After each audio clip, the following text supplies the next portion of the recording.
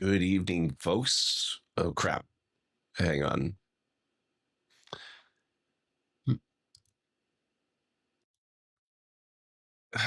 Oh, shoot. Okay. This new Wavelength software thing. This is such a pain.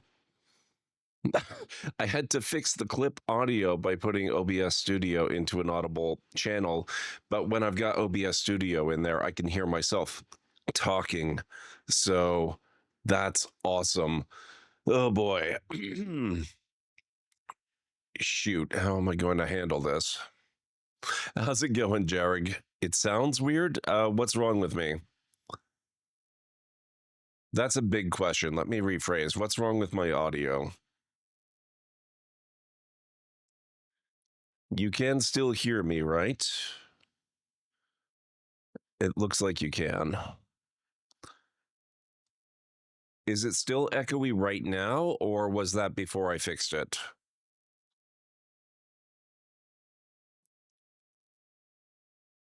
It's echoey now? It shouldn't be. Oh, actually, hang on. Does that fix the echo? That should have taken care of it, if I'm not mistaken.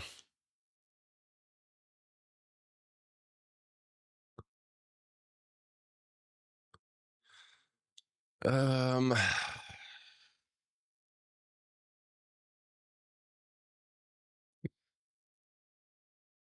Yeah, I'm just not sure what to do about the OBS audio issue.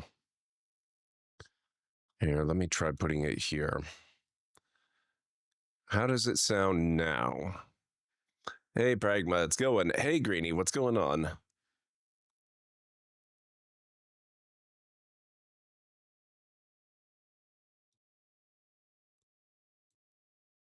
See, this is okay for me because I can't hear myself. That's fine. Oh, wait. No, okay. But how does the audio sound? Elgato Wavelength updated on me. I had issues last time. I'm having very different issues this time because I was working on fixing it, but this is my first time going on.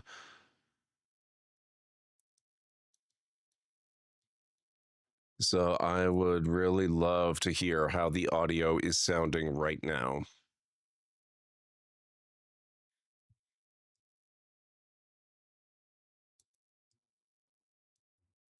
About to leave for work, just saying hi real quick, gonna get home and work on the streaming PC. Very cool. Yeah, I might have an opportunity to finally fix mine up sometime in the near future. Sounds fine for mobile. Okay, excellent, Greenie. That's good. I am glad to hear that. And yes, Pragma, I am at least somewhat familiar with Doctor Who. I've seen most of the New Who stuff. New Who being, everything from 2005 onward. I haven't seen everything from 2005 onward, but most of it I've seen. It works and nothing wrong with it. It might just be my autistic rare adversity to change. Okay. I'm going to take that as being acceptable because you'll gradually get used to it. I have no idea what you're hearing that's different, so I can't really do anything about it. Why doesn't the doctor say his name? He has on occasion. I mean, are you talking about his actual name? I don't think they've ever given a proper reason for it in canon, so there's no way to answer that unless they reveal it on the show. If you're saying, why doesn't the doctor ever say Doctor Who? He actually has.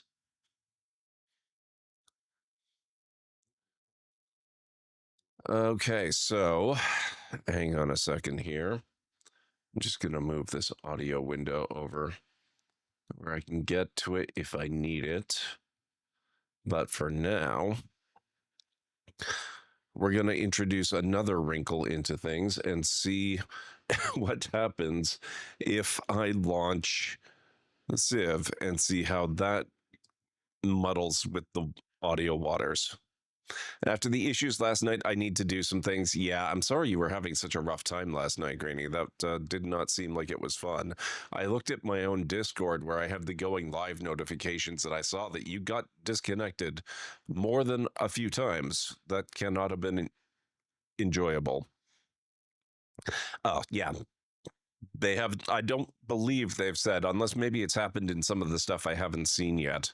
They haven't said why he never, or she, they never say their name.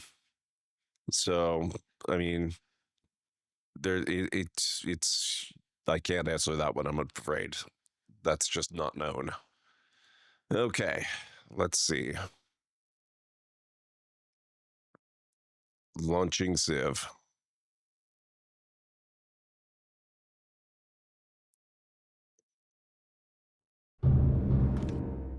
The past is more than what we leave behind. How is this sounding for you guys?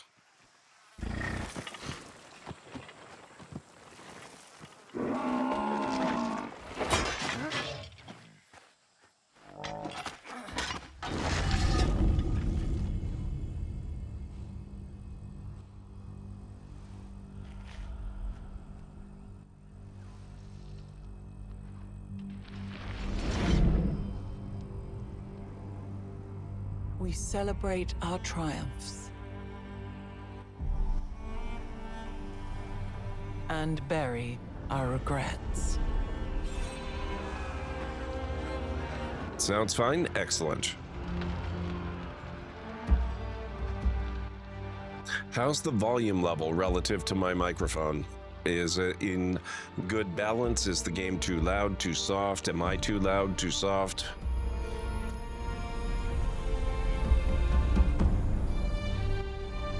Every age has its secrets. In each layer of history, we can rediscover hope.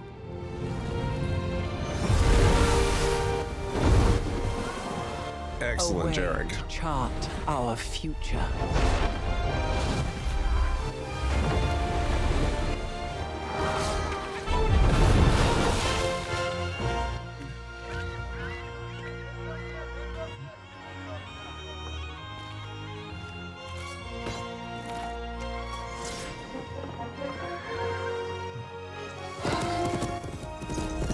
Countless stories are carved into the Earth's strata.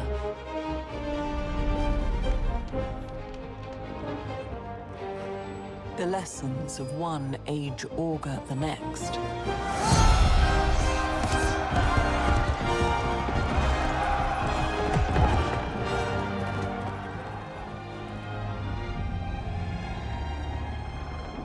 I can fix that when it becomes more of an issue.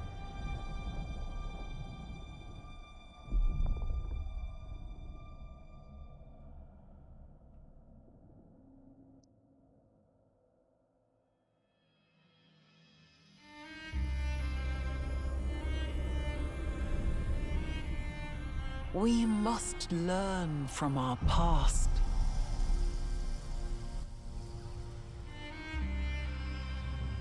The future is waiting.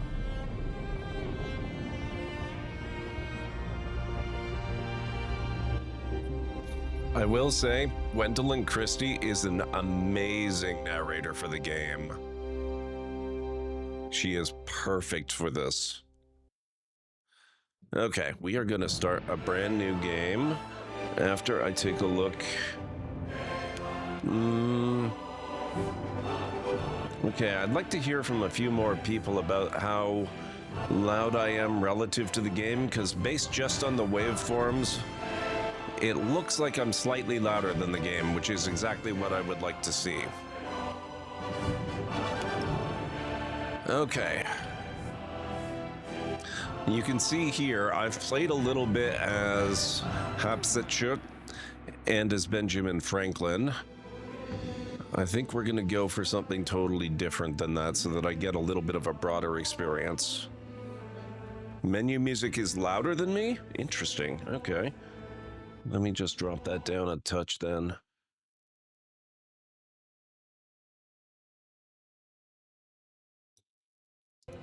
All right, how's that?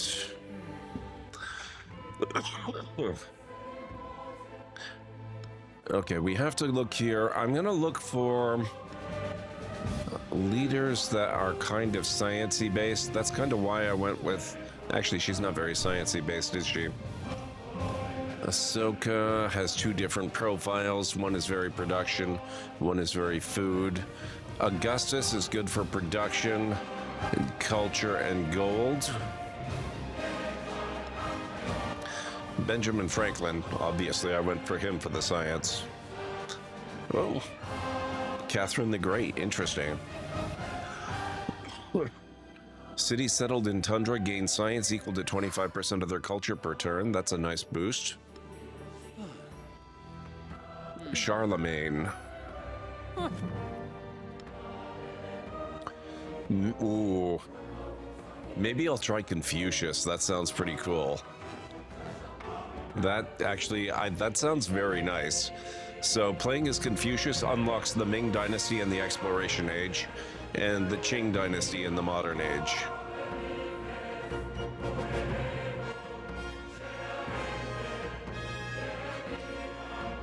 Yeah, let's go with him. 哟，会汝知之乎？知之为知之，不知为不知，是知也。 Shall I teach you about knowledge? What you know, you know. What you don't know, you don't know. This is true knowledge.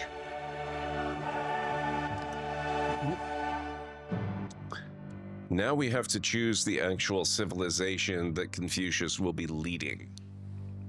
So we can go with the Axum. We can go with Egypt. We can go with Greece, which I haven't done yet. They're pretty good for culture, and looks like they've got some gold stuff going on. Excuse me. Looks like there is, Han drew inspiration from Confucius. So there is a connection there, a geographic choice. They're good for culture and happiness with the Great Wall and production just overall. The Khmer, production. Maria.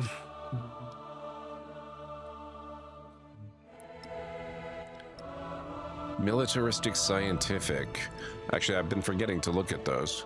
So the Axum are cultural economic, Egypt is cultural economic, Greece is cultural diplomatic, the Han are diplomatic scientific. So I'm kind of thinking maybe we go with the Han dynasty then. Expansionistic scientific, interesting. Militaristic scientific. Diplomatic, there's a lot of science civs. Diplomatic scientific. Economic expansionist for the Mississippian. Economic militaristic. And cultural militaristic. But I think we're going to go with this. Catherine the Great with Greece seems interesting combo to you? That could be pretty fun. All right, let's see. We are... I think maybe we'll stick to Continents Plus. This I don't like. They only have 3 map sizes, but that's only for now. They have confirmed they are working on more sizes than just this. That will come later. But for now, you've got tiny, small, and standard. We're going to go standard. We're also going to go advanced options. So difficulty, scribe is the lowest level, governor is next, viceroy, sovereign, immortal, and deity. We're not doing those. I'm going to stick to governor for now because I'm still trying to wrap my head around a lot of these new systems. Game speed.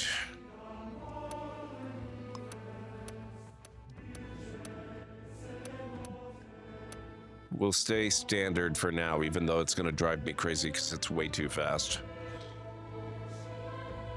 Age length will go with standard. Disasters, we'll leave disasters and crises on for purposes of the stream. So let's get going.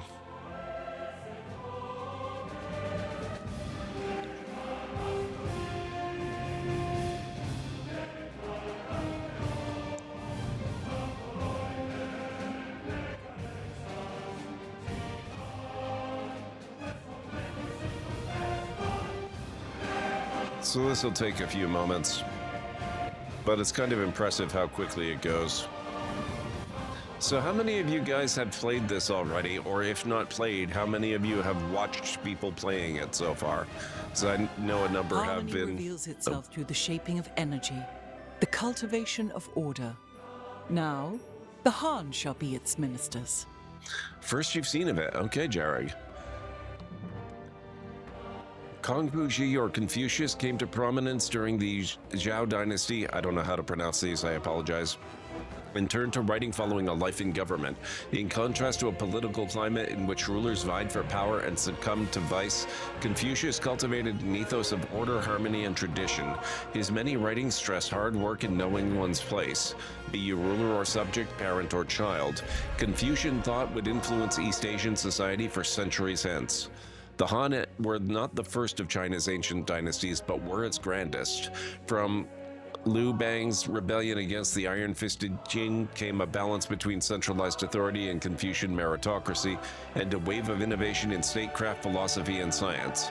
With an army of shidafu, scholar bureaucrats at home, and an army of chariots, heavy infantry, and crossbows abroad, for 400 years the Han held the mandate of heaven.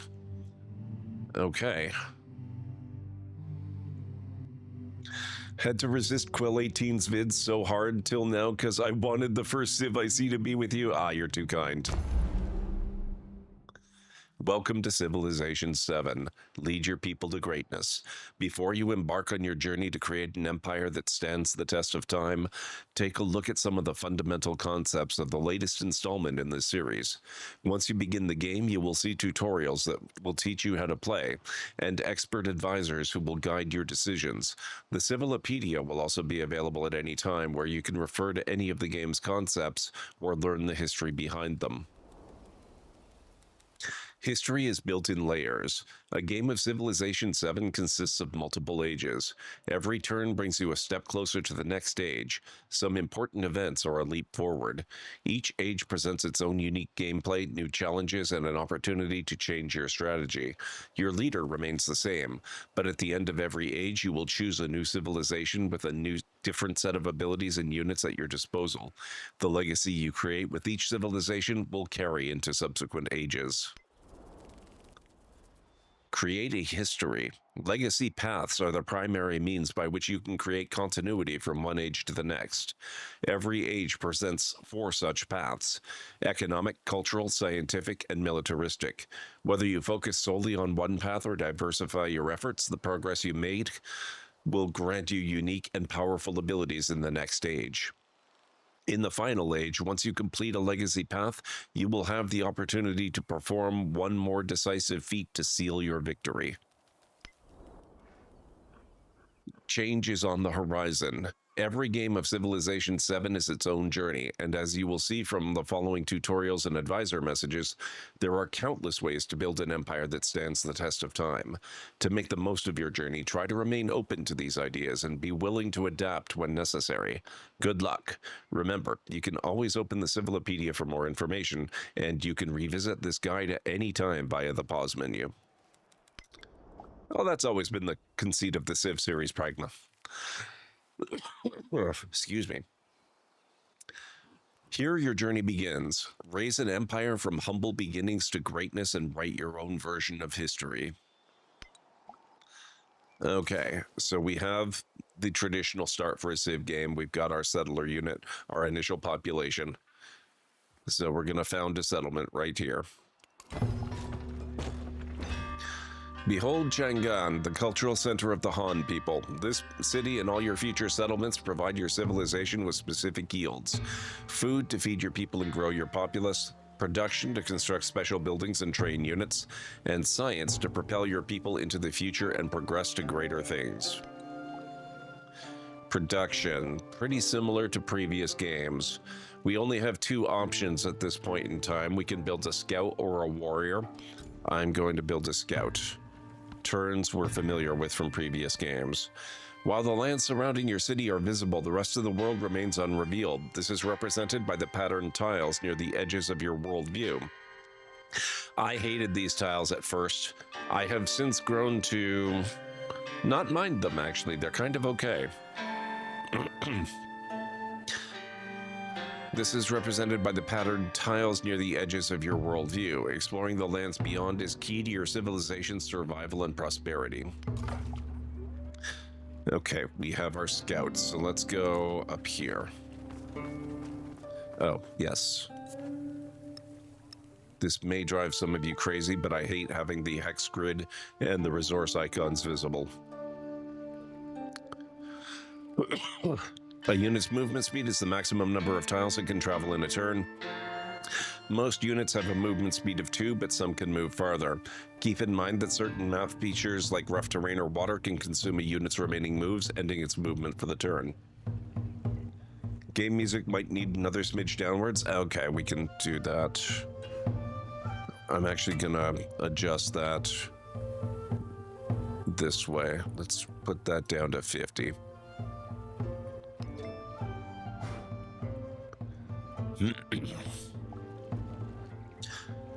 New technologies emerge when people put their minds to solving great problems.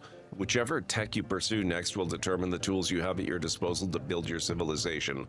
What path will you choose first? Okay, so we've got these available to us right now: sailing, animal husbandry, pottery. These are the technologies available in this particular, in this age of the game. I really like this. A lot of the technologies that you research have a mastery level. So that basically means you can research the same technology again for additional bonuses on top of what you get the first time. I think that's really, really cool. Well, it's one of my favorite new features of the game, honestly. Now, let me see. We do have to choose a technology. I'm not sure what my legacy path is going to be this time.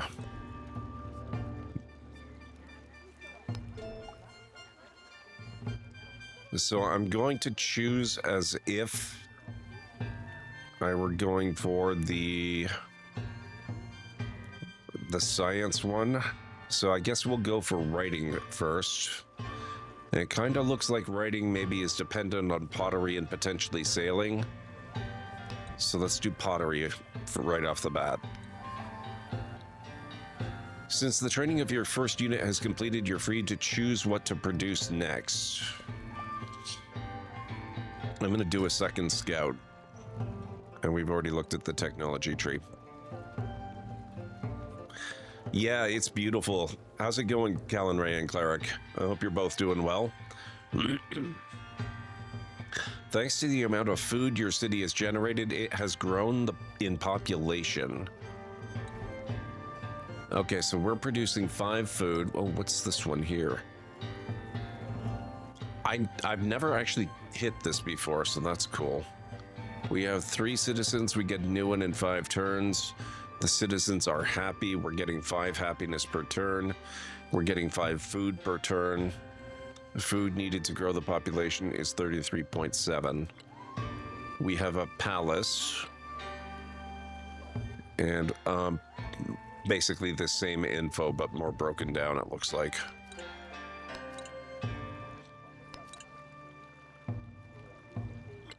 Okay, I need to pay more attention to the city details pane. That's pretty good. Kids at work gave you a stomach bug, which is now in turn gotten to Callan. Oh no, I'm sorry to hear that. Luckily, it doesn't seem to be hitting as hard as it hit some of your co-workers, but that's still rough, yeah. That does suck. When a city grows, it can expand into an adjacent tile, gaining the yields it offers.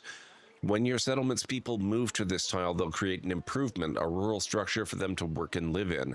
Tiles with high yields and tiles containing resources are an obvious choice, but specific yield type may better suit your strategy. Choose where you would like to expand first. This is actually one of the biggest changes. You no longer just claim land and then develop a resource later based on the technologies you've achieved. If I claim this, I get the silk that's here just right away. So let's see. This is good for food and culture. Plus, it gives us the silk resource, which further benefits our culture. So I think we're going to do that. Recent expansion has allowed you to improve a silk resource. Resources grant bonuses or abilities to the city that holds the resource or to your entire civilization. Silk has this effect, plus 10% culture. This is a city resource, so it can only be assigned to cities. Remember, buildings cannot be placed atop resources, so growing food atop them is always a great idea. Okay.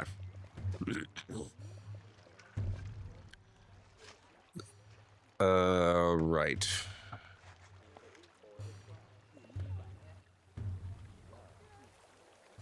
And it looks like I'm still expanding my city here.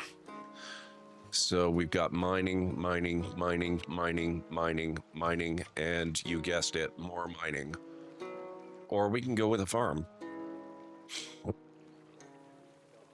Now we've got 5 food, 5 production, 5 happiness. No culture yet. That's going to change once this updates, I'm sure. So we'll do that. Control over nature. Silkworms labor under the gentle care of their minders. Scholars wonder whether they could be domesticated and made to produce more thread. But they are living creatures, a gentle worm tender says. Can we be so sure of their desires? If we domesticate them, we get 50 gold. If we respect their agency, we get 25 science. Okay, here is my scout. Hey, Zerp, how you doing? Good to see you.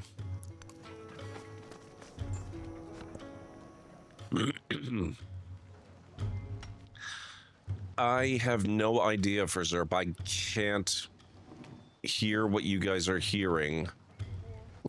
How does it sound weird? Because Jarek said something was weird as well. I'm not going to be able to know what you guys are talking about until I listen to the recording after the fact, unfortunately. So a good description might be able to give me a clue.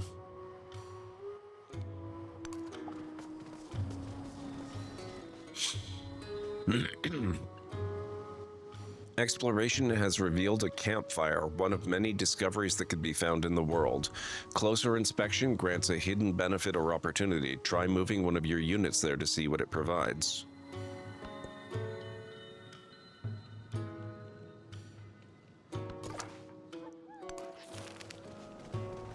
A group of dancers has withdrawn to the wilderness to focus on their craft. They stretch their bodies as they reach for perfection. Those who touch it become legends. Compose songs for the group, plus 30 culture and plus 50 happiness towards the next celebration.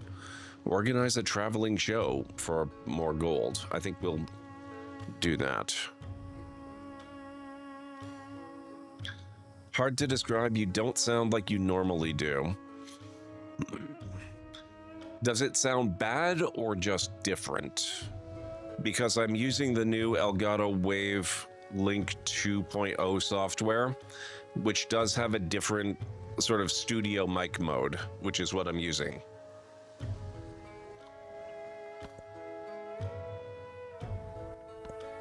All are made of clay. Also, I am starting to get a tiny touch of a sore throat, so that could also be influencing how I sound.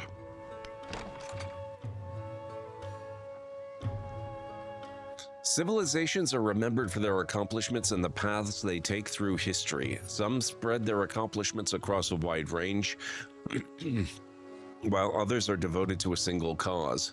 Your advisors are at your service to guide you on the path of your choice. Like any great leader, you may change your mind at any time. Now choose where to focus the efforts of the Han people. Economic advisor. Trade is the lifeblood of our people and gold the foundation of our dreams. Military advisor. Security is our only path. Strike swiftly and build our empire to see a new dawn. Cultural advisor. Only great monuments of beauty and inspiration can lift our people out of darkness. Science advisor. Knowledge remakes the world. We should be the ones doing the making. I really want to go science.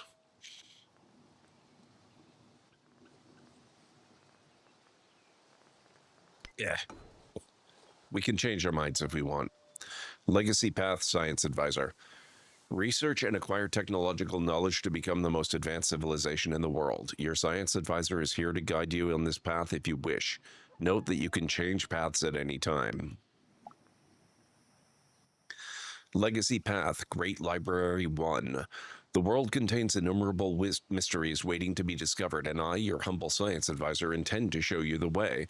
Let us begin by devising a way to record our very thoughts. Such records would not only allow us to hold a mirror up to nature, but to harness its power and reshape the world. Objective, research writing, the first step towards establishing a great library. Science legacy of the Antiquity Age. Remember, legacies improve your performance in later ages, but you can choose to pursue one, multiple, or none at all.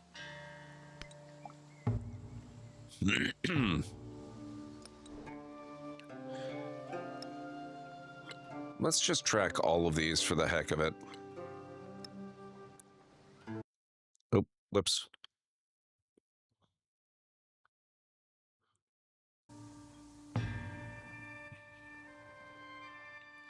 Okay, so for culture, have 7 world wonders in your empire. Military, have 12 towns or cities in your empire. Conquered settlements count as 2. And economic, assign 20 resources to your settlements. You sound a little more congested, but also more rich, like a fancy Swiss hot chocolate getting the sniffles. Okay. I think that is the sound of the, well, first of all, of whatever's happening. I think I might have come down with something as well. You and Cleric are not alone. But I think that is the new audio software. A lot more treble. Could be. I'm also not using the NVIDIA noise reducer plugin anymore, so maybe it's not cutting out as much of something. Okay. Step 1 for science, get writing. Oh, navigatable desert river. The river stuff is really cool. Let's go over here. Foreign leaders. You have just met Xerxes, King of Kings. Good diplomatic relationships with other leaders can yield powerful benefits for your civilization, but they are also your main rivals in achieving victory. Before starting diplomatic relations with other leaders and their people, we should greet them. You can give a friendly, neutral, or hostile greeting. The choice is yours. There is one head alone that sits at the center of the world, and it is mine.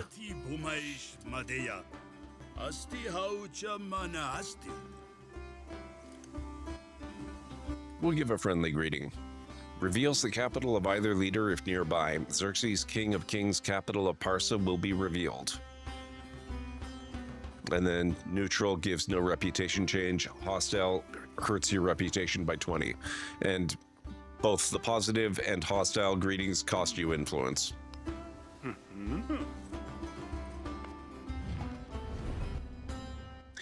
Here you can interact with another leader and see information about them, such as their civilization, agenda, your relationship with them, diplomatic actions you can start with them, and other information. To open this screen for a leader, simply select their leader portrait.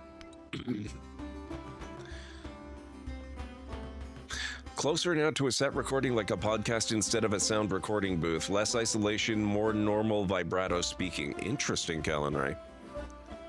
So is that a step up or a step down? I kind of like the idea that I sounded like a podcast recording booth earlier. Or a sound recording booth. I could try to adjust stuff so that it sounds more like that again. Sorry, I'm just skipping through this. A step up, actually. Okay. Your opinion is that the older sound was better. A few millimeters step down. Interesting. Okay. So mixed response, positives and negatives. I don't really want open borders, so we're just going to close this. You've encountered a stranger from the village of Scythep, and they appear to be friendly. The village could potentially be a strong ally with the right amount of persuasion, but it could also prove a threat to your civilization. Finding the location of Scythep would be wise. Independent villages can have different attitudes towards others, friendly, neutral, or hostile. Once you've found a village, you can use influence to begin diplomatic actions such as befriend independent to improve your relationship with it. To me, it's about equal. I like both for different reasons. Interesting. I'm not going to be able to actually go back to the old sound. That's not an option because the software itself is updated, but I could tweak it to be a little closer to the old sound. Potentially. In theory. In practice, who knows?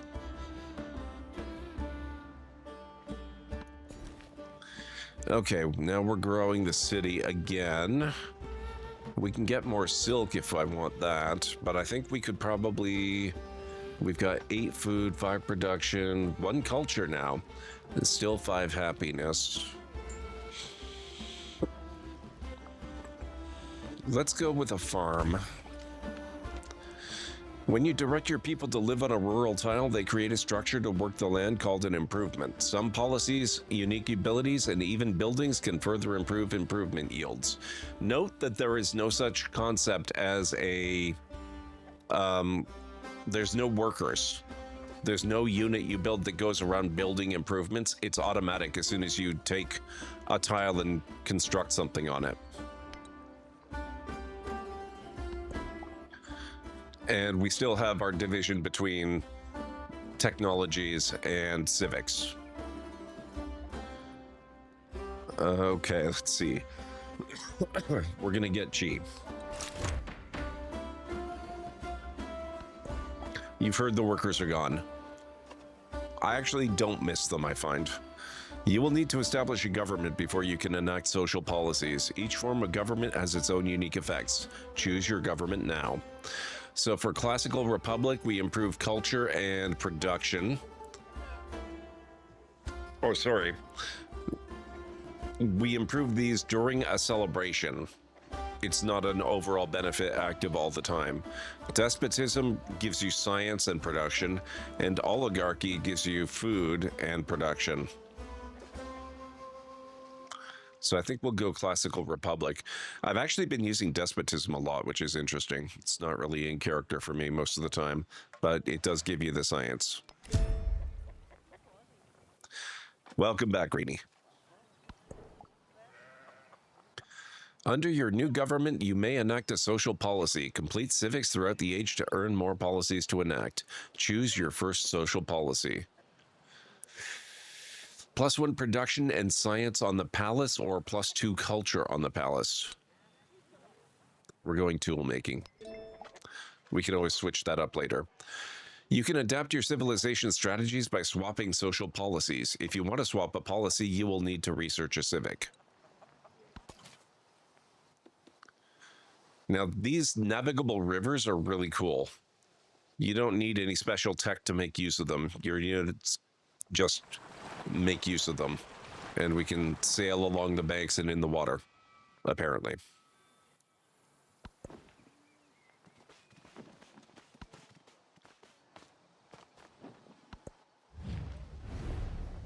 Xerxes is inviting you to share military aid, which is not the same as an alliance. So yes, I will support this action. I can't support this action.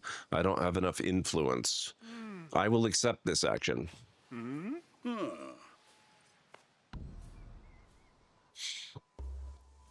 Head librarian of the Library of Terror. Yes, that's definitely accurate.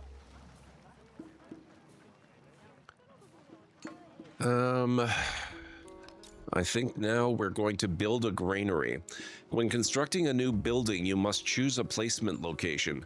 Buildings can be placed in an urban district with an empty slot represented by the dark green color, or you may annex a new urban district tile represented in light green color by placing it there.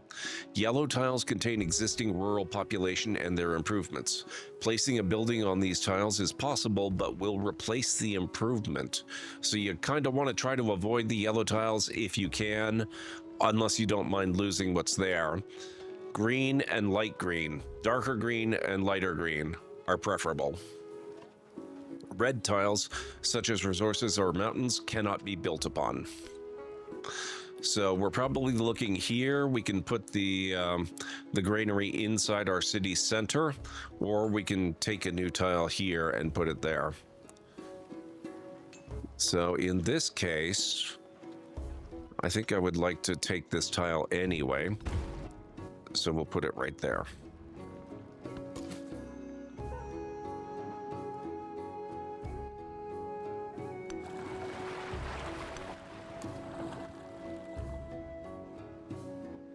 And it looks like we followed the river out to the sea.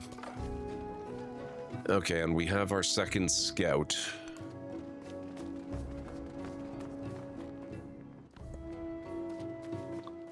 Oh, and we've got a hostile scout over here.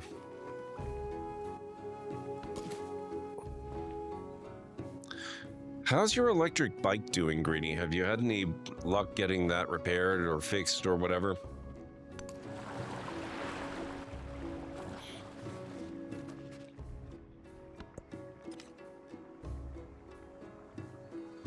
Good, excellent. I'm glad to hear that.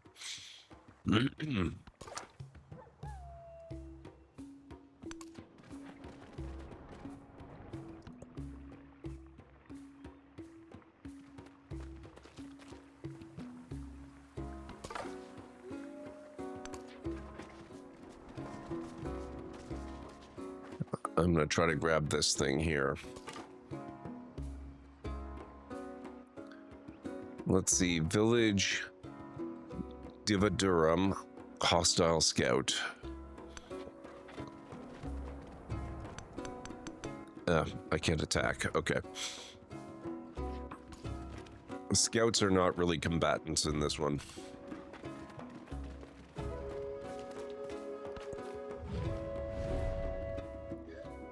Xerxes, King of Kings, is requesting that you open your borders to them. They pay me for it, so you know what? What the heck? I will take your money. Oh, I can't go there yet. We need technologies to be able to enter ocean squares, even coastal ocean.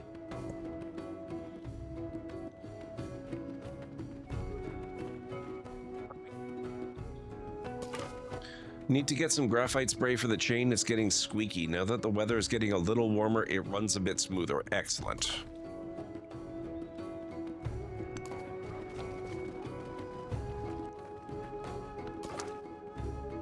Okay, let's see. I think I'd like to explore closer to home. So we're going to head up here and open some of these tiles closer to our city.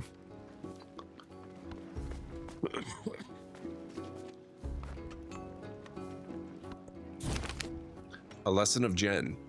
On a warm autumn morning, citizens gather to hear Confucius speak. He encourages them to treat one another with respect, to always express care and empathy for their fellow humans. Such compassion must be shared with the world. Train 2 settlers. These ideas deserve deeper thought. I would be really tempted to go with 2 libraries, except that I don't have 2 cities to put another library in. So I'm going to go with the settlers and solve that problem. City growth. Let's do that one.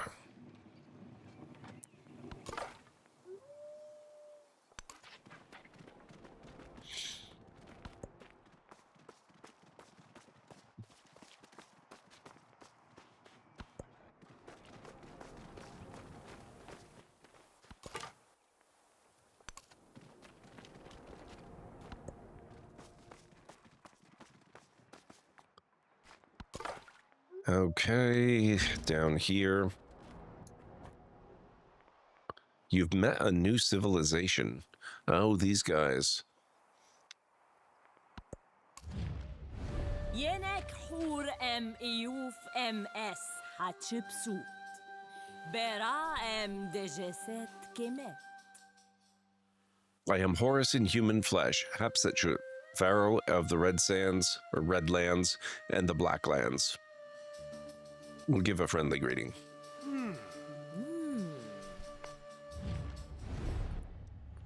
How about a research collaboration? I support your research collaboration action.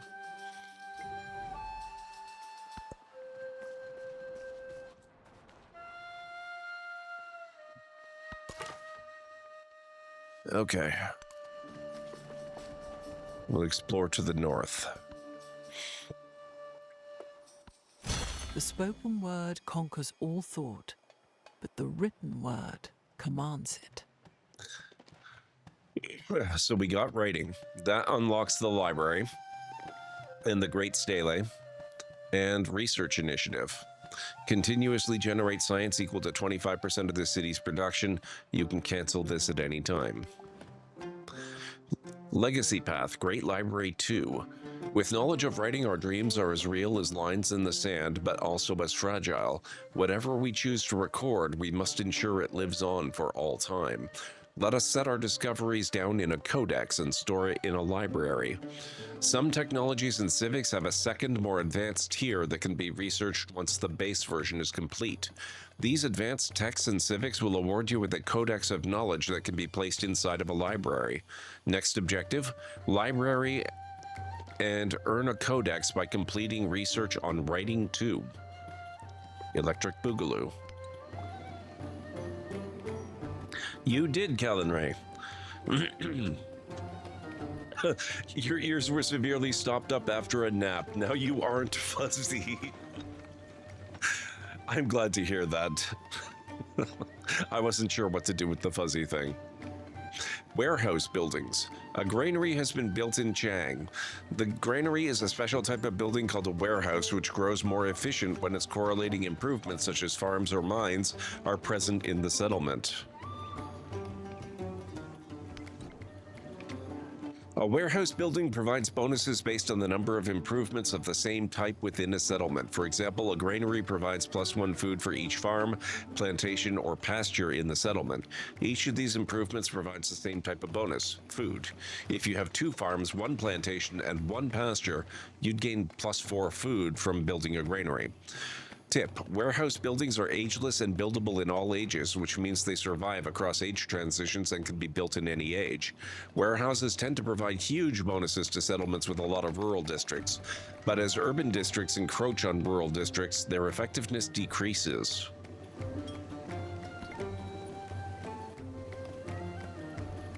Now I can hear Gord is just congested. Yes. Yes, I am feeling congested, unfortunately. I apologize in advance if I end up having to end stream early or anything like that. I'm not planning to, but it's conceivable. Let's see. Xerxes, King of Kings, is inviting you to open markets to each other. I like money. Let's do the money thing. Hatshepsut is inviting you to start a cultural exchange. I cannot support this, but I can accept it.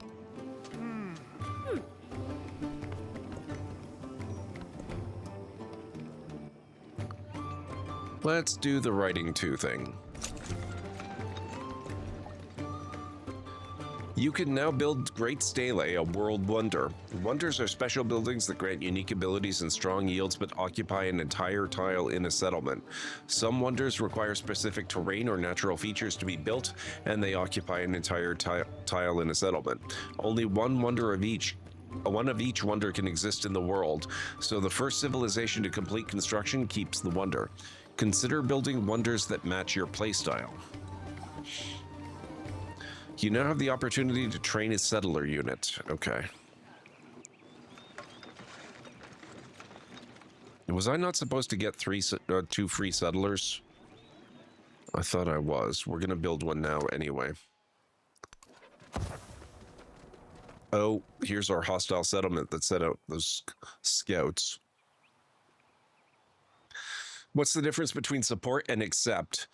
To support a diplomatic action, you have to spend influence, and it gives you much higher bonuses. If you only accept it, it's free, so it doesn't cost you anything, and it's always available to you.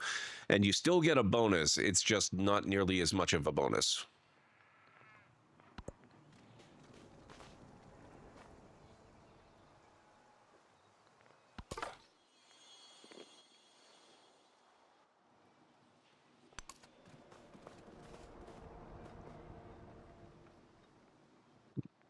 Okay.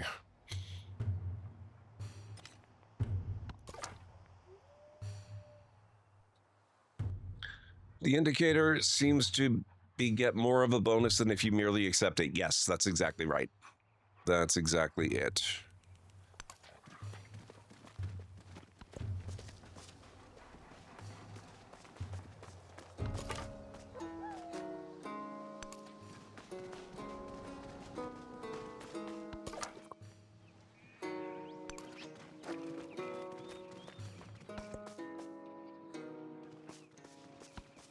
I do not open up the truth to one who is not eager to get knowledge. She's putting words in my mouth now. So that gives us Great Wall, the ability to build the Great Wall. The science buildings gain a +1 science adjacency for quarters, +1 settlement limit. Okay, so now instead of 3, I can have up to 4 cities or settlements.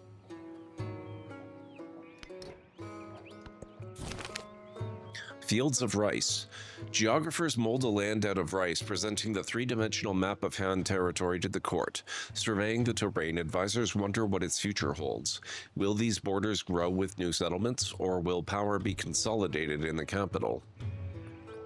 Prepare for expansion.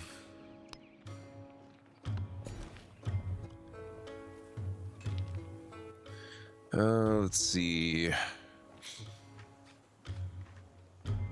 Cotton. I'll take that.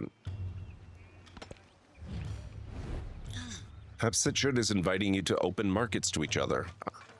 I accept this because I can't afford to support it. Also, 2-minute warning, guys. We've got a break coming up, our first break, and I really need the tea.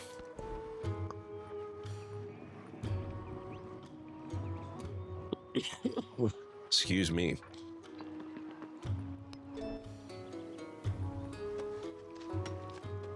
+2 influence. I should probably start trying to get more influence.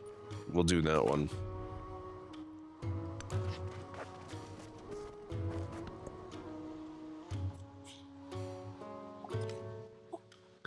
Your civilization accumulates wealth in the form of gold, which is generated every turn from various sources, including buildings, resources, and land improvements, as well as civic policies and trades.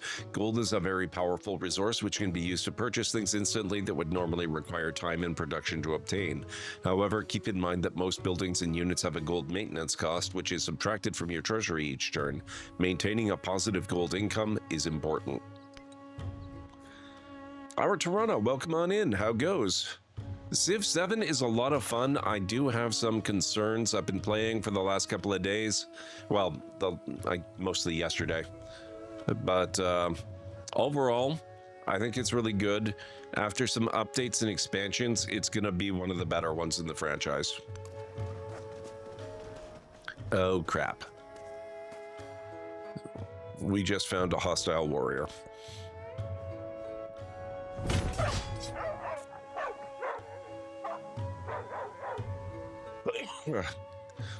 I'll probably have to fill you in more detail after the break, which is about to start, but the UI needs a lot of work, and I don't know, there's a lot of stuff I like about the age transitions, but there's a few things I really don't care for as well. You're effectively starting a whole new game with some carryover data when you start a new age, and that is both good and bad in some ways.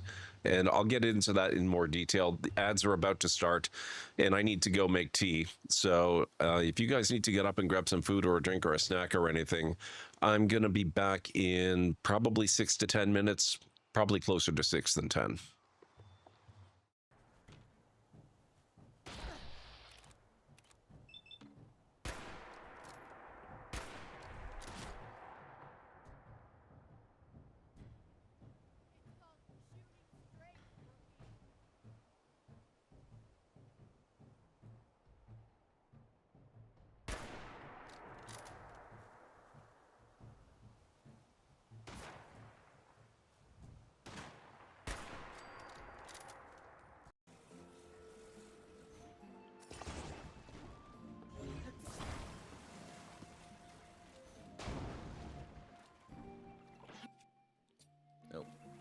No, no, no!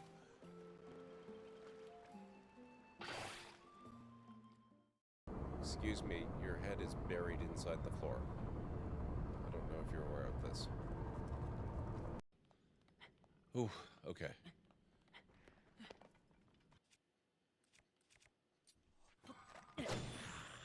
Not today.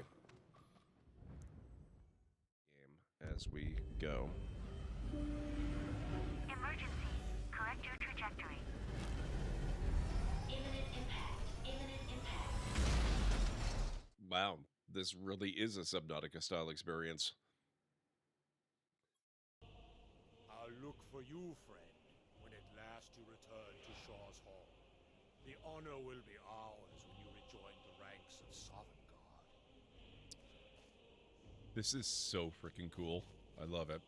When you're ready to rejoin the living, just bid me so, and I will send you back. Return now to me, with this rich boon from shore, my lord. Oh, crap.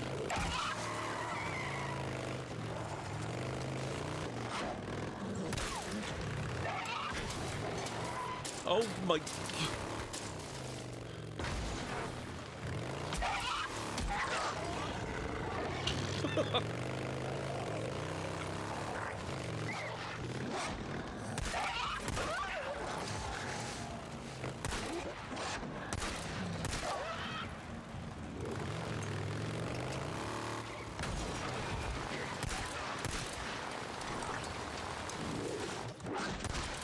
Another marauder camp. Yeah, I seen what you assholes are up to. Excuse me, do you know Popola? I'm trying to find a drink she likes. Sure, I know Popola, and I know the drink too. Sadly, I don't have the ingredients on hand. It's a bit of a special brew. Of course it is. Oh, that's too bad. But if you wanted to fetch me those ingredients, I'd be happy to whip some up for you, on the house. What do I need to do? Where do I need to go? Great, what do you need? That's 5 lizard tails and 5 mouse tails. What the hell?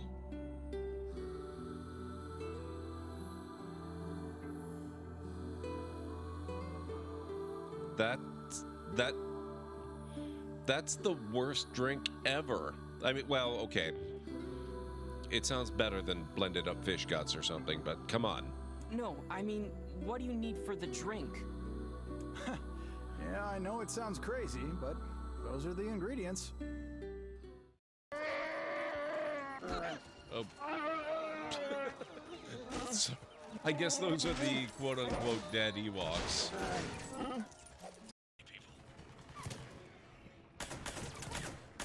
Hey. This is not the arrangement I have with you guys. When I shoot, you die. That's the deal.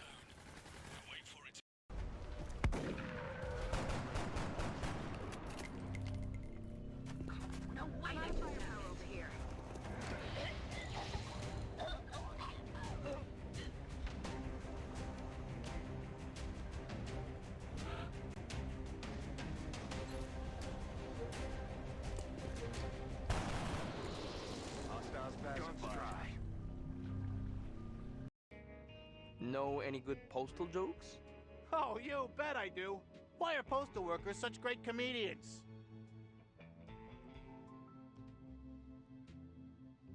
They have a special delivery, huh?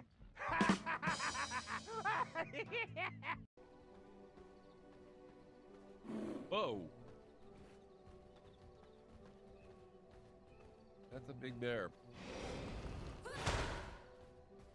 That hardly touched it.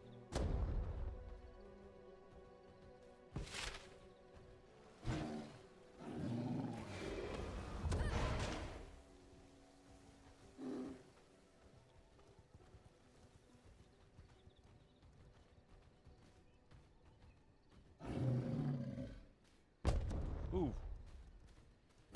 Ow.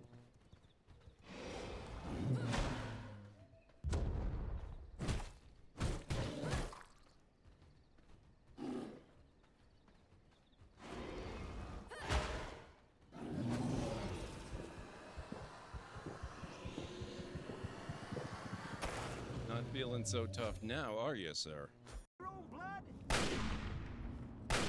You feeling okay, sir? What's going on?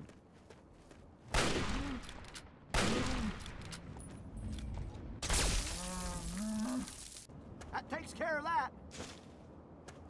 Morning.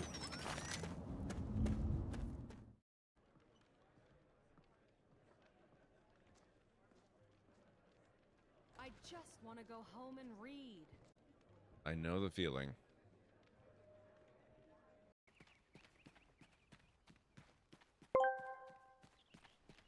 Oh, the Library of Lore. A noble concept. Yet it probably just means someone decided to funnel a small amount of their disposable income to GordMcLeod. Yet again, for 51 months, no less. It seems they simply can't resist the allure of whatever enshrouded wonder they're exploring. How touching it's like watching someone feed a particularly persistent digital pet. Or a Tamagotchi. Remember those?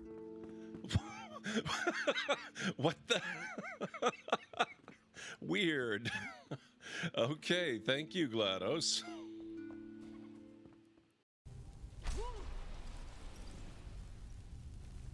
Good luck, Uthkert. Ooh. Oh boy. Oh, that's no, Uthkert, no.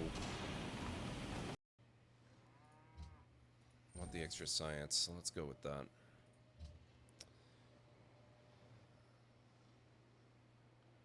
I'll try for the Hanging Gardens. I don't think I'm going to get it, but we'll try it.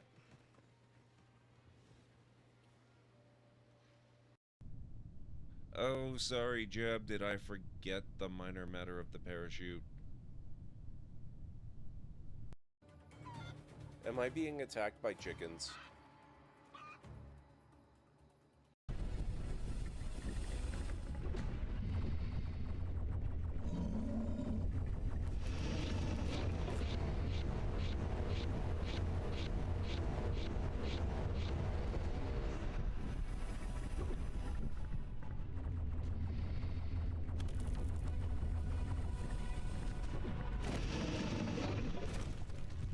And dead.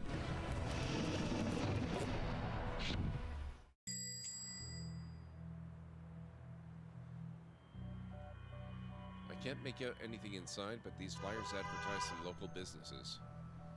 The Grain Distribution Company, Hall & Oates. The Sanctuary for Sensory Deprived Animals, Deaf Leopards. And the shop I buy my coats in, Fleece Wool Max. Oh my god.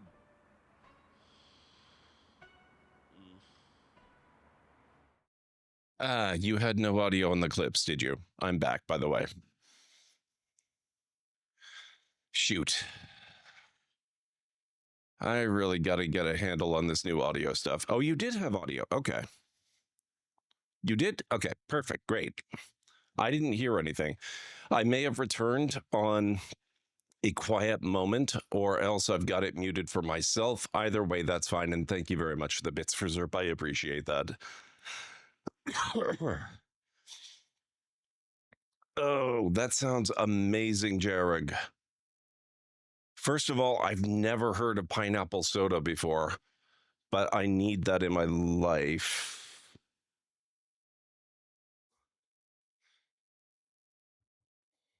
Hang on.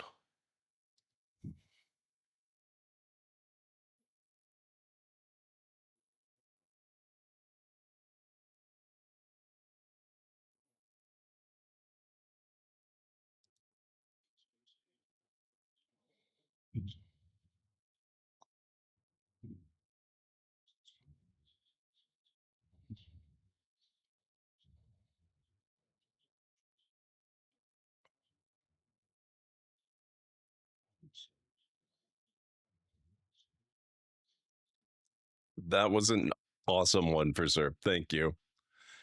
Ready for the remaining details. Oh man, a lot of them are only going to make sense as we play. I mean, I don't have a laundry list of complaints about the game. There's a few. One of the ones is kind of an outgrowth of what I mentioned about, basically when you do an age transition, when the age of antiquity ends and the age of exploration begins, or when exploration ends and the modern age begins, it's effectively saving your game data and then starting a whole new game with the same map and a lot of the same stuff carried over, but with a different set of rules. And this, the lenses, this has been a thing that has irked me all the way back to Civ 6. Civ 6 has the same issues, which makes me think very strongly that this is an evolved version of the Civ 6 engine that they're using in Civ 7. Every time you load up the game, you have to redo your lenses again. It does not save that information and hold on to it as a preference. And the same is true if you load a new game. And that was irksome in Civ 6. I never liked it. I like it a lot less in Civ 7 because you're effectively starting a new game anytime you age transition. So instead of having it happen once over the course of a game, now it happens 3 times, which annoys me. But that's like the tiniest little irritation that I've got. And I already reported it in the Civ 7 Discord that they've got, that 2K is running, so hopefully they'll fix that at some point. But yeah, that's what I can think of offhand. Just little things like that. And like there are some things with tooltips. I haven't had this issue. Ow. My Achilles heel. What? Just, oh, Renamar, holy crap, 92 frickin' months? I did get the Founders Edition. How are you doing, Renamar? How are things going? It's good to see you. So yeah, there's some little things like people have reported that tooltips have some problems. I haven't actually either experienced it or noticed it myself. I'm just sort of moving the mouse around and tooltips seem to be popping up just fine for me. Other people have reported it, so maybe this isn't the right circumstance for it. But, you know, for the most part, it seems pretty good. But, you know, just the occasional little thing that does bother me. Also, I guess one of the things, this is very much a personal preference thing. Probably the thing that bothers me more than anything else about this game is the exact same thing that always bothered me about Civilization 5.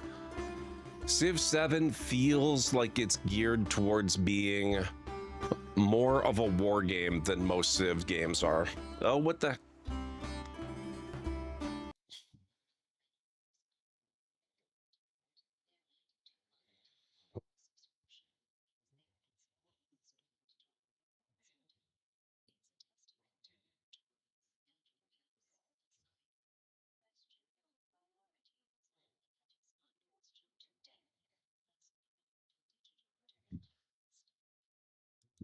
Thank you, GLaDOS.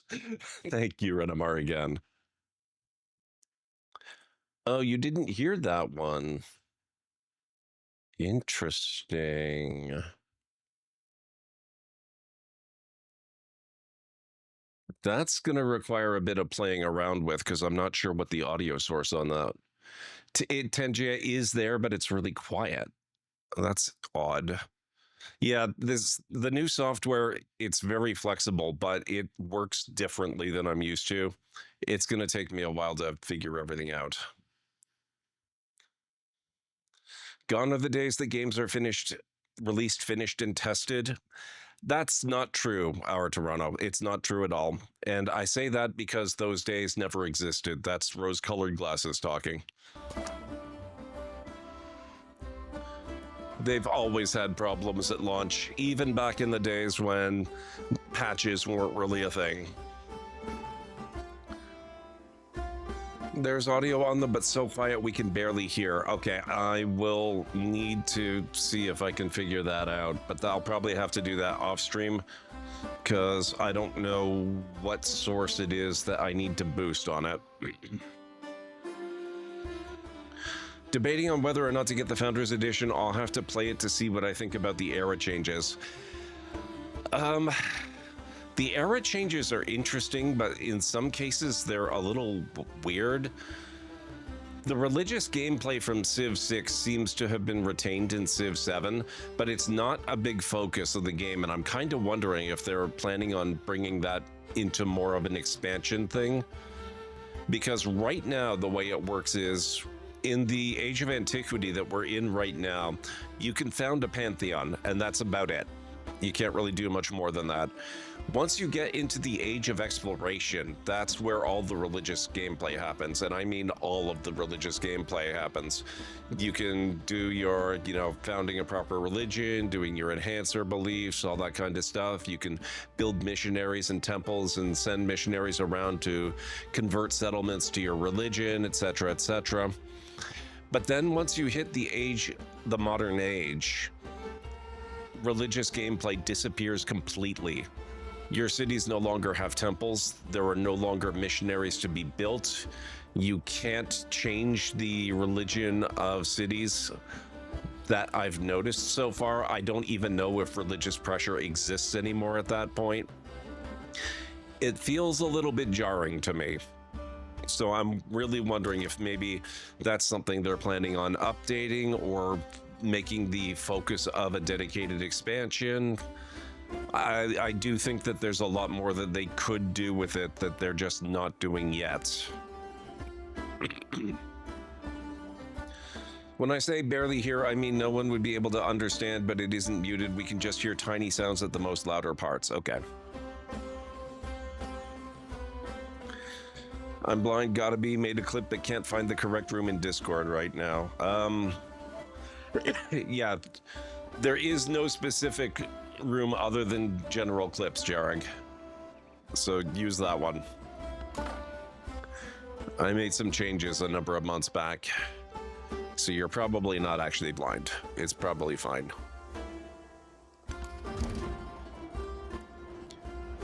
Well, who are you? Is that a new Civ?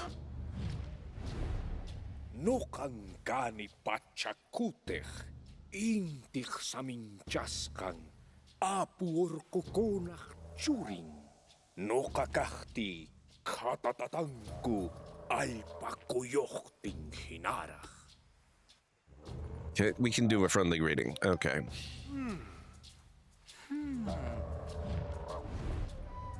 And we can't do much of anything else. We have 30 influence, but we're starting to get influence at a decent rate. Thank you for the clip, by the way, Jarek. I appreciate it.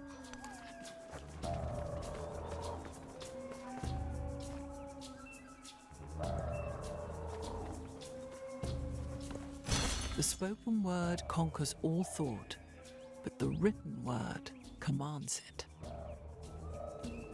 I figured I'd make a clip of an example of mic issue. Oh, I appreciate that, but it's actually okay. I will have not one but 2 recordings of the stream after I'm done. I don't know why they have captions. We can all understand what they are saying. Well, a lot of people need the captions because they're hearing impaired. Your people have produced a codex containing great wisdom. Open the great work screen to put the codex on display. You know what? It occurs to me that in my previous games, I've been forgetting to do that. Great works, including the codex you earned, are managed here in the Great Works screen. You will need to slot these great works in your cities to benefit from their effects. The showcase on the left lists all your great works. The archive in the center shows all great works that are not slotted into a settlement are therefore inactive.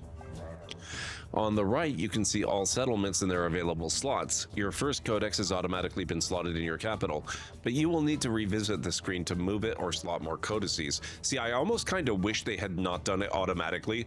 I want to learn by doing it, not by being shown. Otherwise, what happens is exactly what's already happened for 2 full games now, where I have just not even thought about it and haven't bothered to do anything. Because I haven't done it before, and so I haven't learned it. Okay, let's view the tech tree. We got writing, actually here. Legacy Path Silk Roads, Study Civic Code of Laws, Study Civic Discipline, Construct Any Wonder. Okay, build library, research, writing 2. I think we already did that. So that needs to update. That's maybe another thing that could be, if that updated before this, that would be super helpful. For now, we'll just go with animal husbandry. A lesson of Jen, train 2 settlers. We're working on it.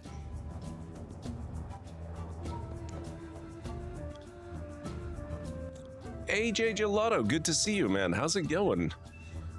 Things are going okay. I'm a little congested, so if my audio seems a little bit off, that's why. How are you doing tonight? I hope all is well. Oh, okay. Hostile warrior again. Oh, my scouts have somehow managed to catch up to each other again as well. I'll have to send one of them off in a different direction. Your new settler is ready to expand the reach of the Han civilization with a new settlement. As with the first, look for fertile land with good yields and close access to water. Let's go with a library. We're gonna put that in here.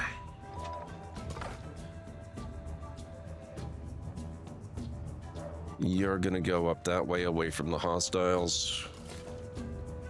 The settler. Okay, parses out that direction.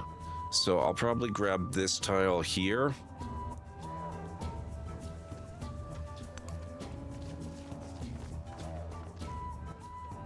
And then we'll do another one up here. Just woke up so groggy. Relatable. That's me anytime I wake up.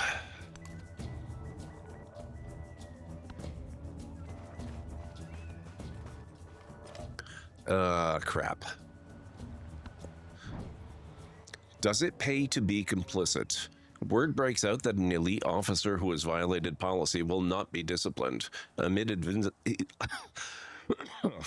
investigations and disagreements, the officer's supervisor is found to have accepted a bribe. The officer's work is worth more than his crime. We gain 50 gold. This is a betrayal of Confucian teachings, plus 25 influence. How dare he? The caged bird watches butterflies with envy. Relationships, agendas. It looks like your relationship with Xerxes, King of Kings, has changed due to their agenda. Remember, you may not need to directly communicate with another leader for your relationship to strengthen or deteriorate. You can check their profile to view more information on the status of your relationship and their agenda. Okay, actually, I wanted to look here. You've unlocked an espionage action. Espionage actions are taken secretly against another civilization. If all goes well, your target will know that the action has happened, but won't know who was responsible. Espionage actions are risky. They always have a chance of being revealed and sometimes have a chance of failing altogether. If your espionage action is revealed, your target will know that you were behind the action and you will receive a penalty to your influence. To maintain secrecy, espionage actions take time and care to complete. Unlike other diplomatic actions, espionage actions have an ongoing influence cost that you must maintain or else they will fail.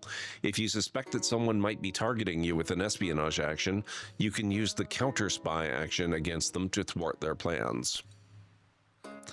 I like that espionage becomes a factor so early in the game. That's one big thumbs up for 7. Really, really like that one.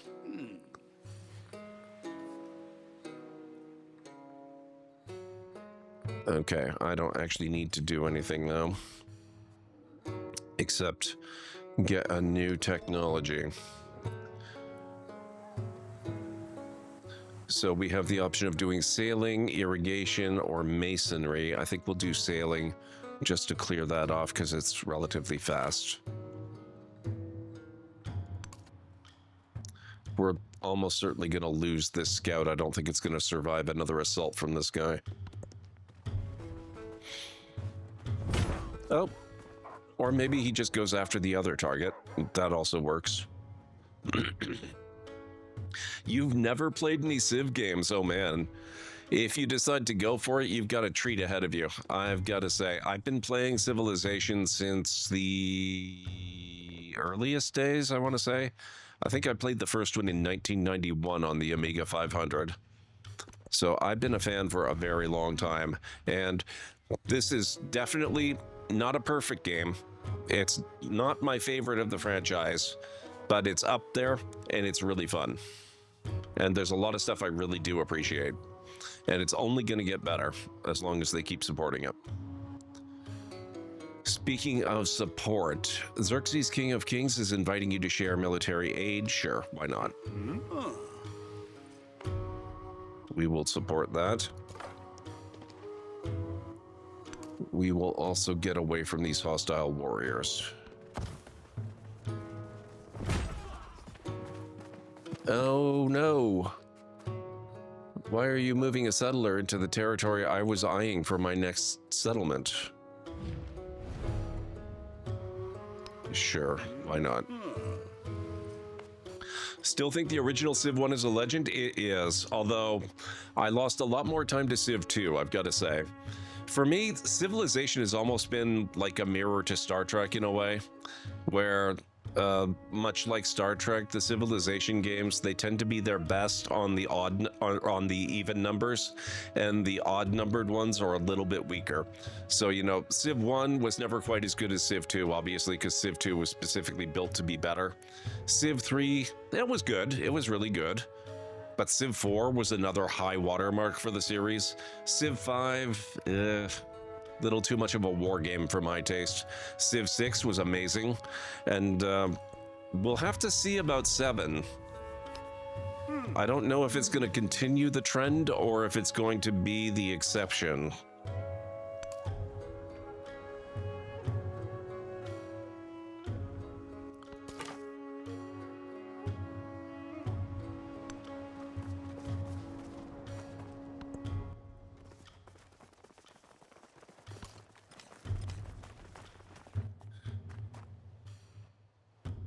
You just admitted that the addiction machine worked on you. That was the whole point. More time in game. Exactly. Yes. I would never deny that that's true. Oh, let's get the marble.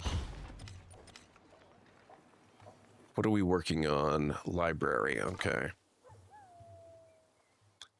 Actually, how much money do I have? 347. I wonder if I can afford to outright purchase. Yes, a settler. Okay. A lesson of Jen. The land is illuminated by Confucius's people. The glow of their settlements is matched only by the warmth in their hearts. A story to tell. Satisfied at last, the writer sets down their quill. They have spent countless hours writing down words only to scratch them out and rewrite them.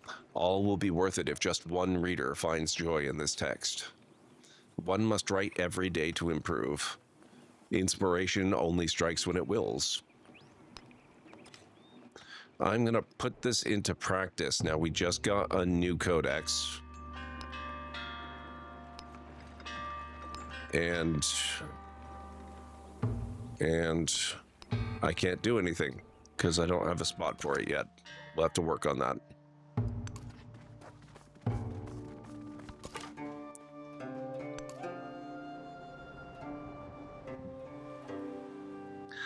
There are plenty of little things in Civ 5 that I missed, but 6 still feels like it was made to be a quality of life thing over 5, except that I still hate the whole environmental pollution and natural disasters thing. Really? I actually thought that was a neat callback to the earlier games in the series where they had much worse environmental pollution and natural disasters. And if you think the disasters in 6 were disruptive, wait till you see the ones in this game. I posted some screenshots in the Discord last night. Your people have made a new home, providing you with your first town. Like a city, food from this settlement allows you to expand into nearby tiles. However, buildings and units in towns can only be purchased with gold. You can also spend gold to turn a town into a full-fledged city, though the gold cost is greater the more cities you have in your civilization, and decreases as the town grows.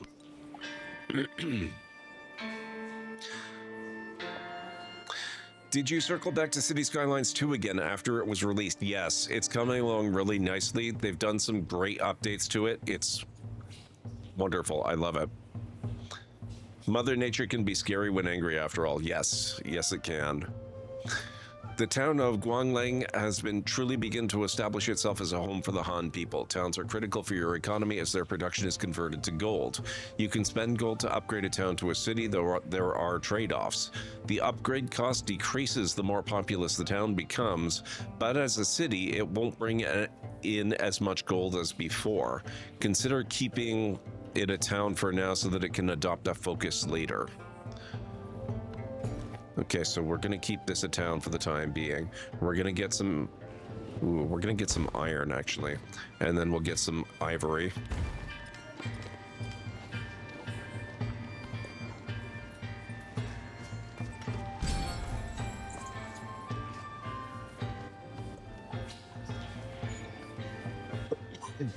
Oh, I'm glad to hear that, Toronto. Congratulations, because you've maintained your people's happiness well, they have decided to have a celebration in your honor. Celebrations are periods of time when your people are more productive, and it's up to you where they direct this new energy.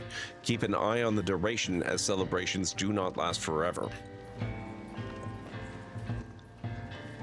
Okay. We love the assembly day. Let's do culture, because we're not currently producing a wonder. Your people are open to a policy change. Let's get charismatic leader because we have no other options and we have an empty space. Nowhere to display codex. Our greatest minds have produced a new codex, but what use is wisdom that none can see? I suggest building a library or academy and moving the codex there so that all can benefit from it. Yes, that's the idea. We are indeed working on that. Let's repair our scout. Oh, that's actually another very minor complaint that I'm sure they will address eventually. There is no longer an auto explore option on any unit that I can find. Hopefully they plan to bring that back because I do miss it sorely. I wonder if I can get here before them and plant my city. I'm gonna give it a try. I don't expect to win this race, but we'll see. Blew. The white foam flew. The furrow followed free. We were the first that ever burst into that silent sea.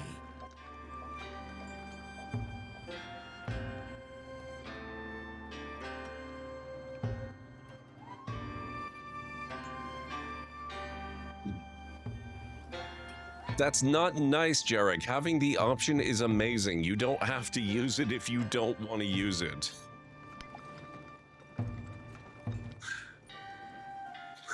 You've earned your first leader attribute point. These let you customize your leader to fit your playstyle. To choose your first attribute, click the attribute icon on your leader's portrait. So it looks like our point is scientific, which is appropriate for me. So we only have one option at the moment. We will choose +1 science per age on the palace and city halls. Challenge complete. Attributes points spent 20. I assume that's cumulative across multiple playthroughs. Progress marches on, driven by discovery. The people's thirst to know the workings of the world cannot be quenched.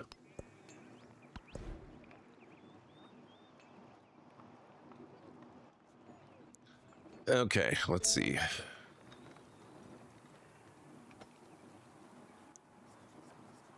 Irrigation and masonry. Let's see. Masonry gives options for ancient walls, monuments, pyramids, and +1 production on mines and quarries.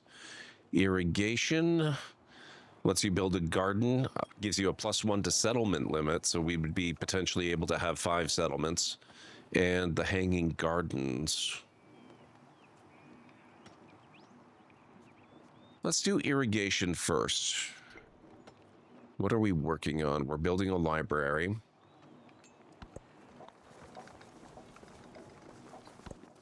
Name now our names. Praise us. We are your mother. We are your father. Speak now.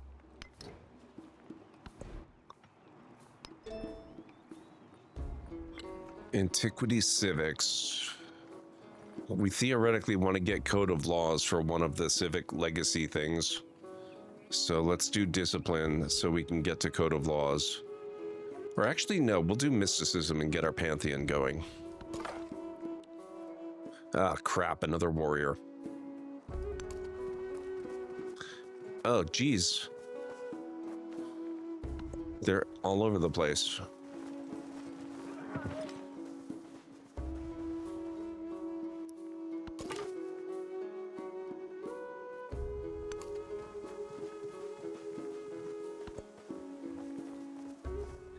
Need to grab coffee? No problem.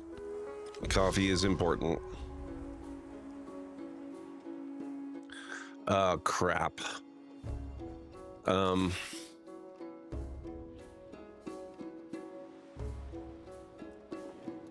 Ooh, hang on. I'm just starting to realize we've screwed up badly here, and by we, I mean me. No, I don't want this overlay.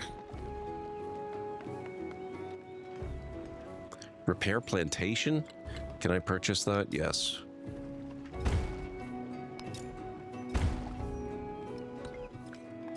Oh, right, the flooded river. My settlement. I never got around to building a warrior.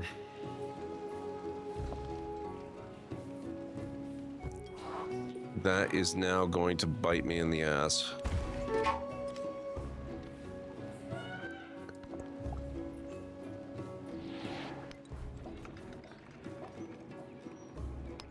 I don't suppose I've got enough money to just purchase a warrior. Yes, I do. The resource screen is where you view and manage the resources you've acquired via improvements and trade routes. At the top are your empire resources, which affect your entire civilization. On the left are your unassigned city and bonus resources.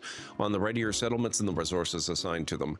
To assign a resource, select one from the left and select an empty slot in the desired settlement. City resources can only be assigned to cities, but bonus resources can be assigned to either towns or cities. Now, all of ours are currently assigned, so that's fine.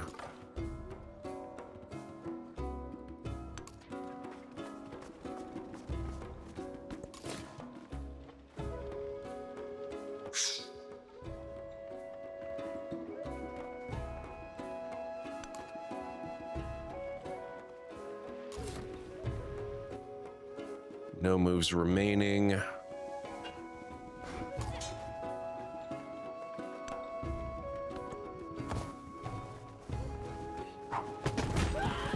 Oh good, they went after them instead of me.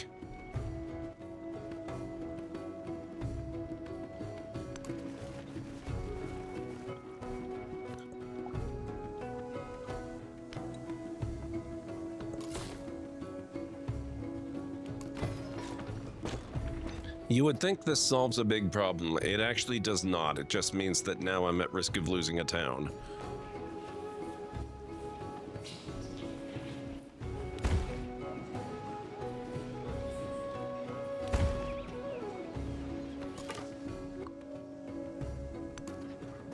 Oh my god, they're everywhere. Is this the same one?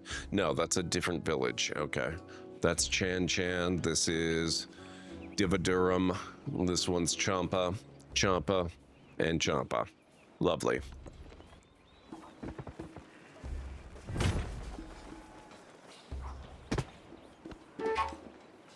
Legacy Path, Great Library 3. The Codex is complete, a testament to our people's scientific rigor.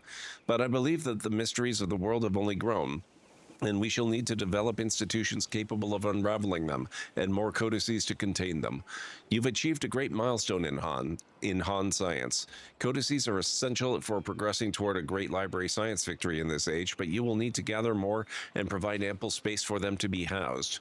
Next objective, mathematics, and build an academy in one of your settlements.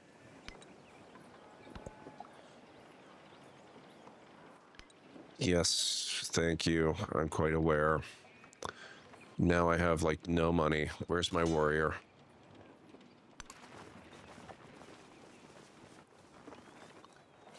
He is completely toast. There's so many around us. Oh my frickin' god. Where did these all come from? There was nothing for so long. This is part of what I mean when I say this game feels more like a war game than Civ 6 did, and I am not a fan. I think Civ 5 and potentially Civ 7 both veered too far into the war game stuff at the expense of non-war gaming. Let's see. Let's get that guy. Okay, he lied. There's no resources available for reassignment. Oh, crap.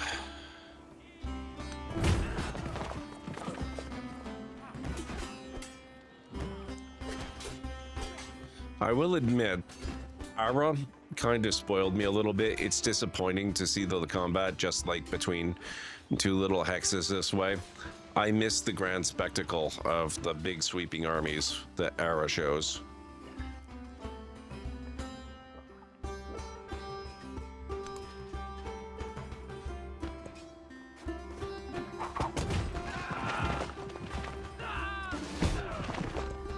There is another world, but it is in this one. Mysticism unlocked.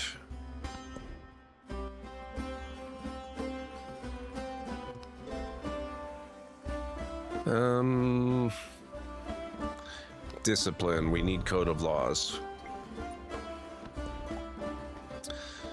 It's time to choose a pantheon to represent the ethos of your civilization. Once you or another leader has chosen one of the available pantheons, it becomes unavailable for any other player. Most pantheons require an altar building to function. Okay, so these ones have all been chosen, which is fine by me because the one I like is available. Let's see, God of Healing, Goddess of the Harvest, Forest, Forge, the Sea. I like God of the Sun because it gives you a ridiculous number of bonuses if you've got an altar.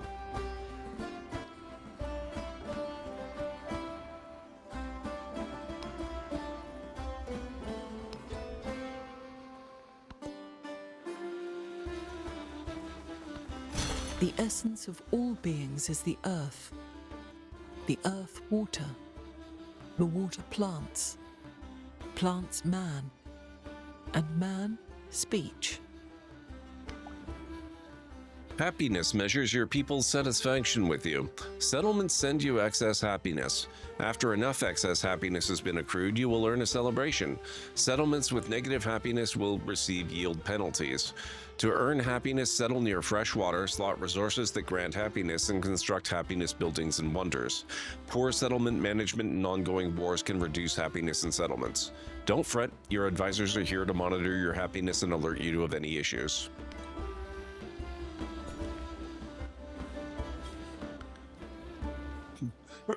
Two of my favorite things are just sitting on my rear end, building up my cities and exploring and planning my next city. Other favorite thing is fighting. Typically fall behind on religion, culture, and sometimes even slightly in science.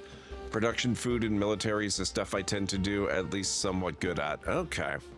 I was really good at Conquest in Civ 2. I was able to beat the game pretty consistently at the hardest difficulty level. But then I got really bored of Conquest, and I haven't really done it since in any of the more recent Civs.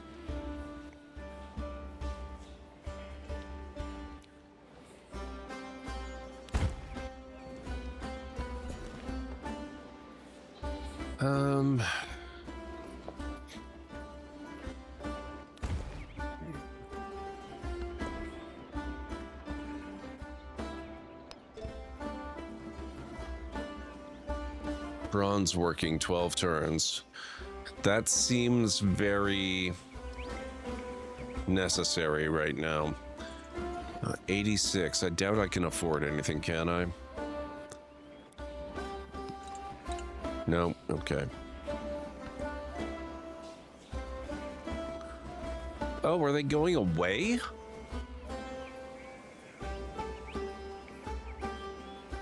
Interesting.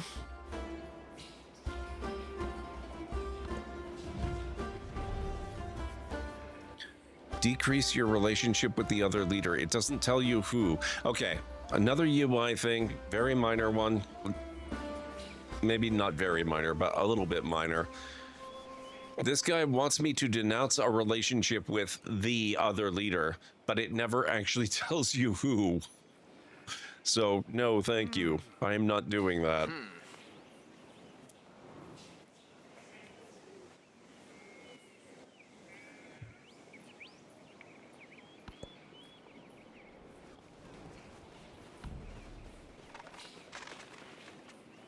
Tell me they're not just going after my scout.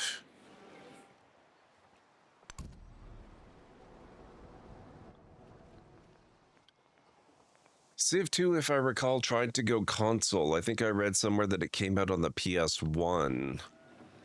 I'm sure you could find out if that's true on the internet. I don't remember offhand. I do know there was a multiplayer version of Civ 1. It was called CivNet, and it was awkward, but it was a thing. Okay, we need to desperately get some warrior types. Let's get this thing. I'm going to send this one up here.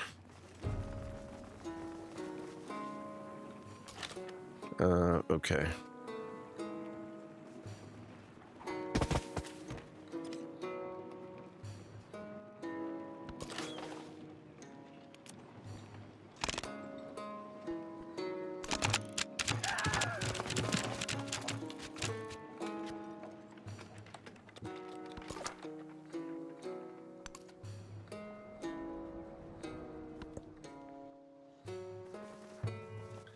But CivNet, I don't believe that had anything to do with consoles at any point ever.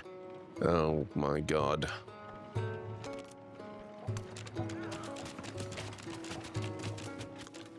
Why is it so many?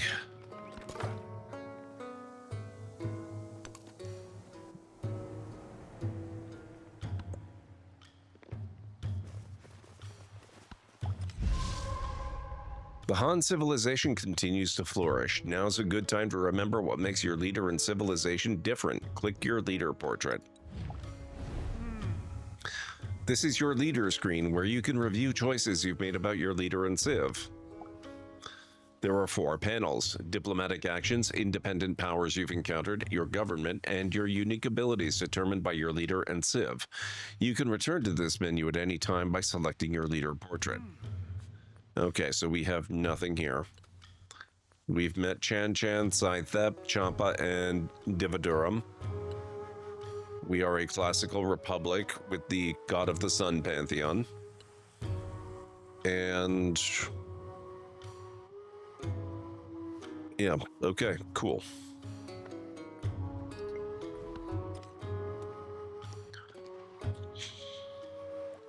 PlayStation NA January 4th, 1999. Oh, North America.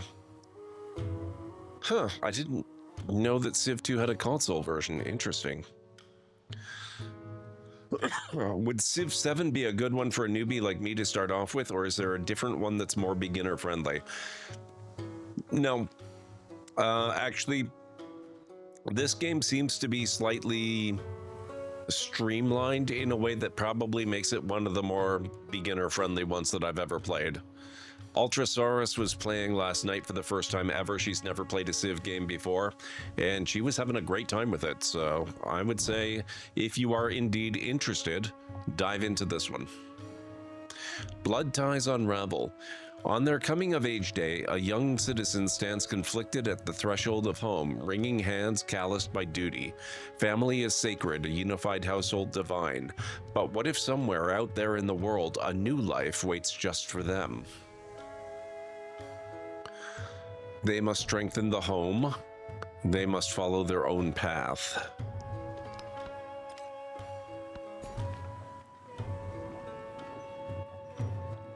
She was hit by the one more turn bug, yes. Except, was it last night or was it the night before? I don't remember. Anyway, either way, she recently played for the first time ever.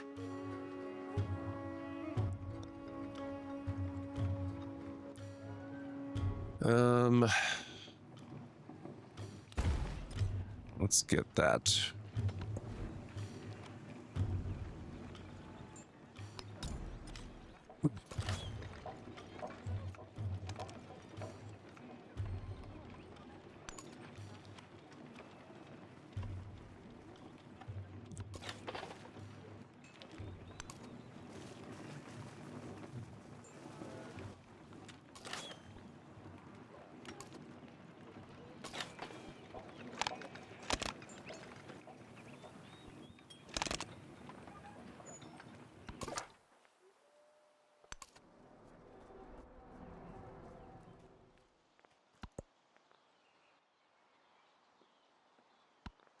Do nothing which is of no use. Legacy Path, Pax Imperatoria 2. Our army is now a well-honed sword, and like a sword, it needs a strong hand to wield it.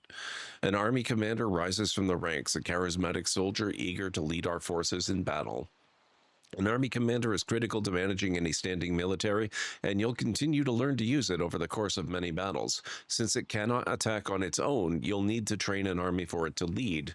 Next objective, train and assemble 4 military units and move them near your army commander.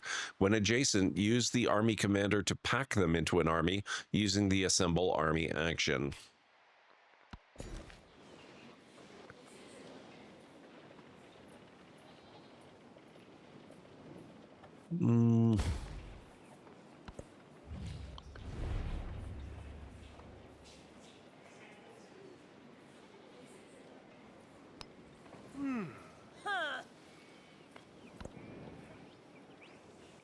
Oh, she doesn't like us anymore. Sanctioned another... I did not sanction anybody.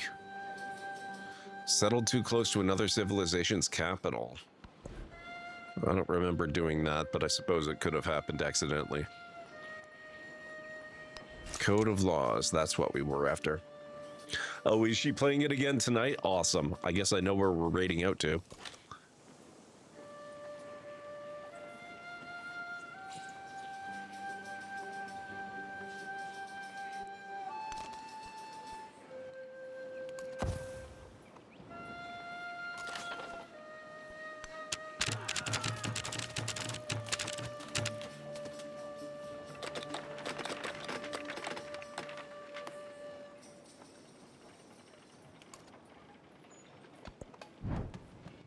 The trained eye.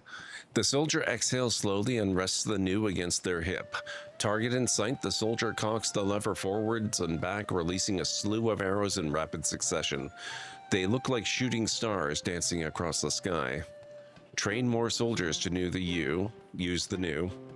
Research deadlier arrows. No, I need military units.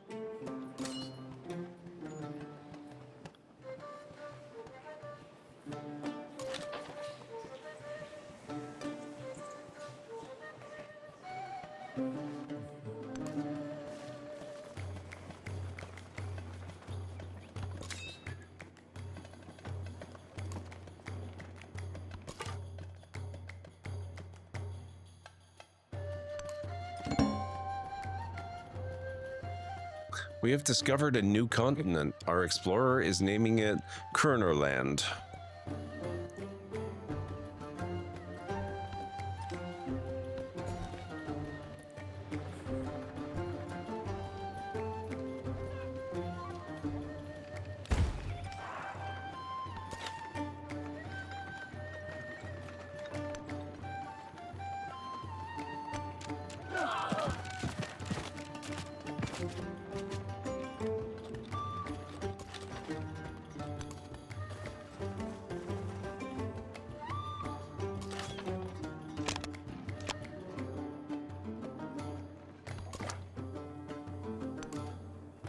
Ah, crap. Another one. Why are they all hostile? It is quite the name, it's true.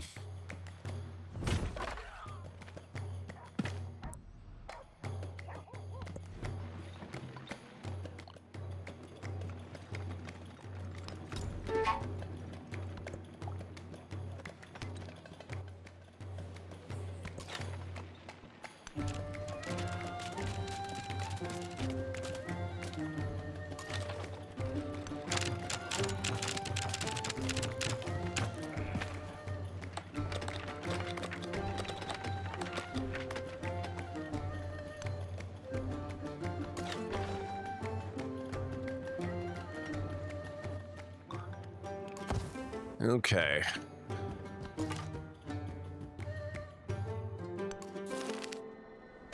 Animals have broken from, oh my god, yet another one. From the confines of a wealthy noble's menagerie and run amok. They are no longer fit for the wild, but clearly we're not happy. Build the animals a proper home, which takes 50 damage. I don't think we can afford that. Let the animals roam.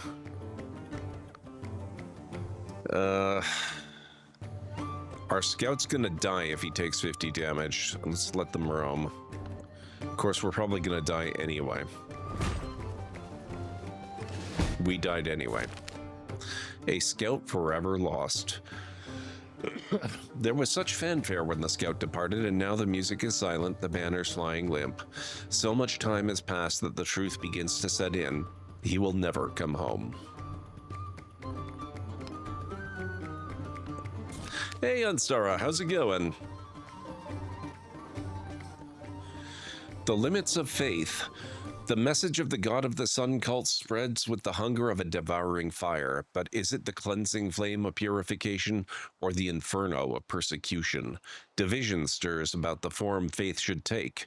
What do those in the god of the sun cult say about those who do not believe? People should worship as they like. The god of the sun cult demands strict obedience.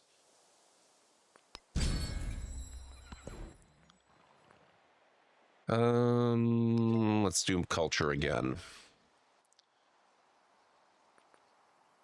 +1 influence on science building sounds good to me.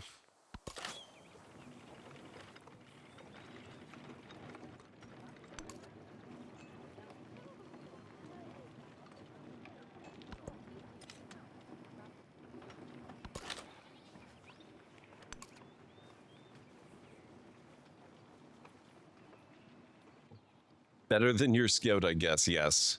Where's the option for blood sacrifice? This is civilization, not worshippers of Cthulhu.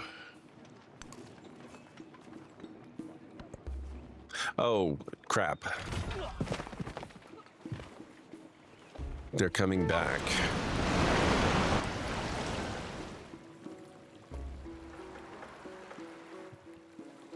Oh, did we have a posture check redeem? Also, holy crap.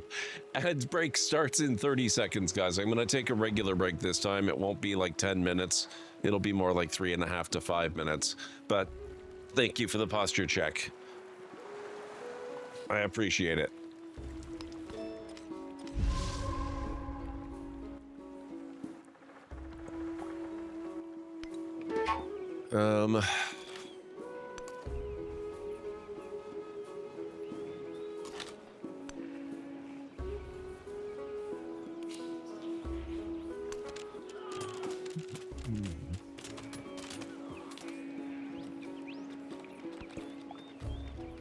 Trailing in civics.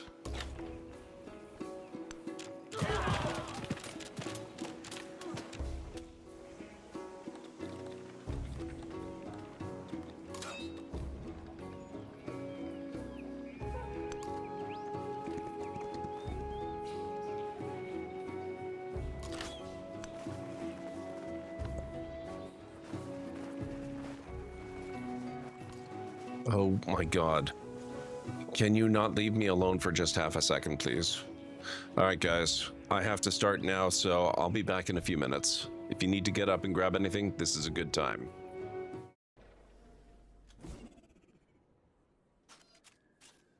I'm just gonna leave that live grenade there. I'm sure that won't be a problem. Perfect timing, Shepard. Gave me a clear shot. Whoops.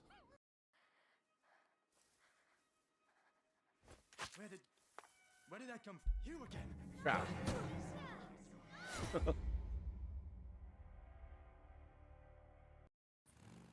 Oh crap. Oh.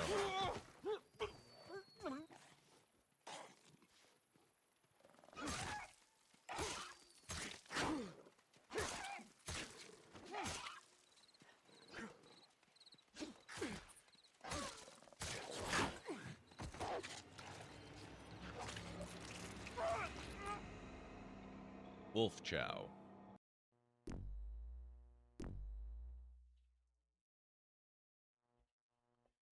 Antwerps are on the endangered species list. They are rarely seen.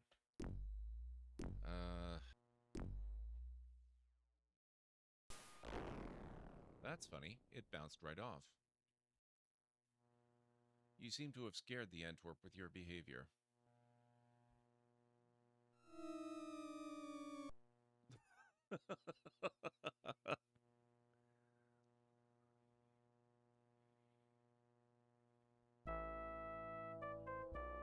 You're obviously in no shape to continue the game.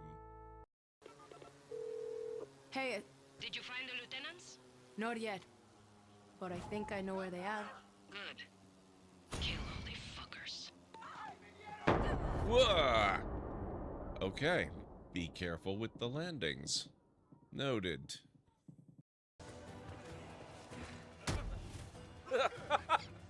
Oh my god, what was that physics ragdolling? Holy crap. Maybe if I run real fast, we can just clear right through there.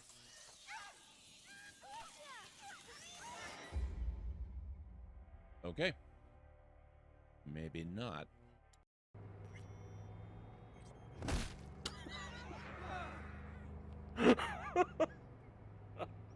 Oh my god, that was amazing. See, I'm not the only one. The NCPD does it too.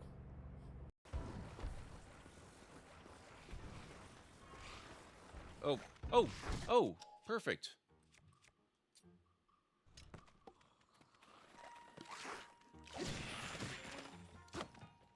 Look at that.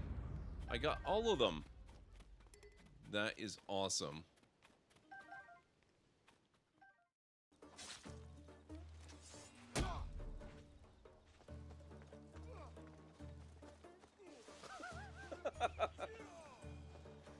Nice.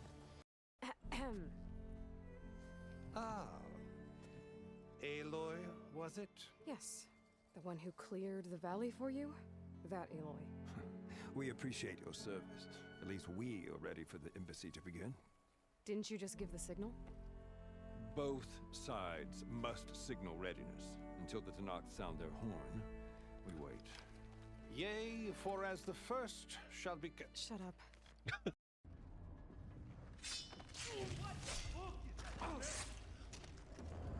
What the hell?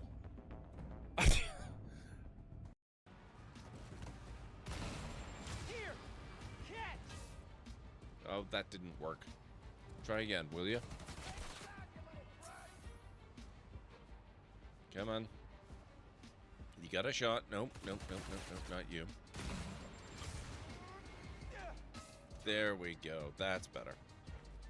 Thank you. You really mustn't bother yourselves with this. I'm afraid we really must. It's as they say back home. 3 heads are more than none.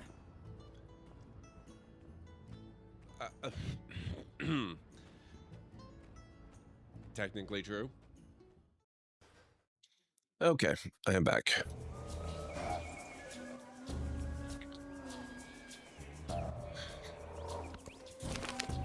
Unexpected real estate. The city planners carefully diagram every sector, candles burning into the night as they decide how to allocate their development budget, develop rural land, or focus on urban infrastructure. Oh, we've had a redemption for a terrible pun or dad joke, have we? Okay, we can do that. Thank you, Greenie. Thank you, Anstara. Thank you. Thank you, Jarek. Welcome back to the frying pan. Let's tackle this invasion. What? Invasion. What happened? Oh, you're talking about in-game. Okay, I was wondering if I missed a raid or something. Give me a moment.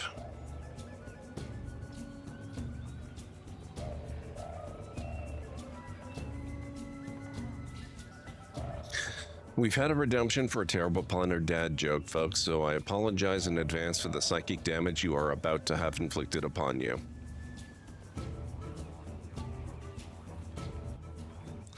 What is a frog's favorite motto? Time's fun when you're having flies. There you go.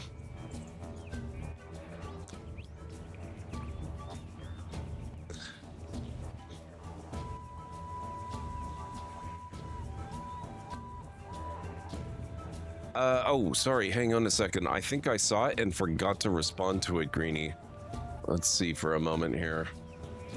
Can I scroll? I just want to make sure I'm getting it correct.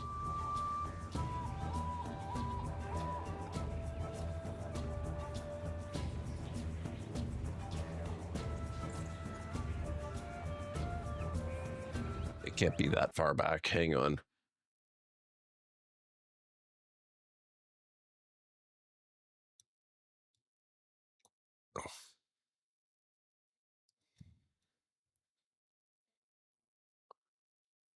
I saw it. Where the heck is it, Greenie?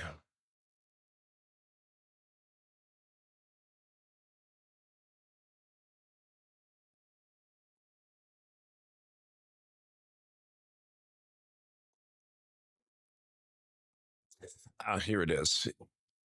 I saw that Keymailer was taking requests for early days for Avowed. Thought I'd throw that out there. You know, I am gonna have to look at that actually. Man, I'm in a good position right now to buy it myself.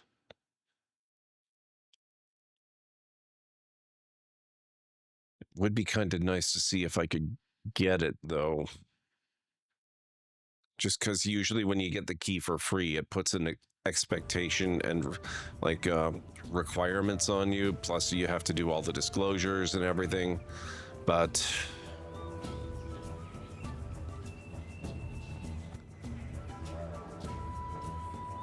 can't hurt to try. Yeah, I'm absolutely 100% getting Avowed on Stara. Only thing is, if I do go through Keymailer or otherwise get it from them, it kind of forces my hand a bit. I have to play Avowed on stream pretty quickly. Whereas my actual plan is to get back to doing a playthrough of Pillars of Eternity and then Pillars of Eternity 2 and then do Avowed. But on the other hand, free game. Potentially, at least. There's absolutely no guarantee they would actually give it to me.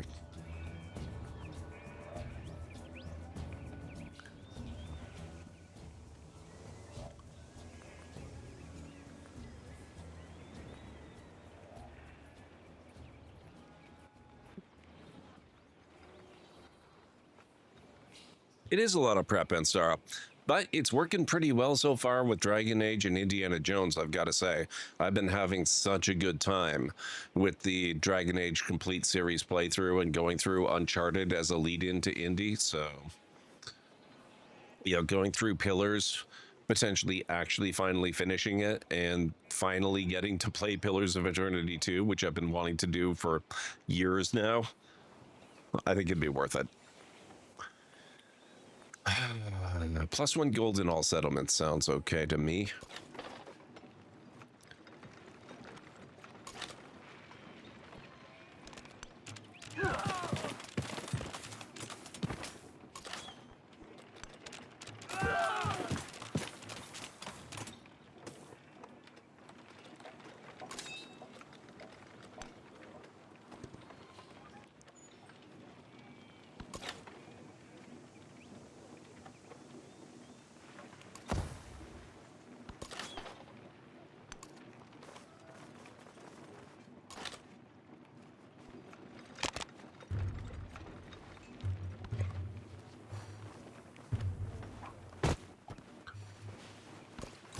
He heard these horrors and his spirit stirred, and spurred to action, he sheathed his skin in burnished bronze.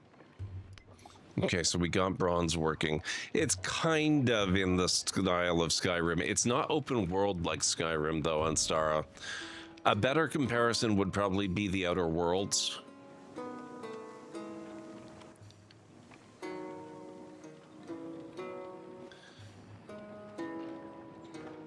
Mostly positive, Vera Johnson. I do have some concerns. But for the most part, I'm really, really enjoying it. I think Civ 6 is still my favorite of the franchise so far. But I'm really, really having a good time with this regardless. I just wish it wasn't kind of giving me the sense that it's going in an almost Civilization 5 like war game kind of direction.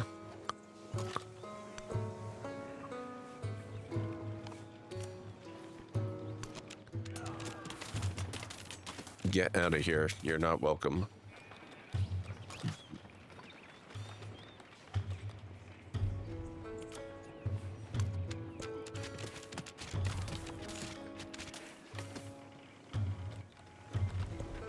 Because I don't know, Civ has got, like, it varies based on the game, what the pillars of the game are.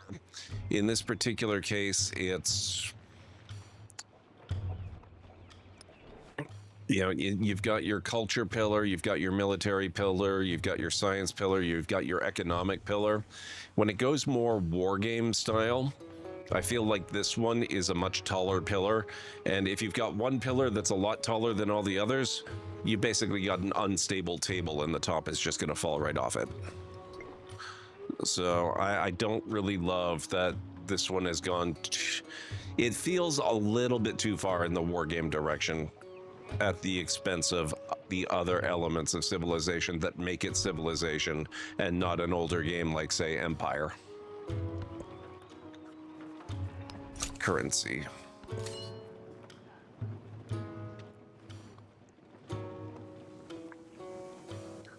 You don't need to do anything, just skip your turn.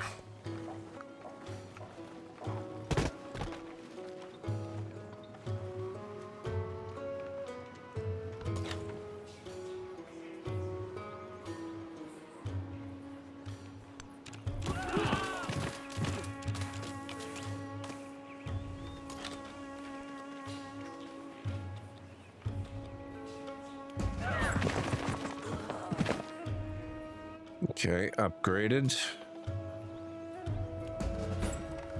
Upgraded. Oh, this one's not in territory, so you're gonna have to fight. Our military commander, our army commander gets a promotion. That's pretty fancy. How do I... There we go.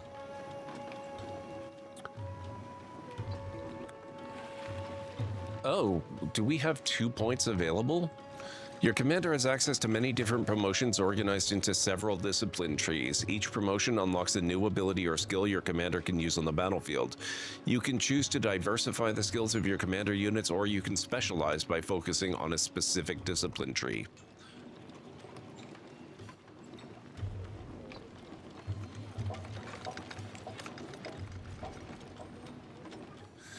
+2 combat strength for land units within the command radius when defending. Okay, we're gonna do that.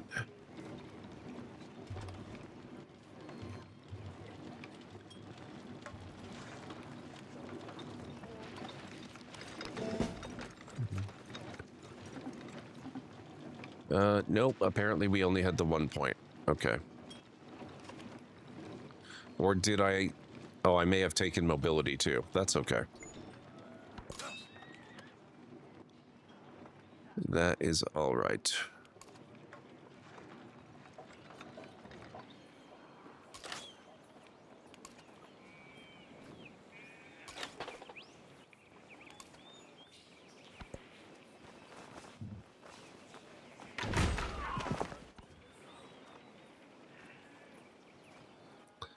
Yep, but it's like I always say, Vera Johnson, the people are exaggerating because they have absolutely no idea how to review games.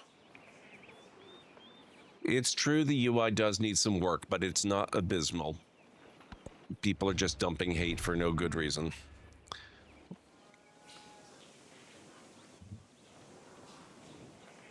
First set of fixes seem okay so far. Guess you could test it out. Sounds good, Greenie. I'm glad to hear it.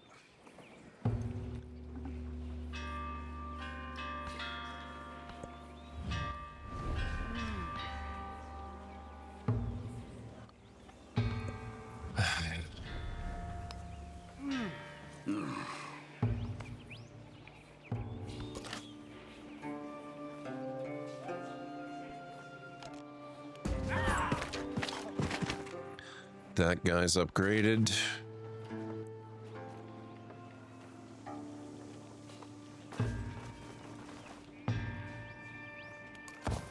Ooh.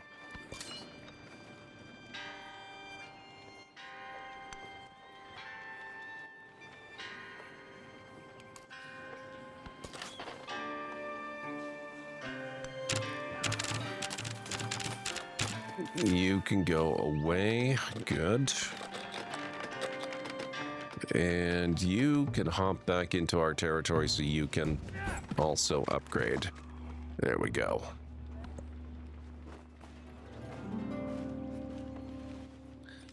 That's an interesting question in this one on Stara. There's not one answer to it in Civ 7. You actually choose both your leader and your civilization. In this case, I am playing as Confucius, and I am leading the Han Dynasty of China.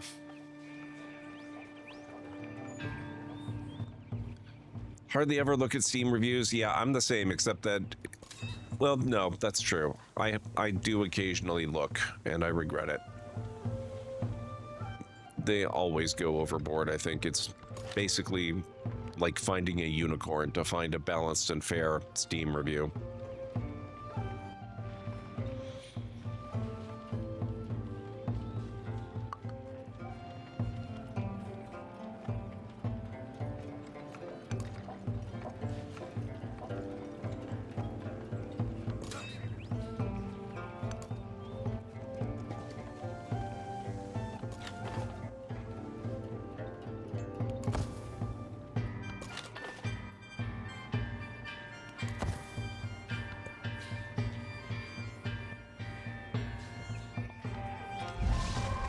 Yeah, it really does, Vera. It really does. What do we got here? 7 food, 6 production, 7 gold, 1 science, no culture, 5 happiness. I think we could use some production if I can find it. Let's go with that.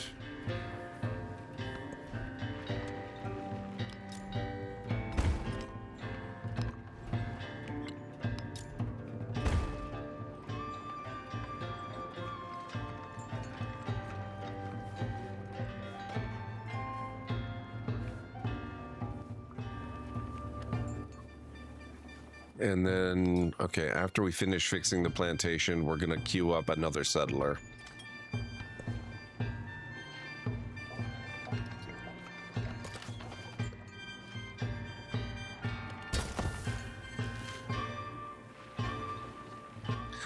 Do you think that Steam adding the option to write a mixed review instead of only negative or positive would help? No, because it still won't change the fundamental problem that people do not know how to review games.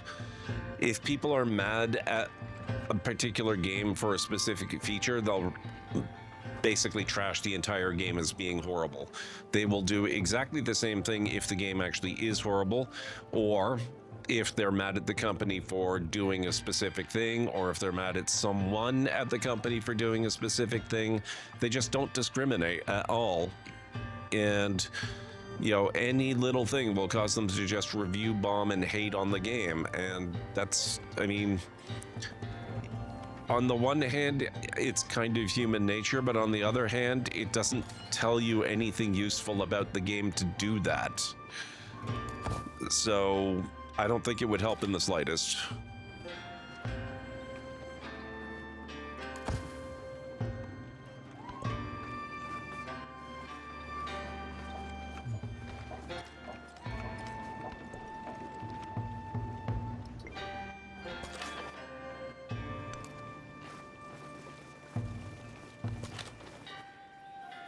Okay. Who are these guys? I'm gonna hang out here just in case.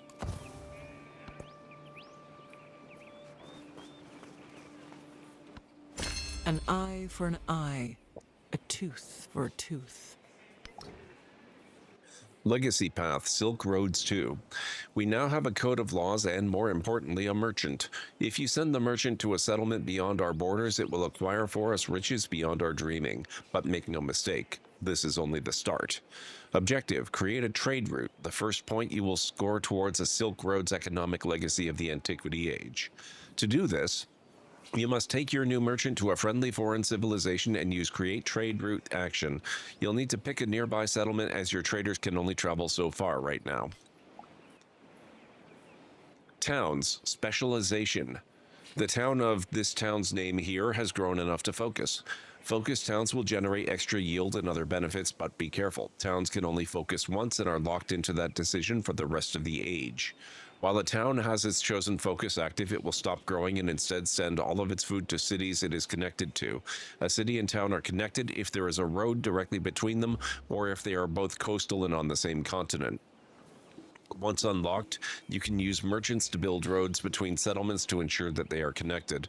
A town can continue growing even after you've chosen a focus by switching between your chosen focus and the growing town option.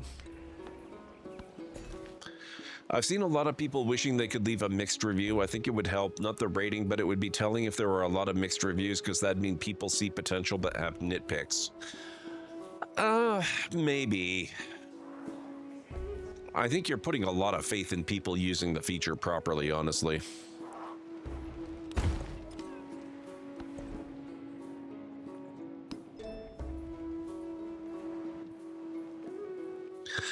Leaving a mixed review is one thing, but here's the thing. Sometimes companies do things to their games to make us leave mixed reviews. I'll give an example. The newest Yakuza game, Paywalled New Game Plus.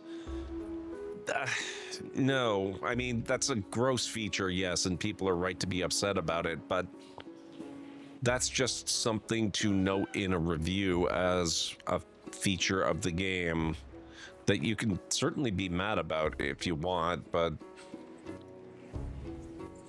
they're not putting it there to make you do anything.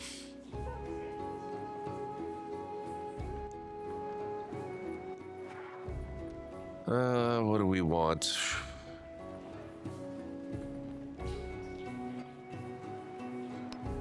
Let's get Mysticism Mastery, I think. Or actually, no. Let's do Citizenship, because we want Literacy. Okay, to do the town focus, you click here. I don't actually want to focus the town. I'm content to leave it growing.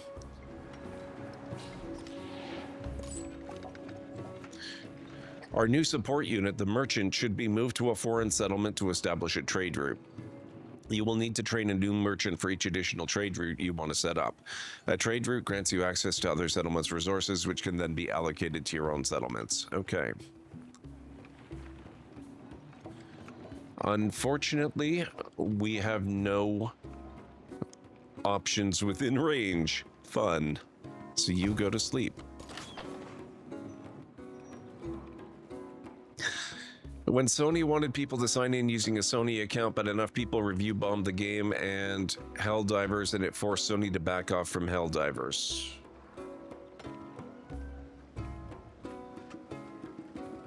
But no, see, you're kind of giving the exact example that I'm using as a poor choice of how to review a game.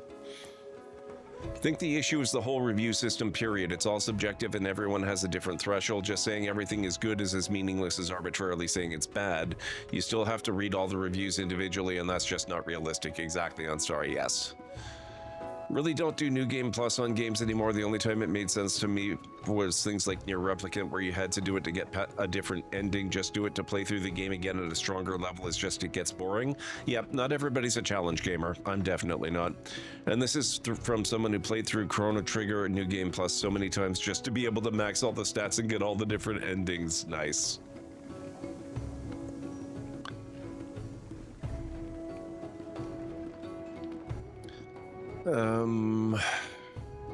He's still hanging out up there, huh? Okay.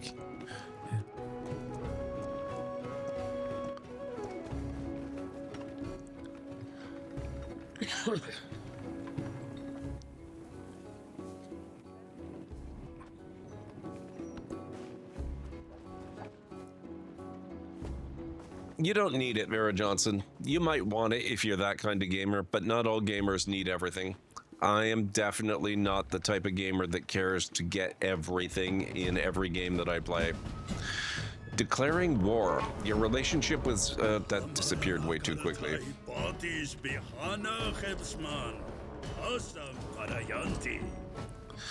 Your warriors march forward into the flames of their own destruction.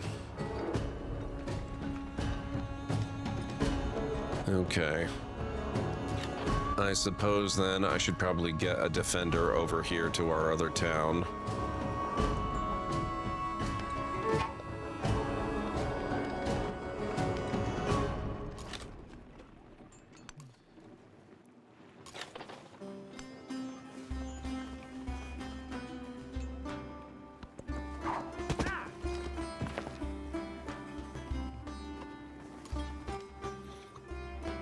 Likely just get sidetracked anyway. That's a totally valid playstyle. Nothing wrong with that.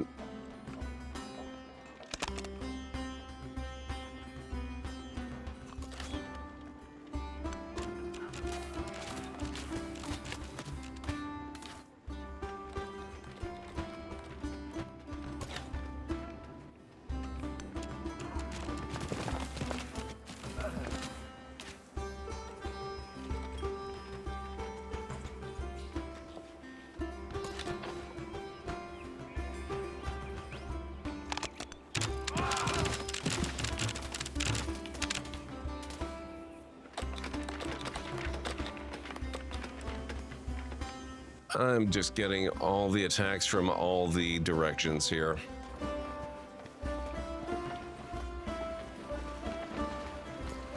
When I was young, I thought that money was the most important thing in life. Now that I am old, I know that it is. All right, let's see here. We still don't have masonry. I should probably get that.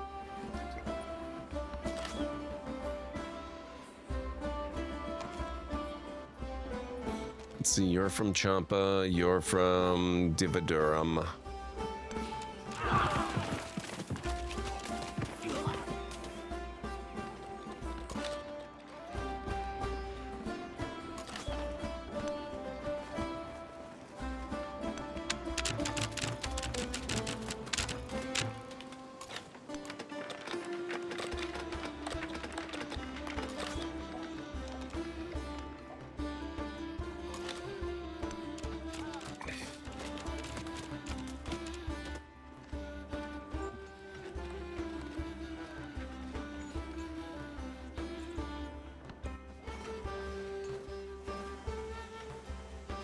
apparently it's Xerxes on Stara. We've never been at war before except for, you know, the little city-state guys. But Xerxes appears to want to be a jerk.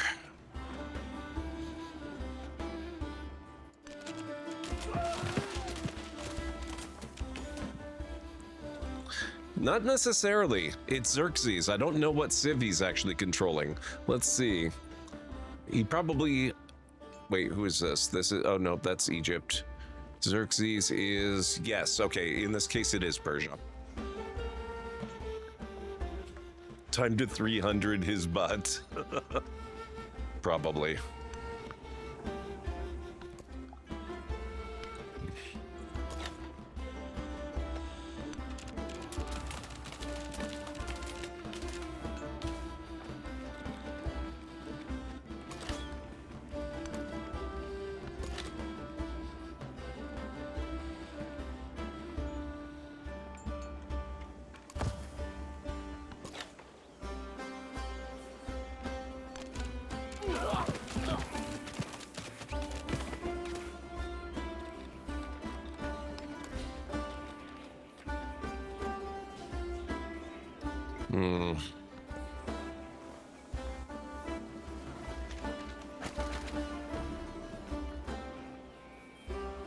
A Valve console. Interesting, Vera Johnson.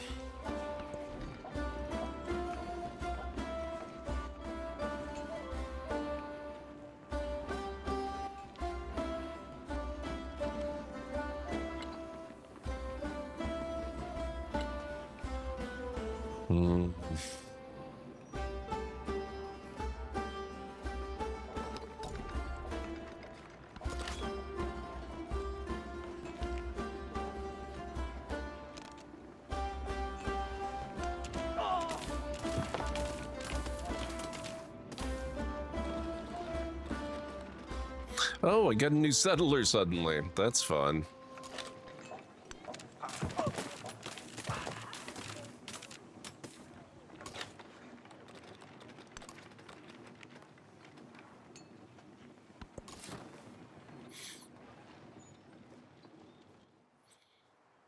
Let's get a coastal city.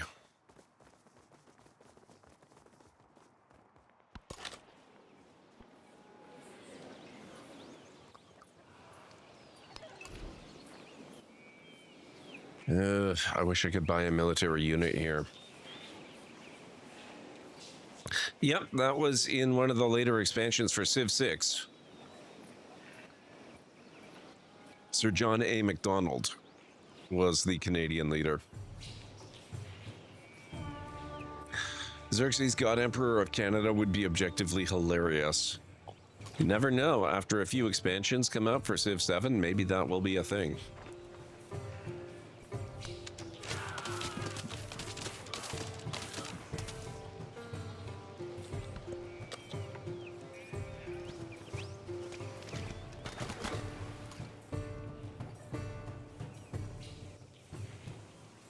Wow, AJ.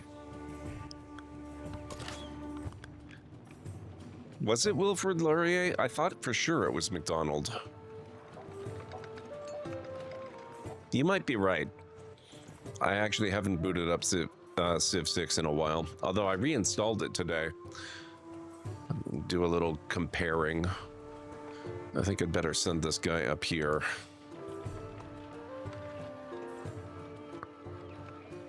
Kind of getting pincered a bit, and that's not looking very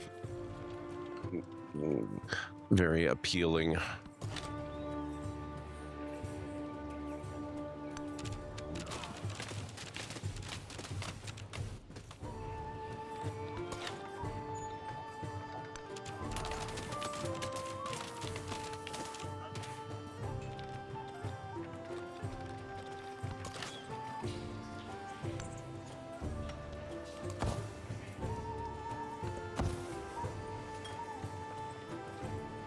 Oh, Laurier. Okay, my mistake.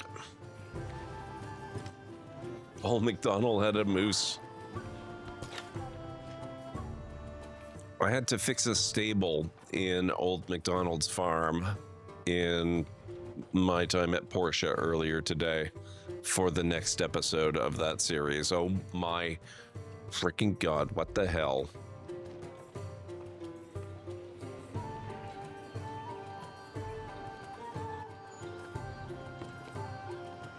You see what I'm talking about? This game, technically maybe not a war game, but it certainly feels very much like a war game.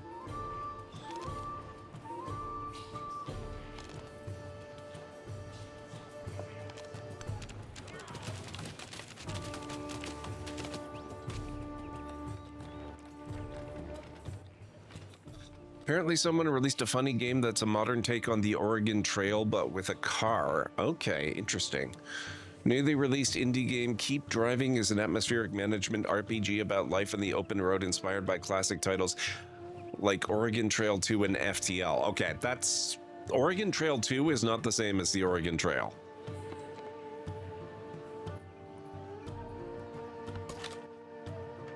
But I've heard of Keep Driving and I'm very interested in it. I don't know a lot about it. Maybe it actually is more closely based on the Oregon Trail. I'm interested either way, but that's funny. Kinda hope it's true.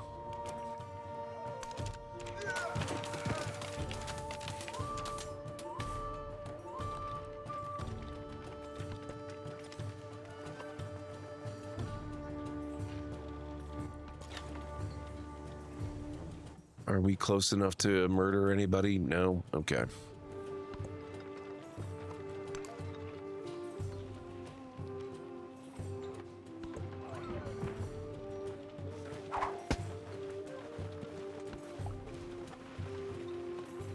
Age progress increases a small amount every turn, but will also increase by larger amounts when a milestone is completed, a future tech or civic is researched, or a leader is defeated.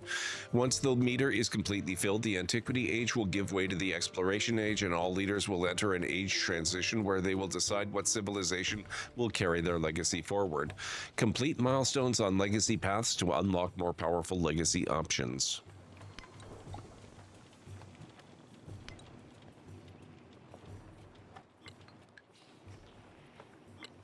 Okay, so I haven't done much for culture yet. I haven't built a single wonder. I've done a bit with military. Oh, what, man. I haven't done... Yeesh. We're not doing so good this game, guys. This is going to be a long learning curve.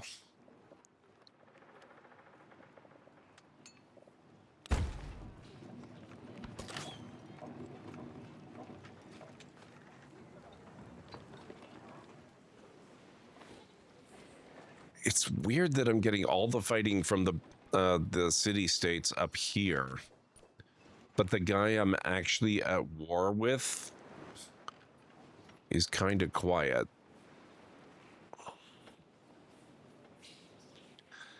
When I was a kid, I had a full-motion video Oregon Trail game, played it so freaking much back in the day. When I was a kid, we had it on the Apple II computer. That's how I still mostly think of it, although there's a version on Steam that I would like to get.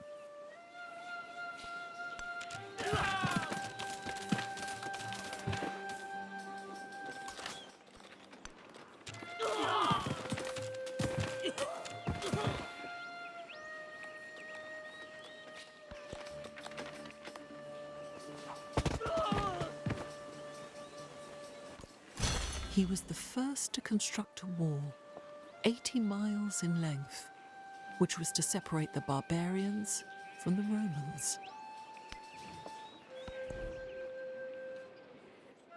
Marvel denies using AI for the Fantastic Four First Steps posters. I really don't have anything to say about that one. There were lots of iffy looking posters with messed up hands and bits out of place in the early days that people always used to just blame on Photoshop, so I have no special reason to disbelieve them. Or believe them.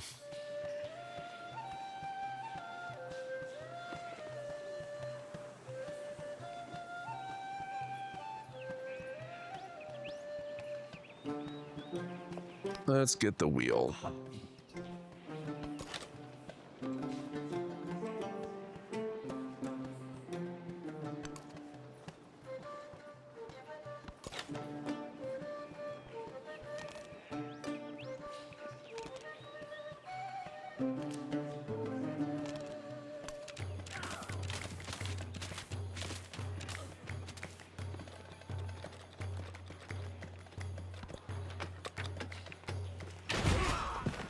Rude. How dare you, sir? Enough time has passed since your war with Xerxes, King of Kings, has begun, and you may want to stop the conflict. That would be nice. You now have the opportunity to make a peace deal with them, and if they accept, end the war.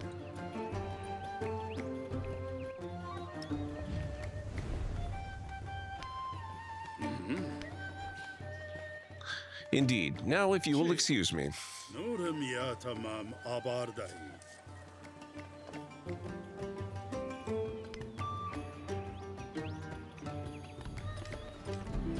Unfortunately, that doesn't actually stop anything here.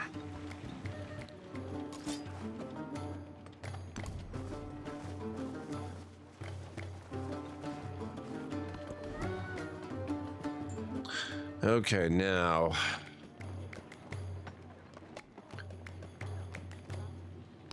I could use an altar.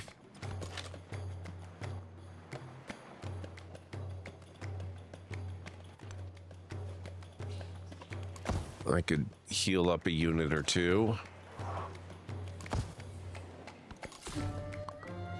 I could use a new settlement.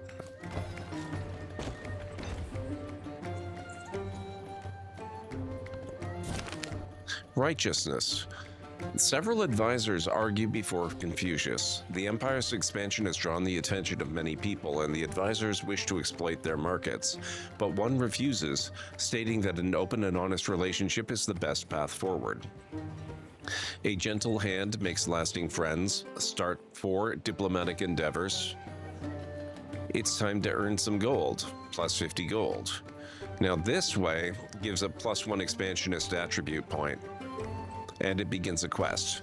Yes, this game has quests.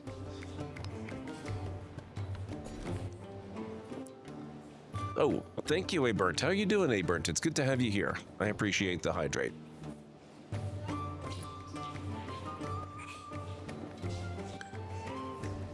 Let's get silk.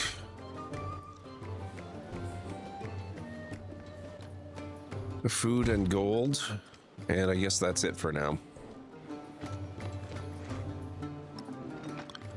And this one's kind of wasted because I don't have another city to assign it to.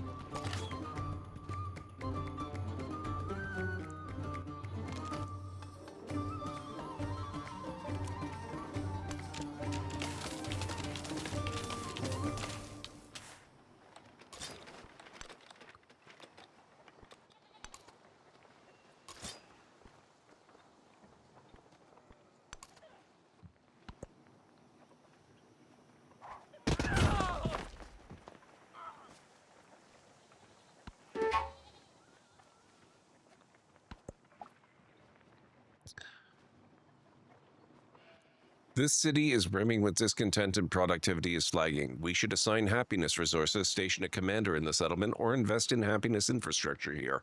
With trust and confidence in your rule, gold will flow once more.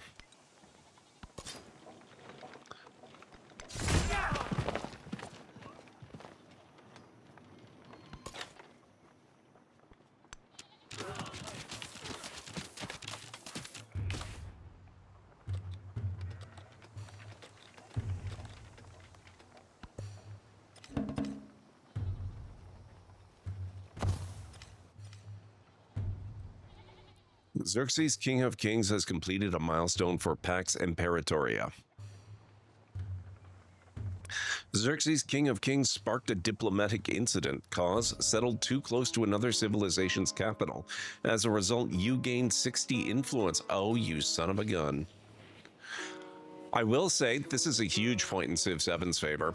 I've never before seen a Civ game that actually penalizes another Civ for settling too close to you. That has bothered me since the very frickin' first game. So big thumbs up on this one. I like it a lot. That makes up for a lot.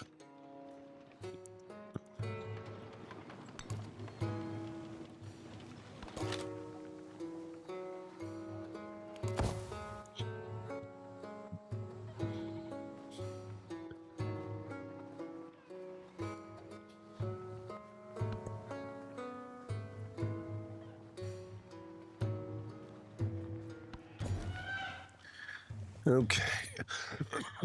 Okay, let's see here. This provides quite a bit of food. So let's do that.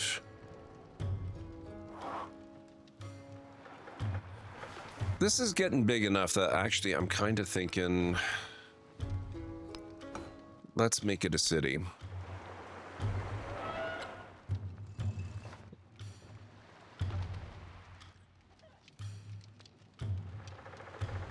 And being a city and quite close to Persian territory, let's build ancient walls.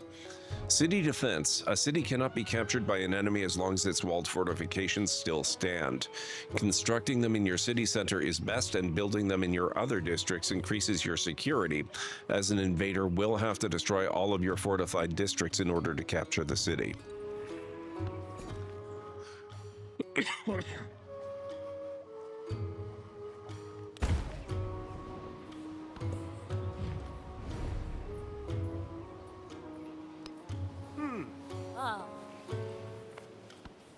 The Great Wall of Gord, now just a standard wall. I can potentially build the Great Wall, but I haven't yet. Oh, now I do have another city, which means this can go there.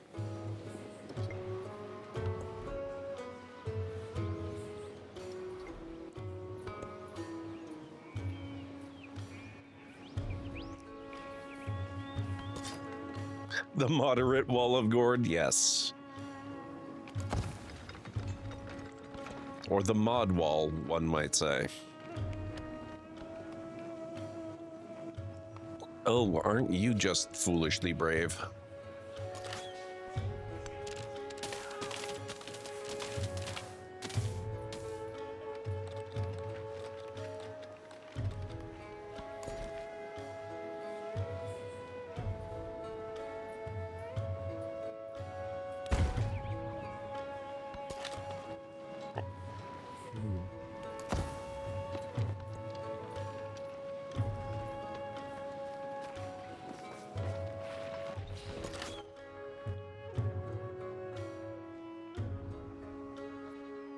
Okay, back to sleep you go.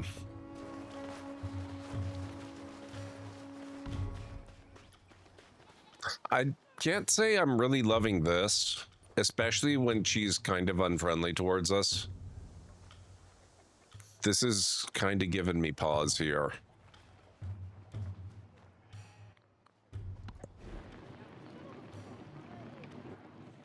Okay, let's see. We've got 4 of 5 possible settlements. Ooh, can I not build the Great Wall? Oh, yes, I can. We'll put it between us and Xerxes.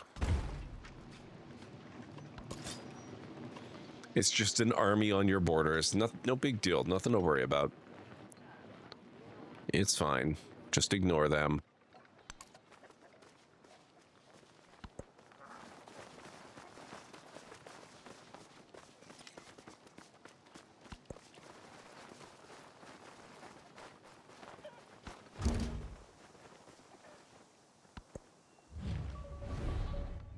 Your coming was foretold. Himiko, Queen of Wa.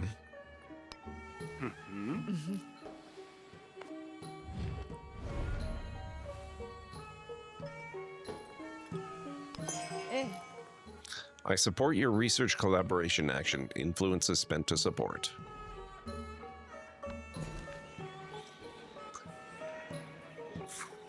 Let's get some more culture over here.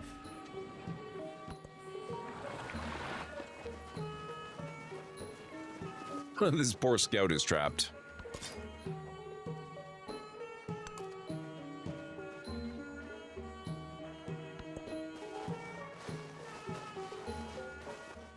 You know, if these guys are wandering down this way, I might be okay with it. Not abandon his string. District fortifications. Newly finished fortifications have brought much needed protection to the city of Guangling. Ancient walls increase this district's health by 100 and grants plus 15 to its defensive strength. Units that occupy these defenses can only be damaged by siege attacks.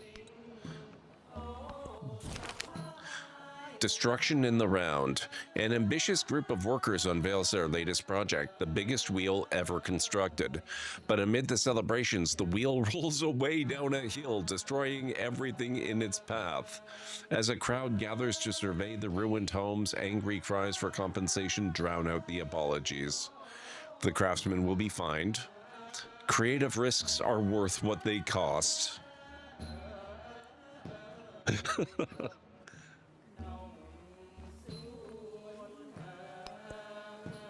We'll take the culture.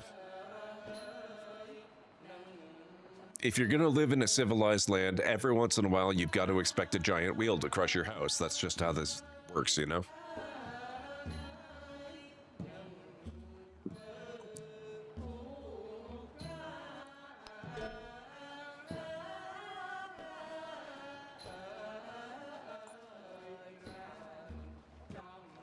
Let me see.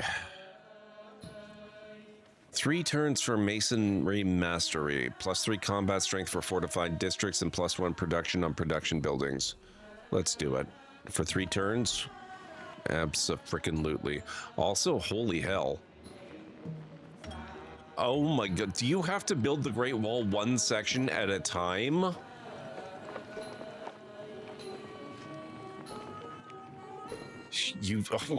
You do. Holy crap. +1 happiness for each adjacent Great Wall.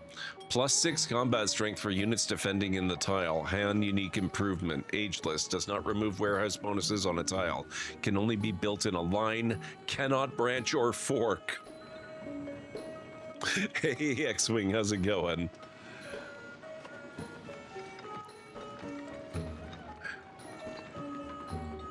Let's get a brickyard.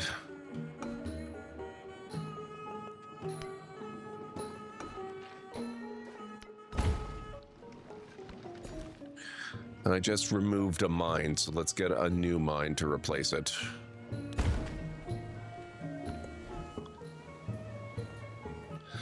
I can make it look pretty then? Yes, the fabulous wall.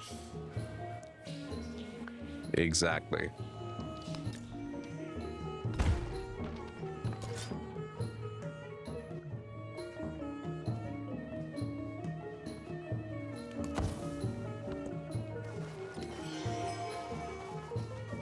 They do kind of seem to be going down to After the Dividurum. assembly gathered, the elders gave their answer.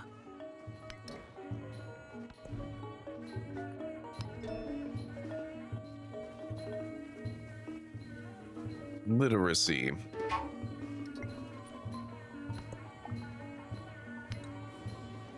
Oh, true. I've got cash again.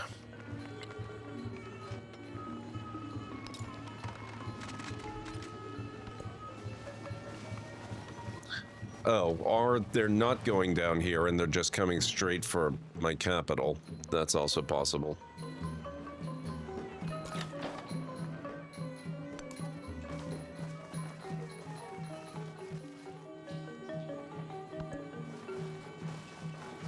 Or they're just milling around.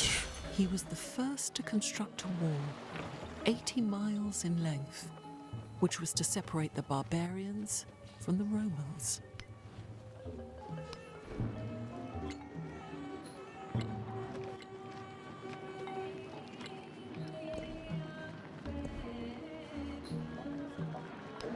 Let's get engineering.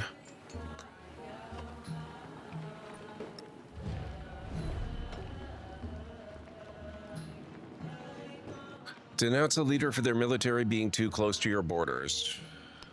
Huh? I accept your denounce military presence action.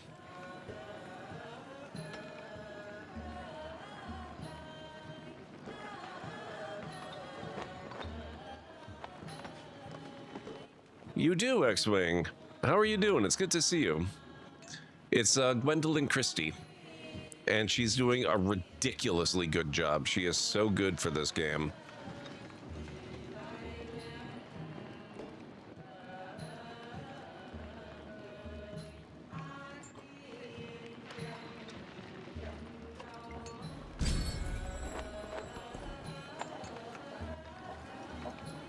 So yes, the actually, you know, that's funny. I just thought of this.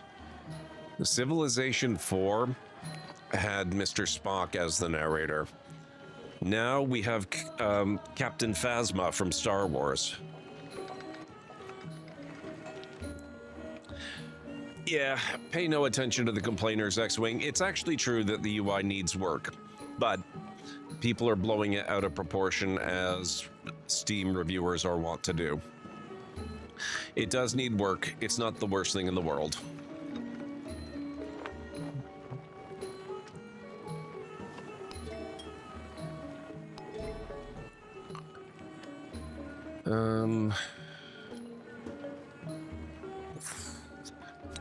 Priesthood.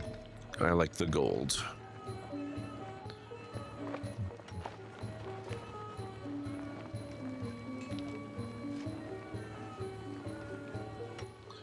$26 food, 23 production, only 1 gold. Maybe we should have a market, actually.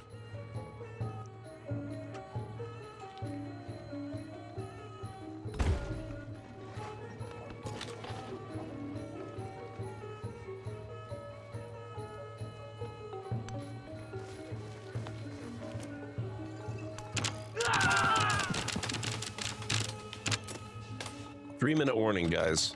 In 3 minutes, we're going to be taking another quick break. Now, overall, it's not a perfect game, X-Wing, but I am having a lot of fun with it. It's really, really fun.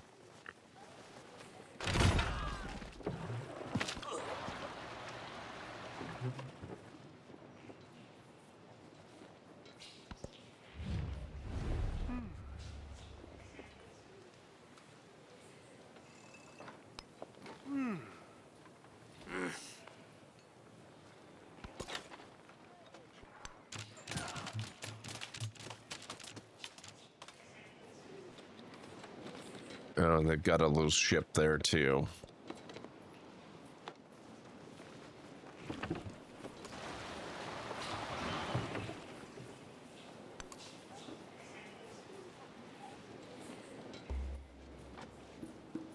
Civ 6 changed a lot as expansions got released, so I'm expecting this to do the same. Yeah, same here.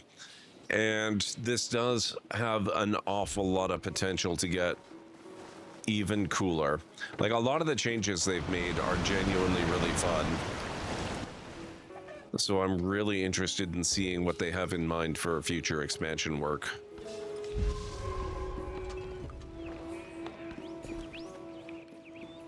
Oh, boy. Okay.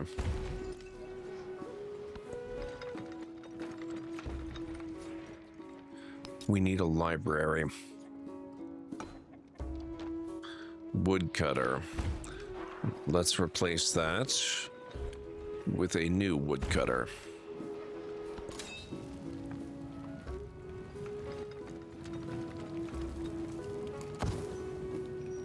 That flood just did a number on us.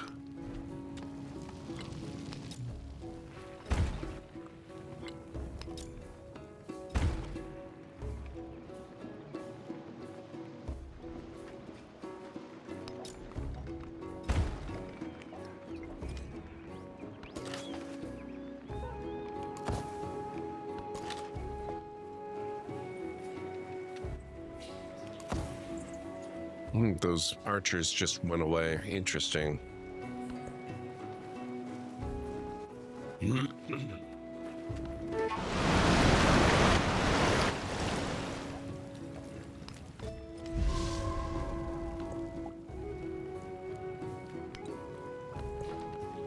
Okay, nothing to really redistribute.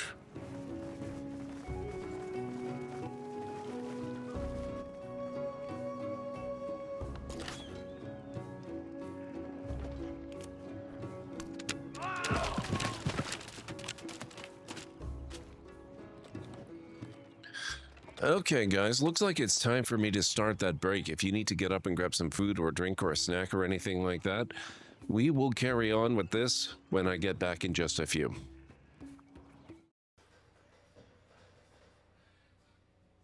Piper. Are you okay? What the heck?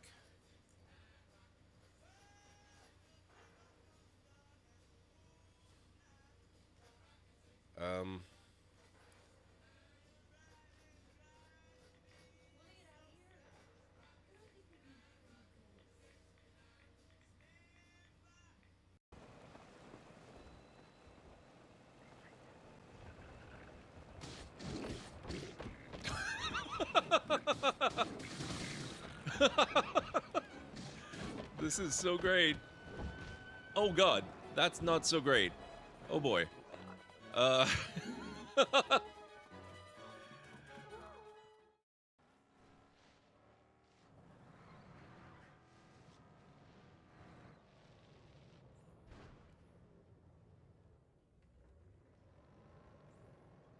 There we go. Oh. I love that the Jeeps are self-correcting when they flip over. Wrong button. Oh, that was cool.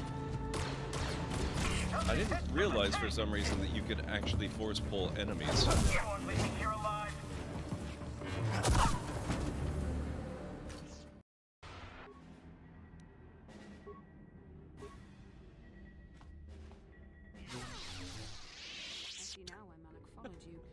Even though you're only a shell of your former self, you're still a formidable opponent. I can't even imagine the power. From the Rakata, then you are a spy and must be killed. Do spies normally announce themselves? Oh, this is fun.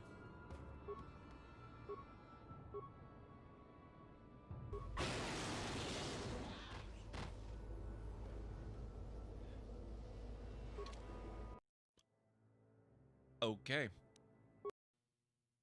Well, I'm dead.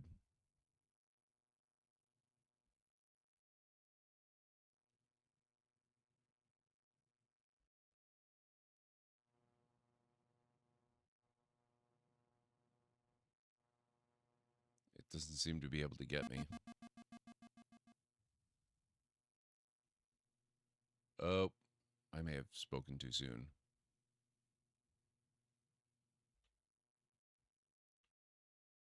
I might also be stuck. Whoops. You have just been blown into bite-sized chunks by a Sarian spider droid. Free once more. My driven acquaintance. She's my acquaintance. Saga has been released from her imprisonment at the hands of King Cossetin and is once again free. I have released your acquaintance from my prison to serve as my concubine. The foul fiend. Wow. This game is not so much a war game as a drama game. Holy crap.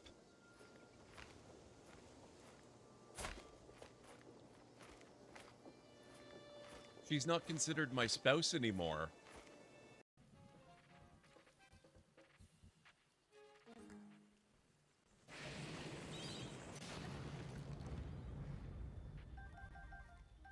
Wow, not bad.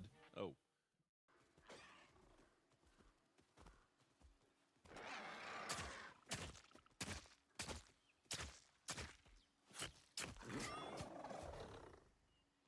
Nice. Realized that when we went to Winterhold and I finally got my room at the college, and what the hell is...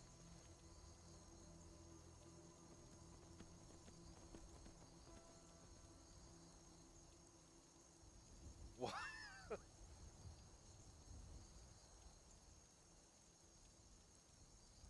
That's so cool.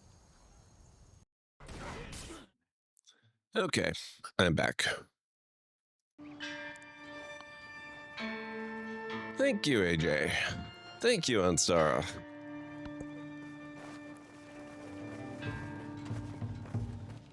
So they're not in a big hurry to move, I noticed.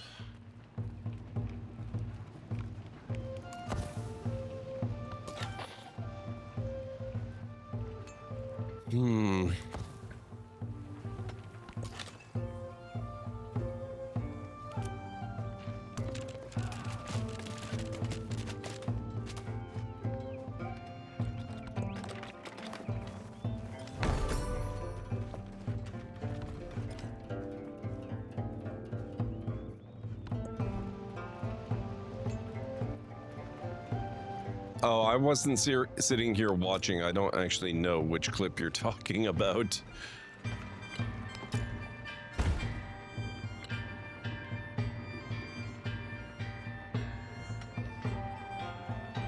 Oh, is that it? No more repairs? Cool. Okay.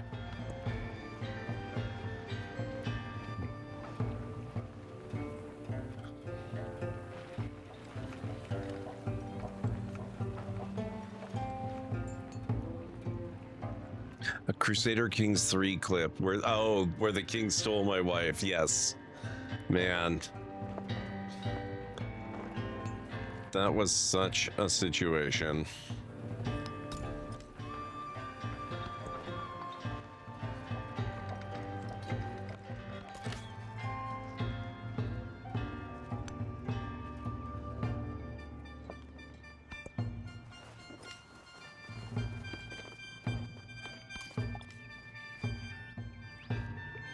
Your civilization can now produce great person units. Each great person has a unique effect which can be activated in specific locations. A matter of numbers. Two scholars journeying along the Great Wall debate the first chapter of their next mathematical treatise. One declares that the relation between a circle's circumference and diameter is their most remarkable discovery. His friend pushes back, arguing that negative numbers have more important applications. Instruct craftsmen on the uses of pi for 150 culture, or adopt the real number system for 150 science.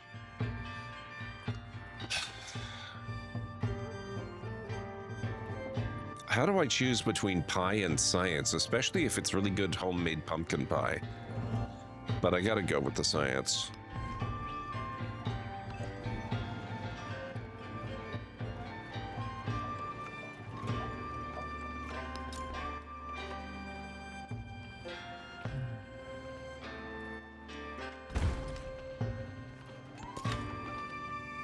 It is a tough choice.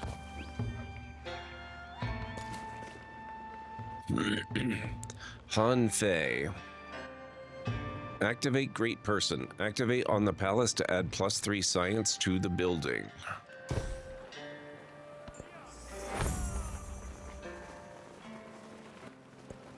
Perfection is achieved, not when there is nothing more to add, but when there is nothing left to take away.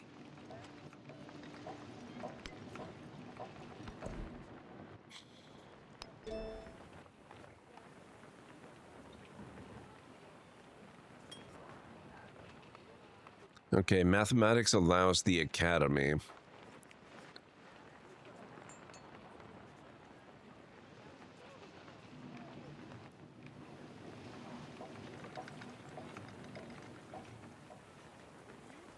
Unit flanking, though.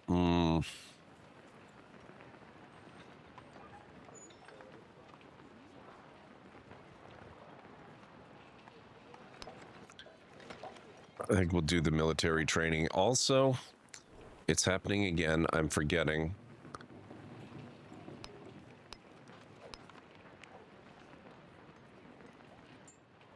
There. We have our other codex in there, so we're getting our good science. I need to know how you stay in shape to stream for this long and still have energy. That's my secret, man. I don't stay in shape. I need to work on that. As for streaming for this long, I mean, I've been a streamer for a little over 10 years now, and I do 14, 15, 16-hour streams every month. I'm just used to it. You build up a tolerance.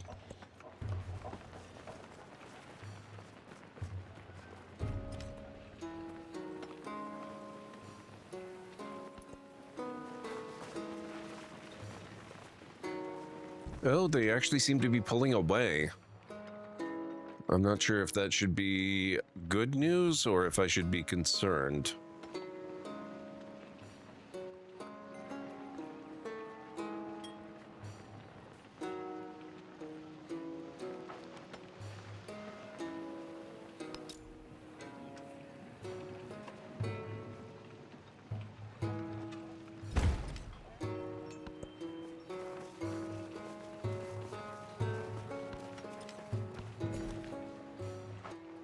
Okay, let's actually put in a specialist. We're going to put it here because our science is 5.5, which looks like it's higher than anywhere else.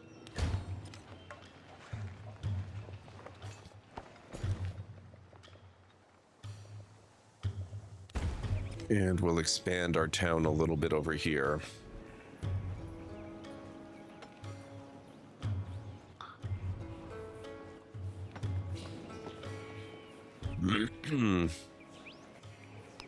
And I'm going to spring for a brickyard.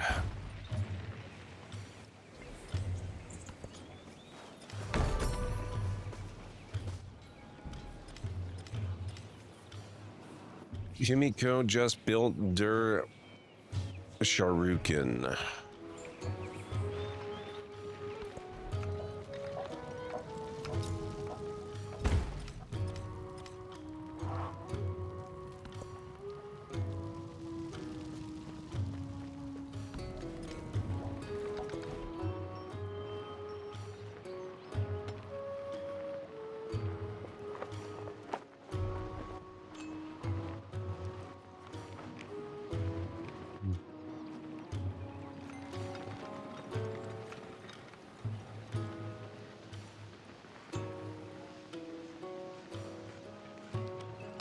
Let's get a chariot just in case our friends' armies come back.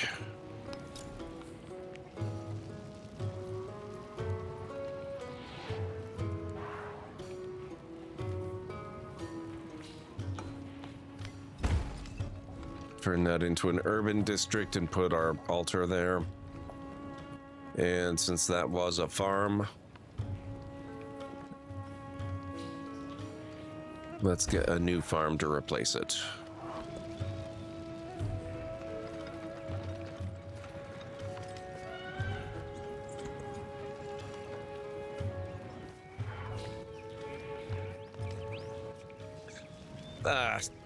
Thank you, AJ.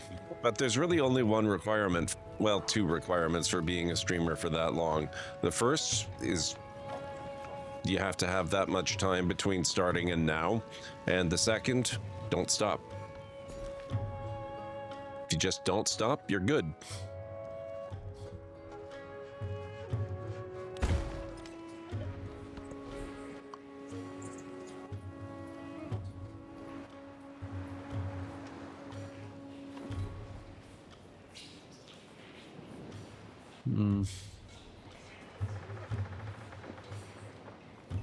We haven't had a scout for a while. Let's get one of those.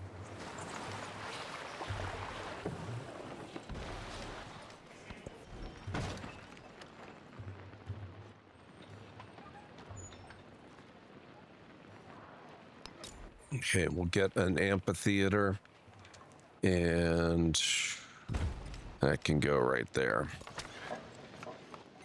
Ah, the chariot. Excellent. That can just hang out. Oh, we can travel over water now. Not deep water, mind you. Probably just the coastal waters, but that's okay.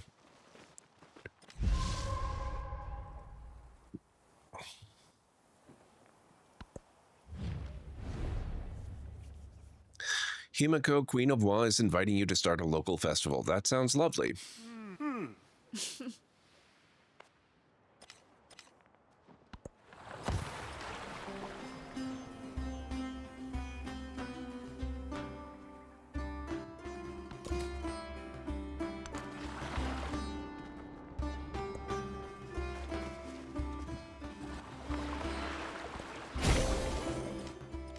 Great library, milestone complete. Ah, we got +5 age progression. And a cultural legacy point.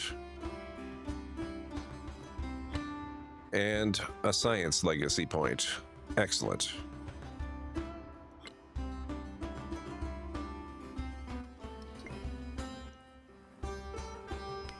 God, with such splendid irony, granted me books and night at one touch. You have achieved your first milestone on a legacy path. The first time a milestone is completed by any civilization, the age progress meter increases. When the age progress meter is full, this age will end and players will enter an age transition. Additionally, every milestone grants a legacy point to any civilization that completes it. There are 4 types of legacy points, one for each legacy path, which can be used during age transition to choose which legacies you want to carry forward into the next age. Legacy Path Great Library 5. 3 codices now grace our halls of learning, containing the collected knowledge of the Han people. What secrets yet elude us? You have achieved the first milestone in the Great Library Legacy Path. Continue to collect codices to earn further rewards. Next objective, display 6 codices, achieving the second milestone in the Great Library Legacy Path.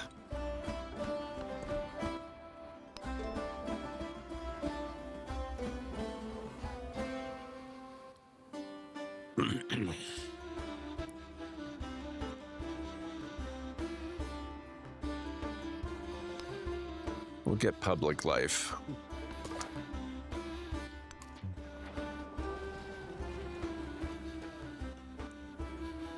Yeah, except it's not actually a wonder as far as I can tell on Stara. It's more of a conceptual thing this time. So if I go here, our great library is basically the collection of codices we get for researching masteries and sometimes doing, you know, other stuff, achieving specific things. The truly brave never boast.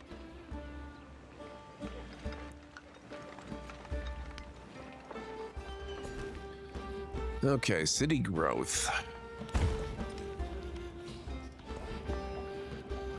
Ooh, ironworking. Yes, please.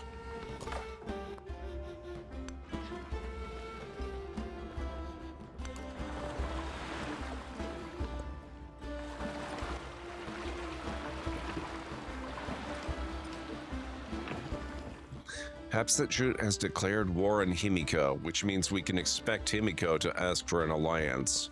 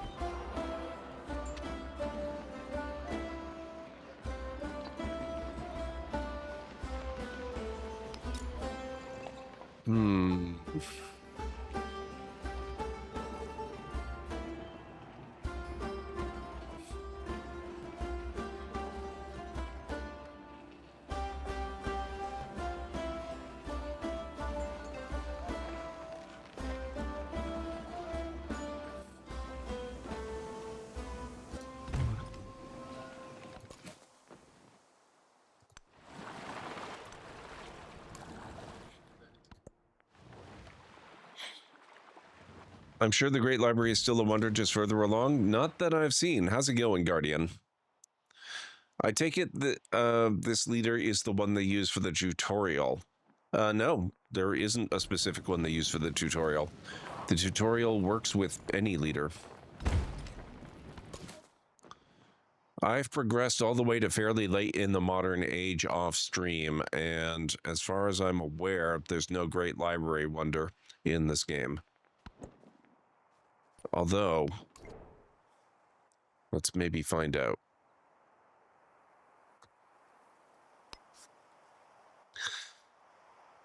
Nope. The Great Library is an Antiquity Age legacy path that requires displaying 10 codices within your empire.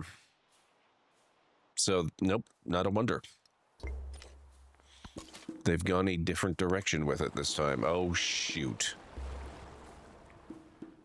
Well, that scout's dead.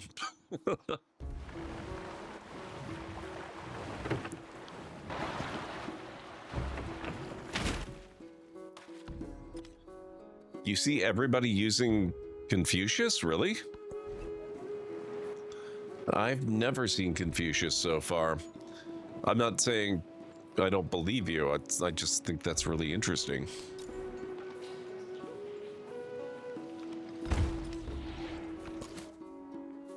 Well, there is a great library. It's just not a it's just it's not a wonder this time is all.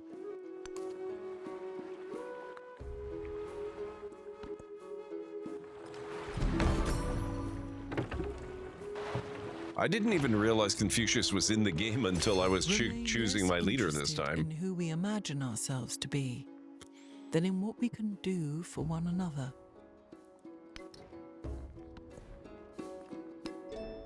Okay, let's see. Rites and rituals, Colosseum, +1 settlement limit, organized military. Ooh, cheaper unit maintenance. Let's maybe get tactics.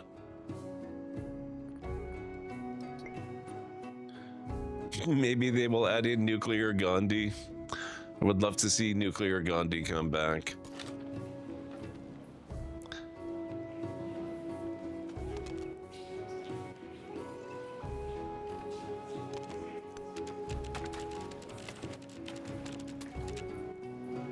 Ooh, we're not very effective against ships, are we?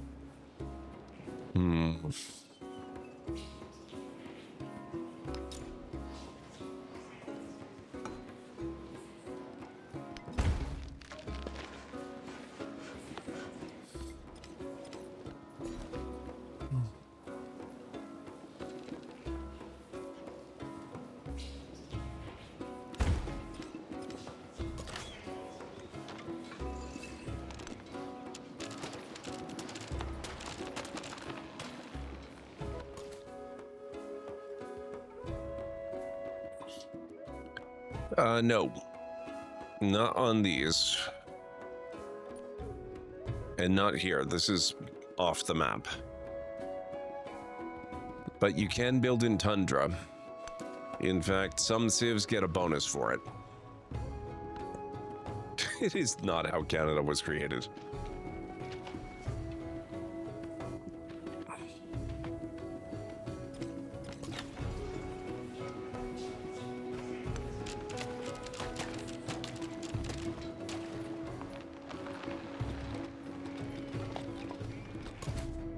What's my capital building? Oh, right, the villa. That'll be done next turn.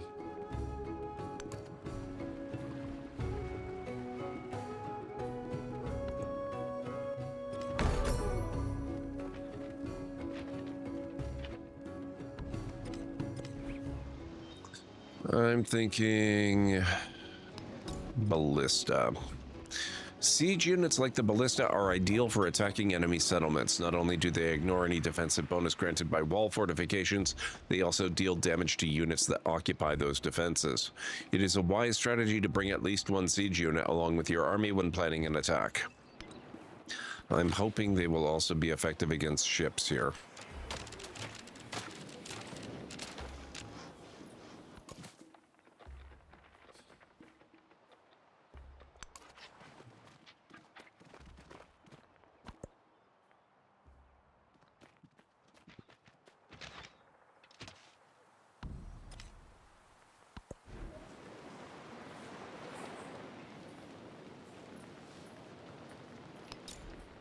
Blacksmith can go here.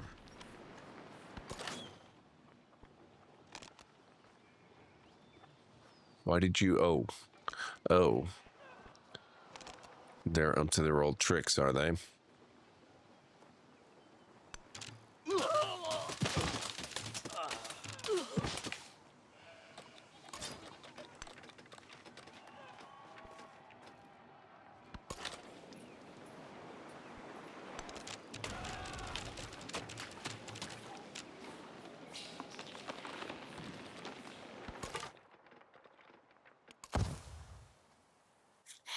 sadly have to head off, but thank you so much for the chill time. Your streams are always cozy and fun. I appreciate it. Have a great night. Hopefully see you again soon, AJ.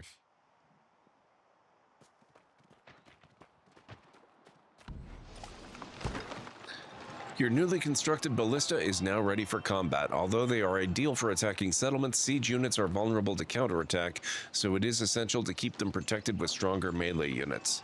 Siege units are also generally move more slowly than their infantry counterparts, so packing them in with a commander ensures they arrive at the battlefield in good time.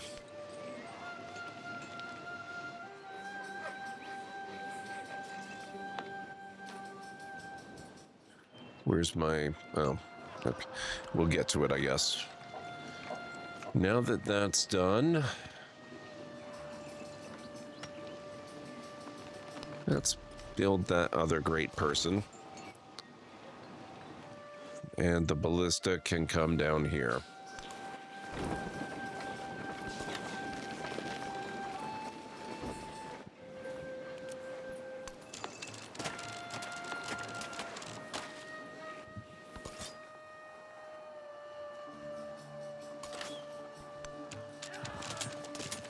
Oh, I guess my spear guys don't need to do anything.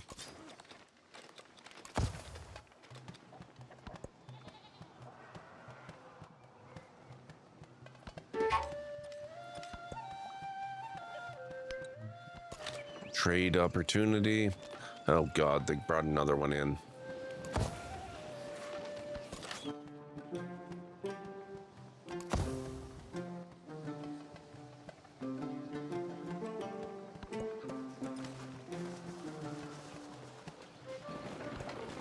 Those who delight to attack and to display their valor and fealty should be formed in companies.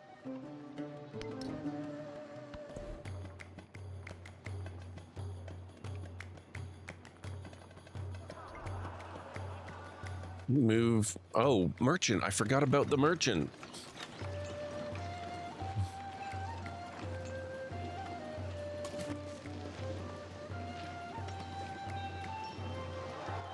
Great person. Activate in the capital to immediately trigger a celebration. We'll do that one.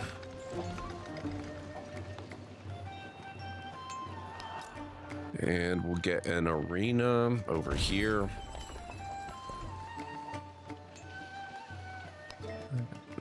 We'll do a culture celebration. Let's get a new government policy.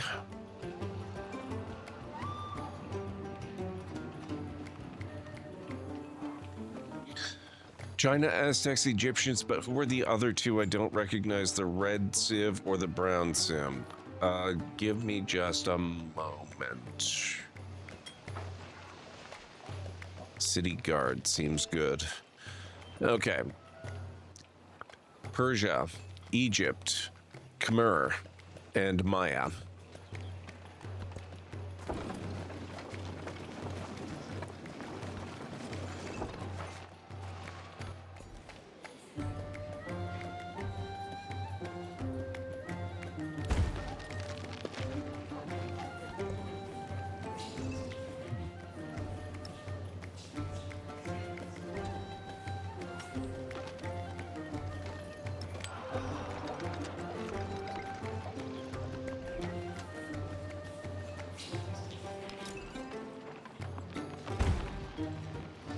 Get an altar there. Ow, my funny bone. What the heck, Octo? Thank you so much for coming in with the raid. Welcome on in, folks. Oh, here it is. I apologize. The audio on the GLaDOS is very low.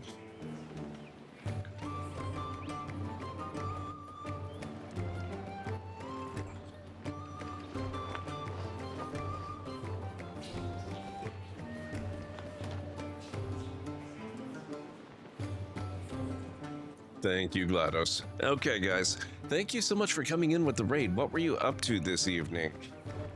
No, it is low. People have told me they can hear it. It's just barely.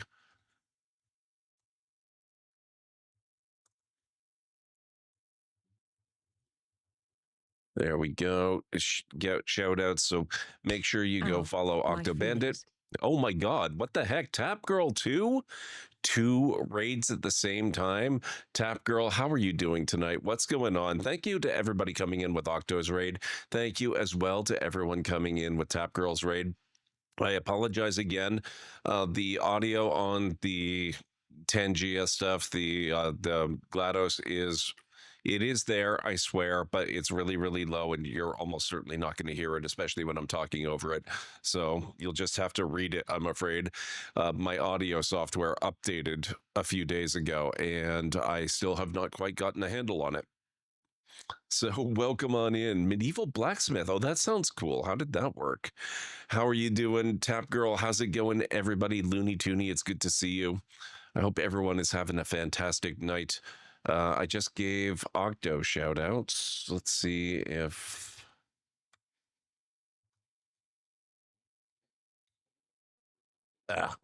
okay, well, I'll see if I can do a proper shout out in a moment. Oh, how's Final Fantasy X going? I played, that was one of my first Final Fantasy games. It was not my very first one, but it was one of my first ones, and it was really, really amazing. And one day I will replay it again. So how's everybody going? How's everybody doing? Octo, how was Medieval Blacksmith treating you? Tap Girl, how's Final Fantasy? Had some fun in Final Fantasy X tonight. Have now seen the scene with the Titus laugh. Yes. Oh my God. I barely remember that, but I do remember it. Oh, thank you for the hydrate. I appreciate that. Hang on just a second here.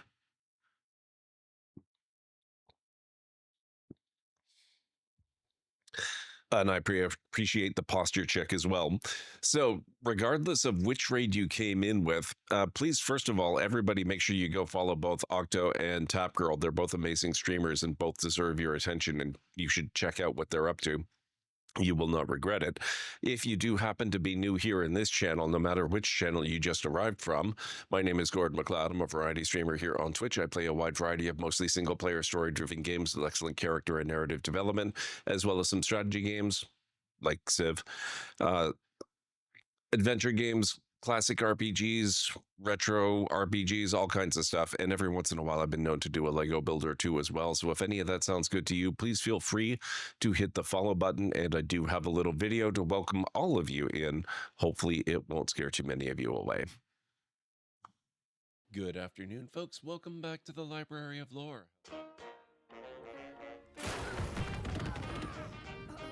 Put a bit of a rush on this, which means we might not actually get to out. Wow.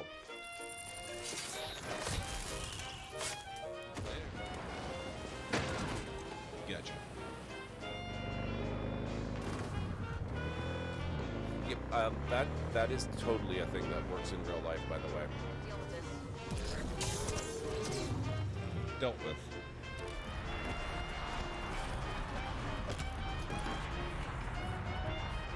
Who'd have thunk? Great, let's go. Whoops. Sorry. How did I do that? What the heck? In all the worst places, there are mushrooms. Coincidence. Oh, good.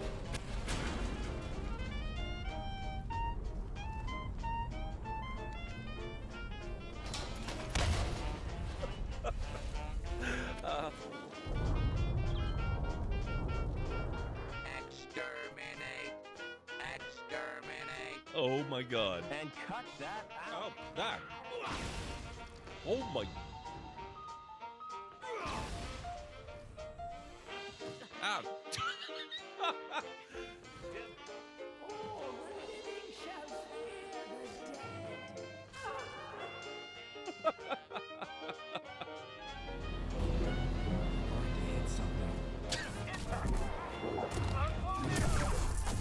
Oh, that was cool.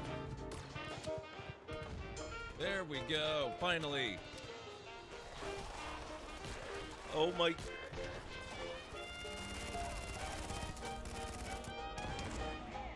Wow.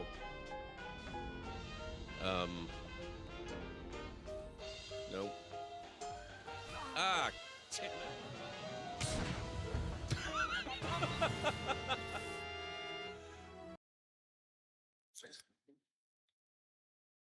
There you go. That's a little bit of a preview of what you can expect around here. Thank you all so much for coming in with your respective raids. And don't you worry, Octo. Thank you. I appreciate it. Absolutely. Both you and Top Girl and anyone else, if you've got to run somewhere and take care of yourselves, I know what it's like after a stream. So please do that. Take care of yourself. Go get yourself some food or drink. Take a break. Log off for the night. Whatever you got to do. I totally get it. So we are playing some Civ 7 tonight. This is my first time streaming it. Not my first time playing it. I spent basically all day yesterday playing it, so I've been having a good time with it. I do have a few reservations about it. It's not perfect. I do believe that the Steam reviews are grossly overblown. The UI does need work. It is not an example of the sky falling like many of the reviewers would have you believe. So take Steam reviews, always take Steam reviews with a grain of salt. Please remember, the vast majority of people you find on Steam writing reviews are people who are mad about a game or about a game company for some reason, and they don't actually know how to review crap. So, yeah. It's always better to judge a game for what the game is instead of what you want it to be or what you think it should be. So the best way to decide if a game is for you is to either ideally play it, or at the very least, look at somebody else actually playing it on Twitch or YouTube, or, you know, catch a video or something.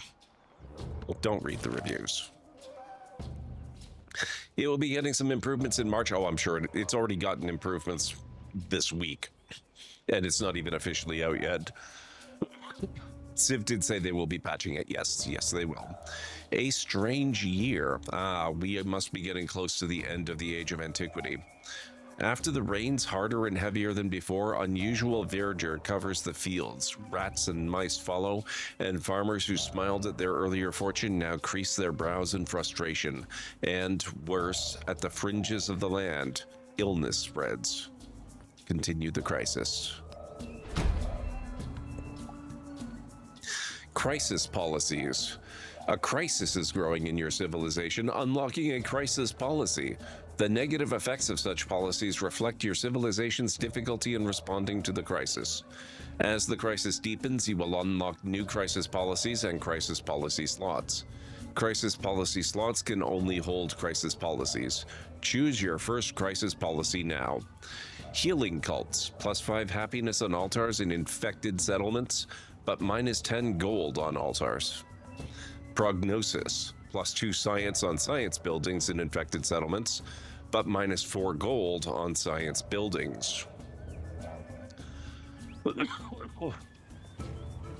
Just realized from my lurkies that I now have 2 Gord tabs. Nice, but it plays. How's it going? I think we're gonna do Prognosis. You don't have a choice. You have to select one of those policies. So you have to take the benefit and pay the penalty. Yeah, it's kind of neat, and I've never seen this particular crisis before, which is even more fun. Iron made this promise. By the tongs and the hammer, many trees I can injure, but I shall not kill the best of heroes. Okay, available technologies. Let's look at our tech tree here. Man, we might finish the era without getting a future tech. I'm so disappointed in myself.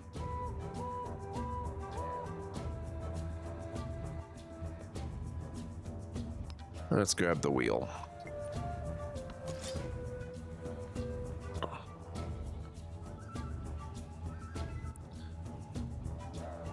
Living the dream, don't remember who I've updated, but I'm back in Utah now, which means interwebs. Oh, that's awesome, but it plays, I'm glad. Science tends to find a cure for disease, ideally. Ideally, that's true.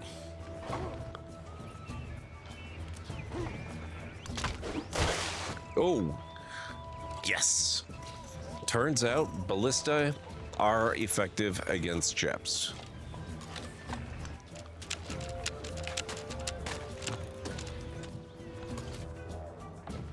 It was worth it.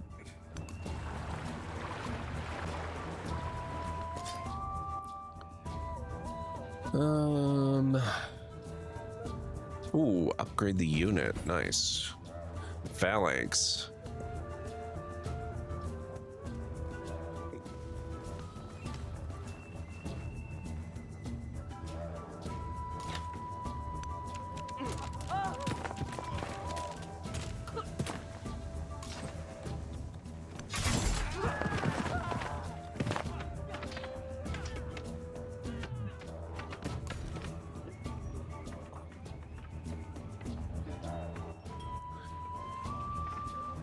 I'll grab a mine there.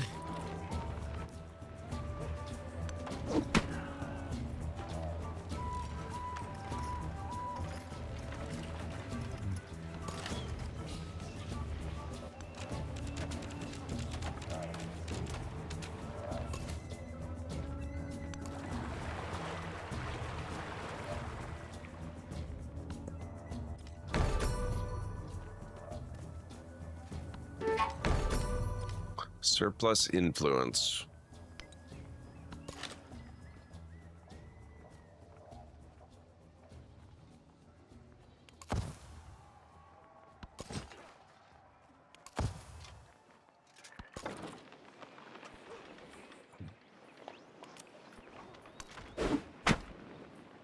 Nice.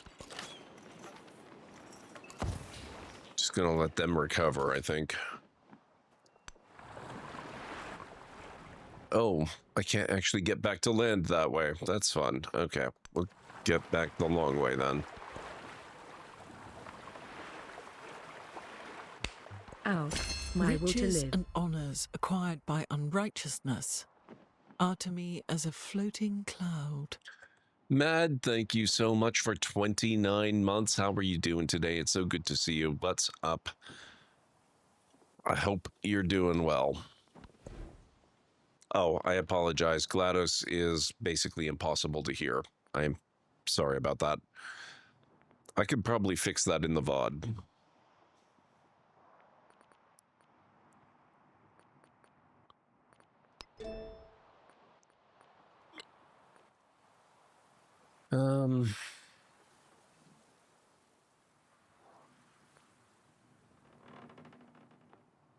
Commerce would be good. Let's do skilled trades. Thank you, GLaDOS. I didn't actually get a chance to see what that said, but that's okay, I guess. We'll build a nice garden.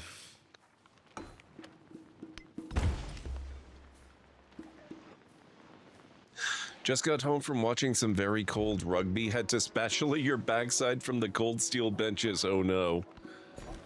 I hope it was worth it. That doesn't sound like... It was probably a good time, but it doesn't sound like it was entirely a good time.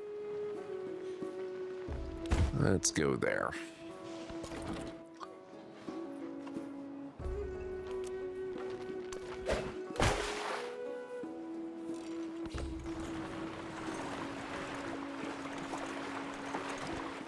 Even a great carpenter does not abandon his string. We are clearly checking out Civilization VII. I do have the Founders Edition, so I've got early access to it. The learning curve is kicking my butt. I'm very used to the older style of gaming with Civ, and it's not coming easily to me, but I'm having a good time trying. We'll grab navigation next.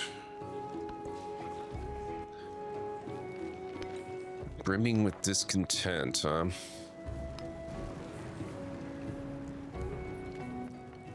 "16 turns until you can purchase or change focus." Wait, what do you mean change focus? This is... Oh, settlement is an unrest, but it's a city, it's not a town. What are you talking about?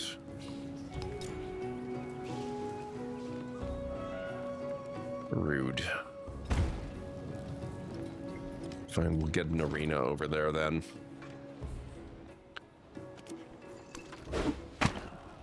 Boom.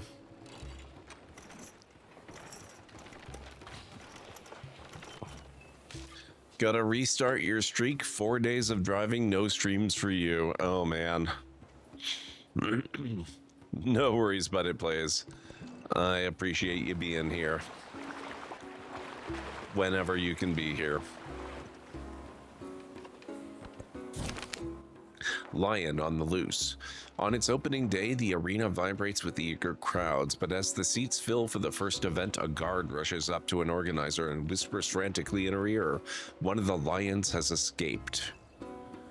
The arena must be closed immediately, plus 25% production towards constructing ancient walls, or this beast must be found, plus 25% production towards training archers.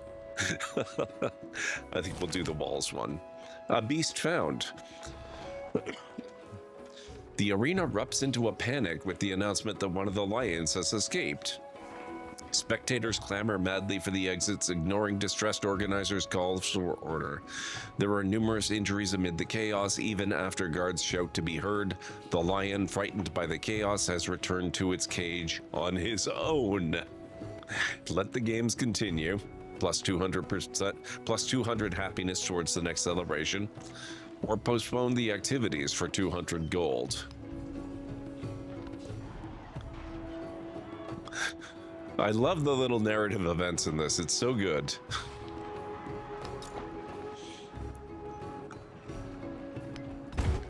Okay, that cost us a mine. So let's get a new mine to replace it.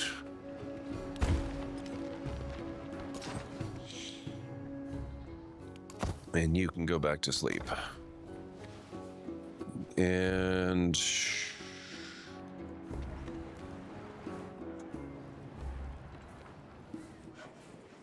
you can also go to sleep. I thought you wanted to see a lion.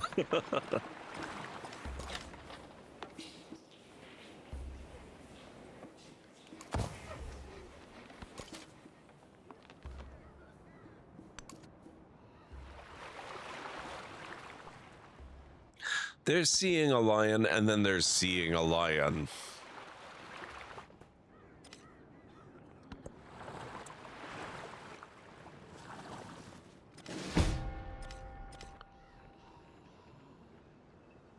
Damage from oh crap. No wonder. Oh my god, that's actually... This is a plague town, guys.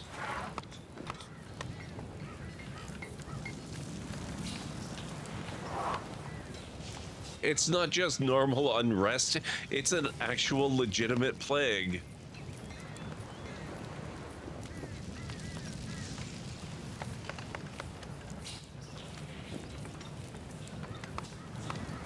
It's not pretty. It cost me my unit. It's gone.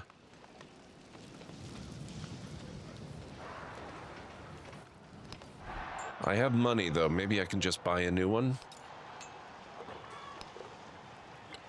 Probably helps if I... Yeah, there we go. I mean, I probably shouldn't move it into the plague territory. Brando Commando, welcome on in. You are not late. You actually just made the raid that much longer and more awesome. How are you doing? It's good to see you.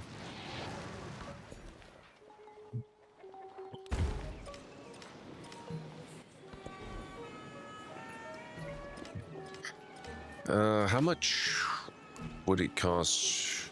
500 to make it a city, huh? I don't think we're doing that just yet. Is this our new? Yeah, that's the new one. Okay, we're gonna move that one over here. Outside the walls, where it's safe. Doing great, loving the hell out of Civ 7. There's a lot to like about it. I do have concerns about it, but the Steam reviews, as usual, are completely off the wall. I'm having a great time with it. Concerns or no concerns. Age transition, units and independence. Some, if not all of your units will survive through age transition. At the start of the exploration age, 6 units will remain to defend your settlements, and the rest will be assigned to commanders as long as there is space for them. Any other units you have will be left behind. Independent powers and city-states are unique to a given age. making way for new ones to rise in the following age. If you want to maintain control over the territory of a city-state, be sure to incorporate it into your empire before the age ends. Making waves. An elderly couple soaks peacefully in the bath's largest pool. As they lean back and close their eyes, breathing in the fragrant steam, a wave of water overwhelms them. Spluttering and coughing, the two shake their fists at the laughing youngsters who rile up the waters. Ban rowdy bathers for 200 happiness towards the next celebration. Or appeal to both crowds, plus 25% production towards constructing baths. What concerns do you have? I think people are way too upset about the problems with the UI, but they're not completely baseless. The UI could use some improvement. I just don't think it's worth getting as upset about as some people seem to. There's also a few other things, like one particular here. Let me get through. What are you doing here? We're picking something new to build. Let's get a blacksmith. Blacksmiths are cool. Your lenses, for example. I don't like having these icons and the hex grid visible on the map, so I turn them off. But the game does not save that as a preference. You have to do it every time you start a new game or every time you load a saved game. And the way age transitions work, this has been true, by the way, since Civ 6. It bothered me in Civ 6. It still bothers me even more in Civ 7 because of the age transition thing. Anytime you transition age, and we will be doing that pretty soon, it seems, when you transition age, it's effectively starting a new game with the same map and a lot of stuff carrying forward into that new game. So you have to go in and redo your lens preferences again. And it's a very minor thing. Like, I'm not up in arms about it or anything by any stretch. It's far from make or break. But it's a little thing, and it's irksome. It's been a thing since the beginning of Civ 6. And now it's worse because you have to do it a minimum of 3 times per game in Civ 7. I agree, the UI does need some work. There are some bugs with it that I found in the later ages. The decorations bug out too. I haven't noticed any actual bugs yet, but then I've been playing very quickly, and I might not have noticed yet. One of the nice things about streaming the game is that I'm paying a lot more attention to the little details. I've already learned a crap ton about how the game functions just from this stream that I had not picked up on my first 2 playthroughs. I had 15k gold going into a new age and only got 1,500. Ooh. Oh, that's annoying. And actually, I've had certain things like that as well, and I don't know if it's intentional to represent changing fortunes from age to age, but I noticed that certain towns that I had, which I had upgraded to cities, were towns again when I got into the new age, but it wasn't consistent. Some of the other ones remained cities, and I couldn't conceive of what the logic was determining which ones would change over and which wouldn't. So I don't know, it was kind of strange.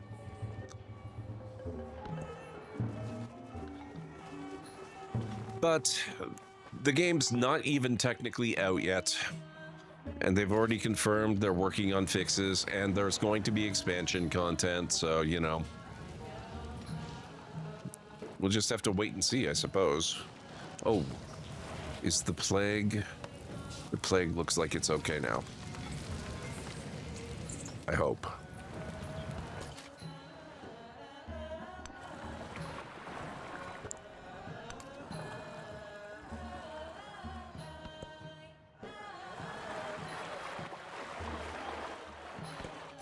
Ships at a distance have every man's wish on board.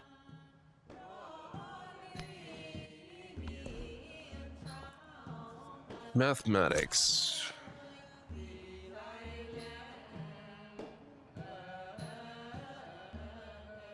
Legacy Path, Great Library 3, Research Mathematics, and Build Academy. Oh god, we're still on that one. I shouldn't have slept on mathematics. One of the bugs I got from the UI is that if you cancel one of your productions to buy it with gold, you have to click off the city and back on again to get that item to show back up in the list. Well, at least that's not a show-stopping bug, right? That's definitely annoying, but you can work around that.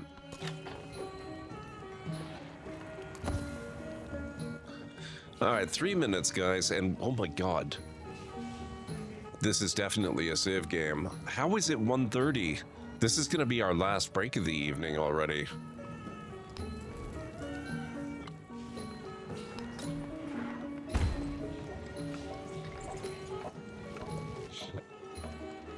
Haven't had anything yet that made the game break or anything like that. Yeah, those are the ones that bother me more. Annoyance bugs, I don't love them any more than anyone does, but you can live with them, you know? Especially since they do have a Discord where they're collecting reports and people are being very vocal about what needs to be fixed and whatnot.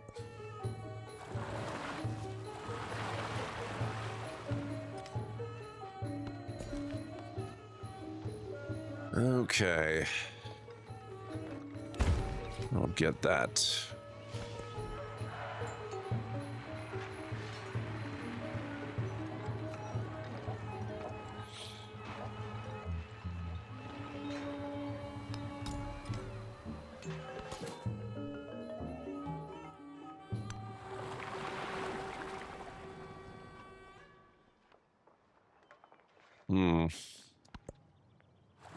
I guess that's about as far as that scout's going.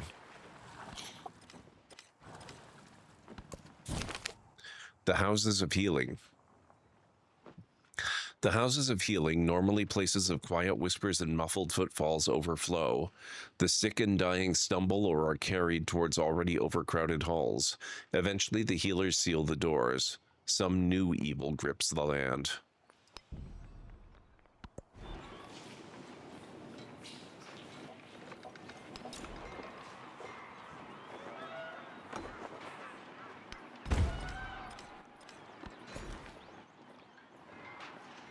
Okay, let's get... Look at this. That's got dice. Crisis policy. Healing cults. +5 happiness on altars in infected settlements, but -10 gold. So we had that option last time. Miasma. Gain 1 migrant when a city is infected, but -25% growth in cities. Prosecute apostates. +5 happiness in infected settlements with a commander station, but -5 happiness in settlements with no altar. Or recruitment shortfalls. +2 food in towns, but -15 healing on all units.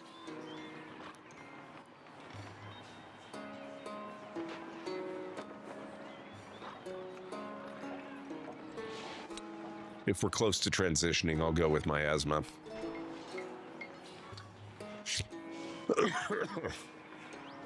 All the things I've experienced seem to be somewhat easy fixes. Well, I mean, there's easy, but it still takes time, right? The gameplay itself is so fun to me, though. I've had the game for 2 days and already have 20 hours in it. I think that says I enjoy it, you know? Absolutely. What do I have in it? 18 hours, so I'm getting there. I do have to take a break, though, so guys, if you need to get up and grab anything, now's a good time. I'll be back in about, 3.5 to 5 minutes or so.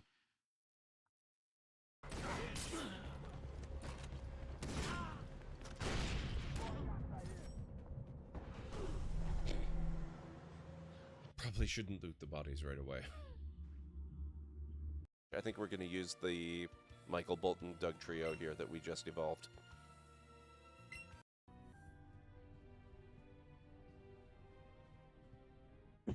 Oh, look at this. Okay, here's your Jeffrey's tubes. That's hilarious. I love it.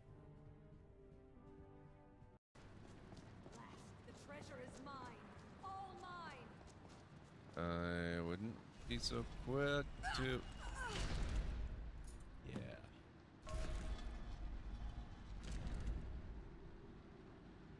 Well, rip her.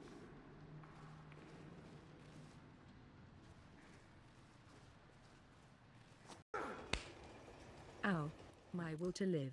What the heck, Steph Woodburn? It's so good to see you, Steph. How are you doing tonight?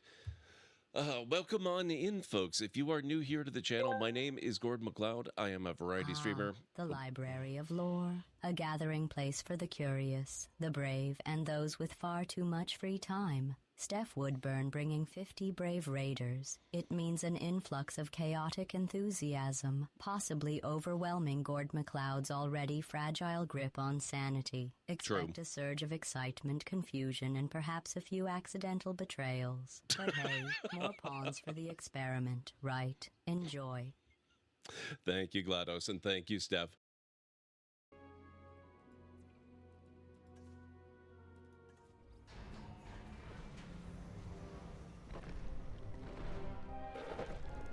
Oh, look at the coloration.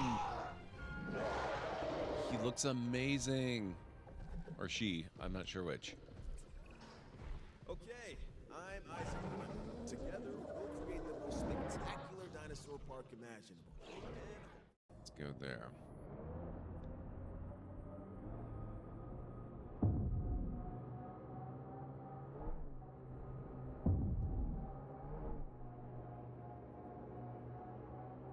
No! No! What? What do you... What? BB, what the hell?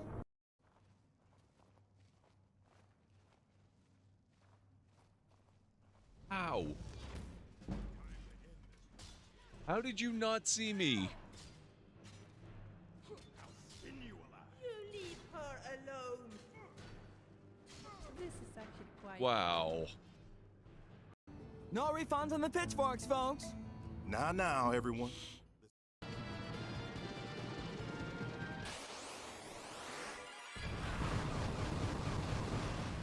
What? That was unexpected. Artillery providing cover?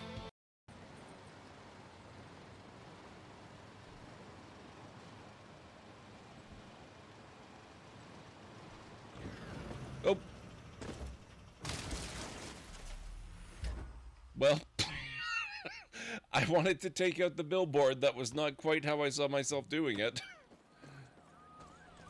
Oh. This can't be the original entry room, can it?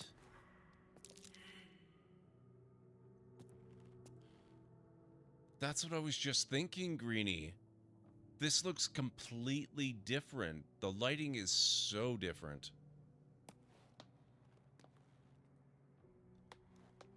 This is that trap room, isn't it? Where the gas comes out and everything's really dangerous.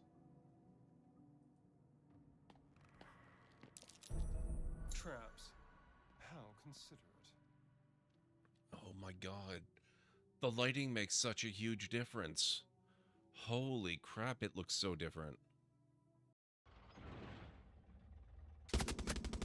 Oh, you're one of ours. Never mind. Sorry about that. It said don't touch. I warned you.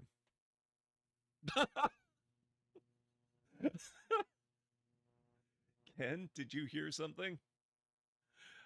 For those of you not aware, this is the castle of Daventry from King's Quest.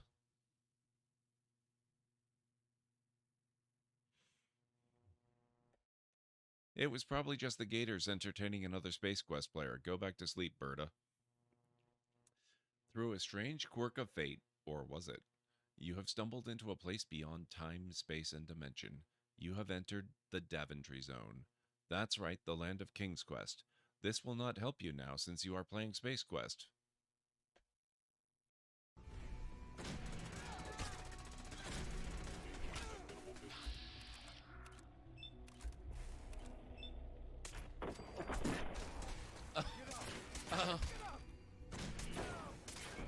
What just happened? I am so sorry. Okay, I am back.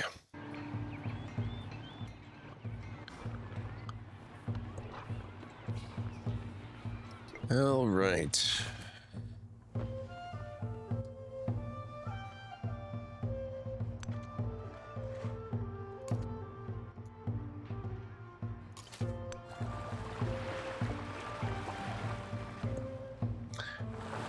Thank you, Ansara.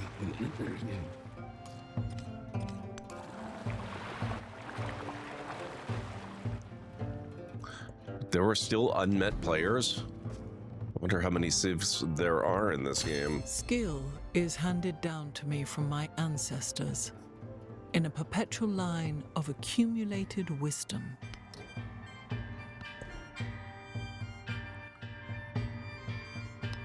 Ooh, we need that one. Okay.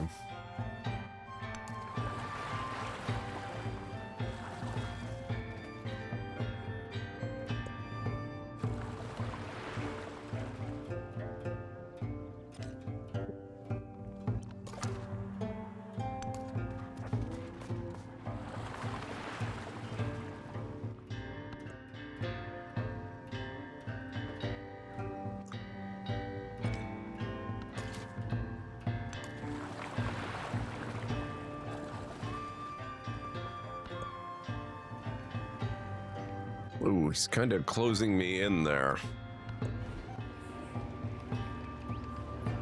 Let me see. Ooh, -8. Maybe we should get a market.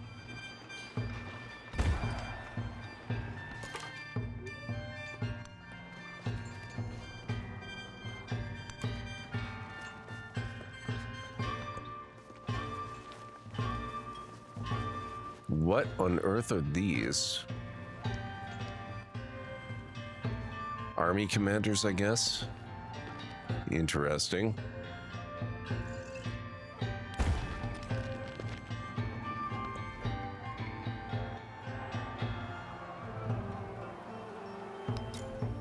Let's set a monument up right there. How much money do I have? 296.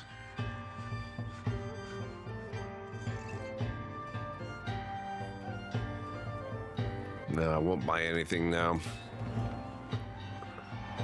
Oh, new army commander, good.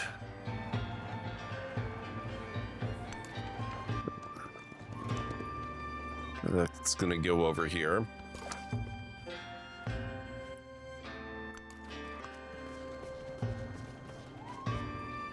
Thank you, Mad.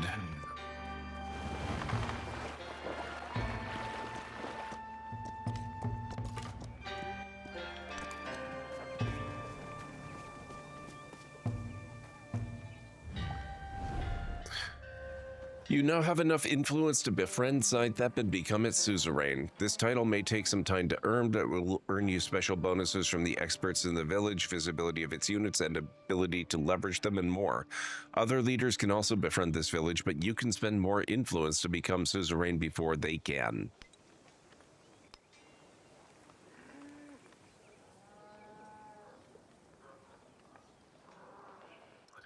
Okay, I'm not going to invest too much influence.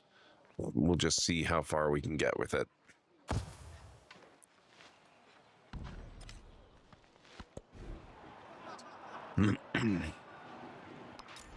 Let's go with the barracks. We'll put that there. Trailing in technology? Oh god. Rumors abound that Maya technology is decades ahead of the rest of the world. If we are to remain relevant in the scientific community, we must find a way to increase our own science output. That hurts me personally.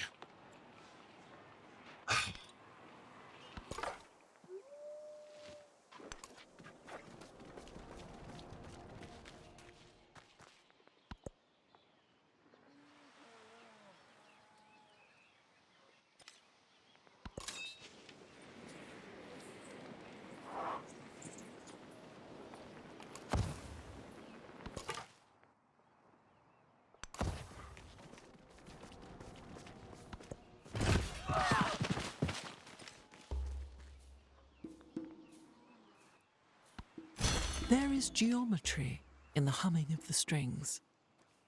There is music in the spacing of the spheres. An opportunity for refinement. Knowledge of mathematics has begun to spread and refine, and mathematicians eagerly apply their craft toward new disciplines, as well as heated debates on the harmonious role of math within the universe. Explore math as music theory. Have a quarter with an academy and an amphitheater. Develop the mathematics of metallurgy. Have a quarry with an academy and a blacksmith. I like both of these, honestly. Let's do the music theory one.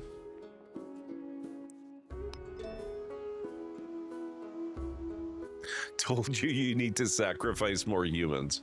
You did warn me. I didn't listen. What can I say?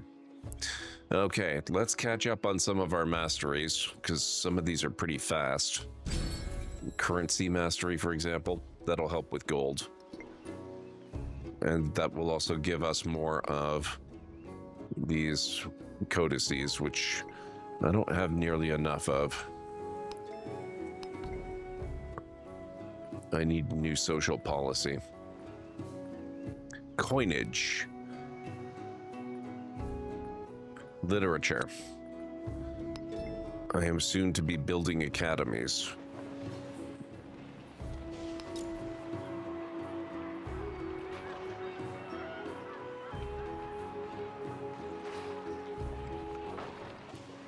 Let's see, this is a farm. Let's urbanize it.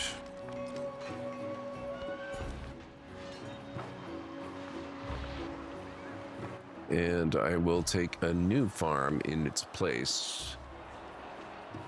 Or not, there aren't any available, so let's get some marble instead.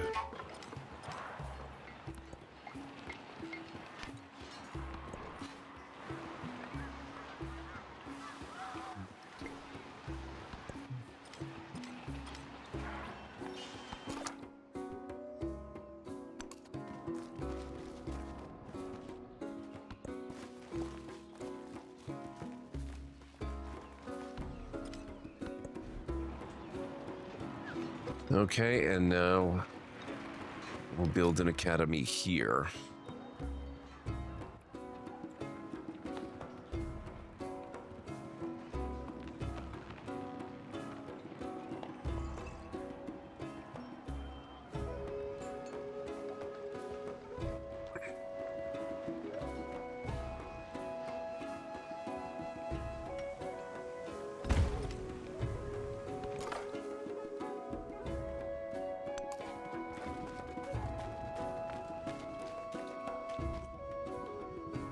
Thank you for streaming tonight, Mr. Gord. Your dulcet tones were so comforting while both Cleric and I were so unwell. We both managed to drift off, and now I'm up again for the evening feeling at least a little more human. You are very welcome. I'm glad you both got some rest. Looked at from a distance, the scholar appears stern. When approached, he is mild. When he is heard to speak, his language is firm.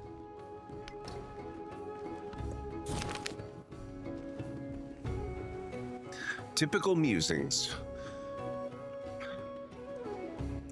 A philosopher considers a group of passing merchants, all of whom smile and wave. Considering their similarities, the philosopher plunges into deep thought. If the end goal is to be a good person, does that not make us all Junji or Junzi? Does it make us all the same? We are Junzi, +1 scientific attribute point. Each citizen decides for themselves, 1 diplomatic attribute point.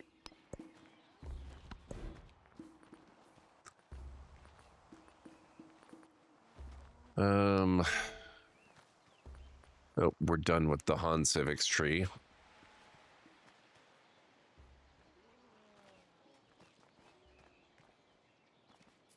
Let's get philosophy going. Leader attribute point available. Scientific. +25% science towards researching tech masteries. Since that's all we have left, that seems appropriate. Let's do it.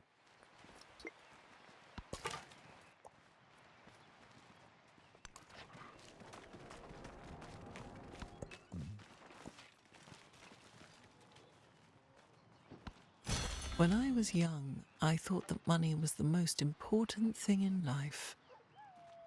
Now that I am old, I know that it is.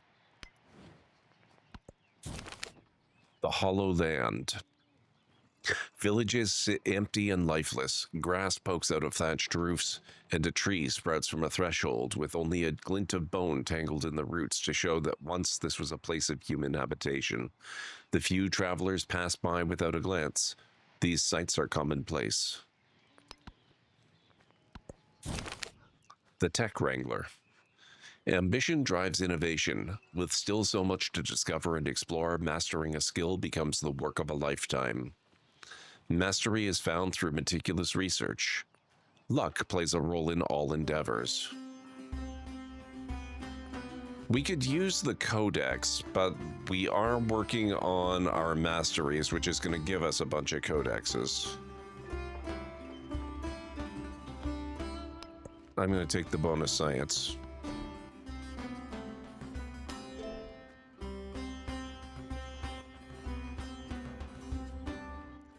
Bronze working mastery, which we get in 0 turns and gives us a codex anyway.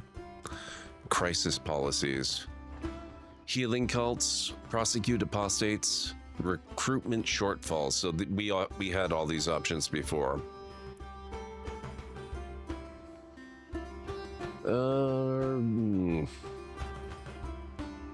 Minus 10 golden altars is pretty punishing. I don't think I can afford that one. I'll do recruitment shortfalls. I hate it, but we'll do it.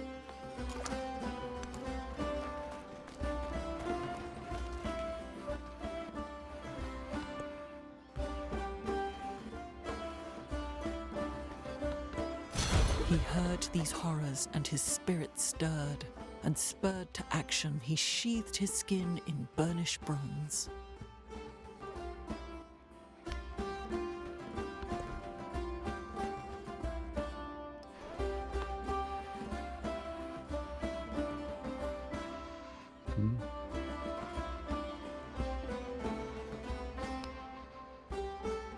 Okay.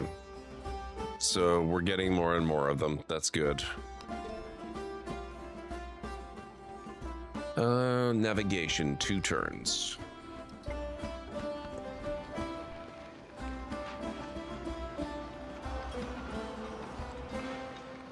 Pyramid of the Sun. Let's actually do the Oracle. That one looks pretty good.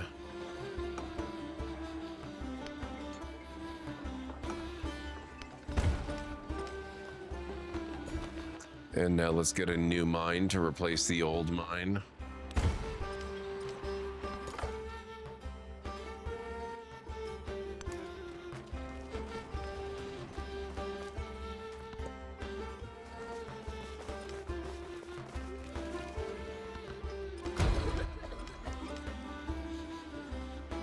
A major outbreak has occurred in the settlement of whatever that's called. During this turn, there were 7 tiles damaged. 7 population lost, 3 tiles gained fertility? Oh my god.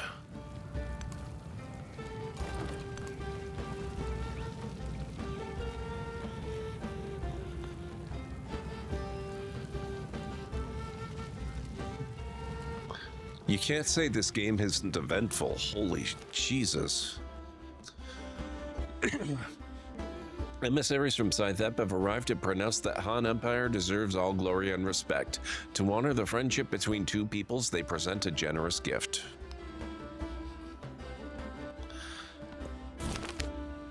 From peasant to emperor. Drunk on rice wine and a little careless, a convict or 2 went missing from a labor gang. Now there are rumors of a rebellion, a chance for a new dynasty. Crush the rebellion, plus 200 happiness towards the next celebration. Embrace the rebellion, plus 100 influence. What the heck? Some sort of plague, Calenray. They're light on specifics, though. Amphitheater.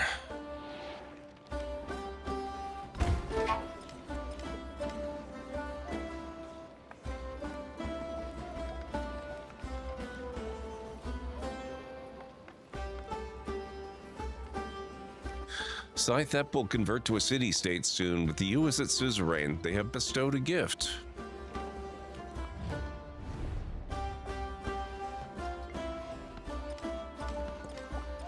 Negative gold per turn. Oh no.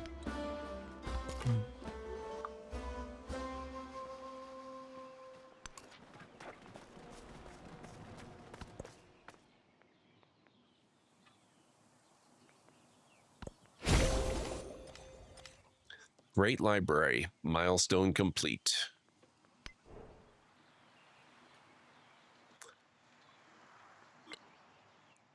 We now possess 6 codices. Han wisdom grows by the day, and the darkness of ignorance recedes ever further. You have achieved the 2nd great milestone in the Great Library Legacy Path. Continue to collect codices to earn the last group of rewards. Next objective, display 10 codices, achieving the 3rd and final milestone in the Great Library Legacy Path.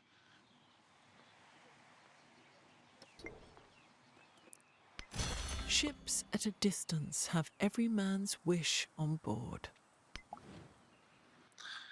Legacy Path, Great Library 6.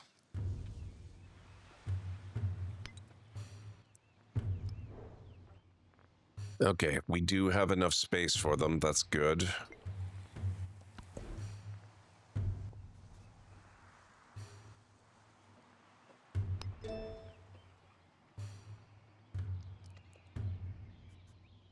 Engineering Mastery.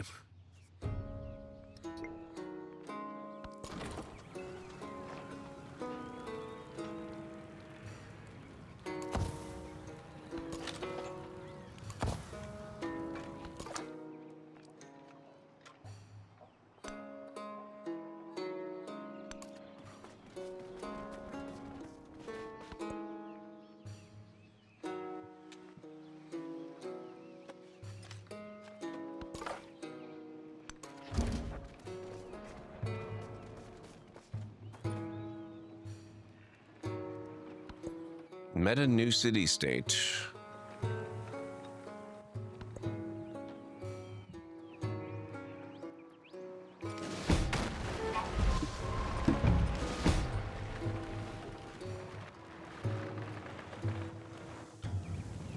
Oh, crap.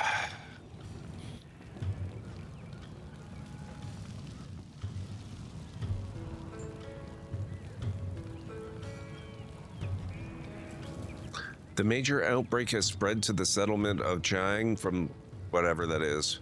During this turn, there were 1 tiles damaged, 1 population lost, 1 tile gained fertility. Oh, man. Oh, I lost my phalanx, too. Science tidbit. A first-of-its-kind study using bamboo apes at Ape Initiative, Iowa has proven they have theory of mind. It was published in the Journal Proceedings of the National Academy of Sciences. Oh, that's awesome. Not entirely surprising, though. Migrant. What is a migrant for?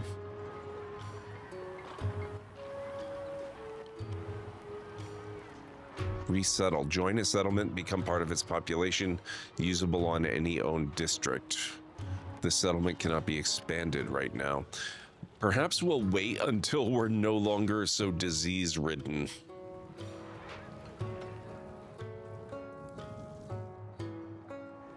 Also, why don't I have more cities than this? This is a little odd.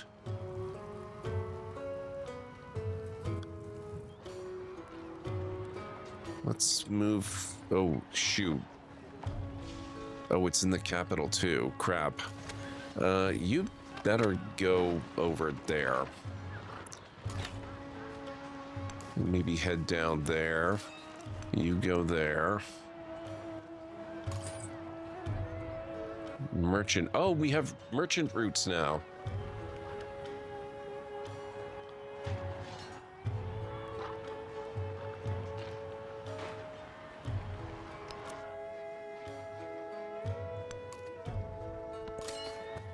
Yeah, get the heck out of there.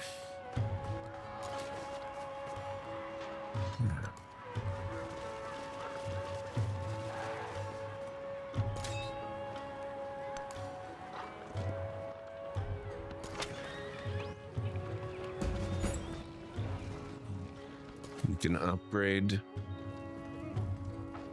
You probably don't want to be in here either.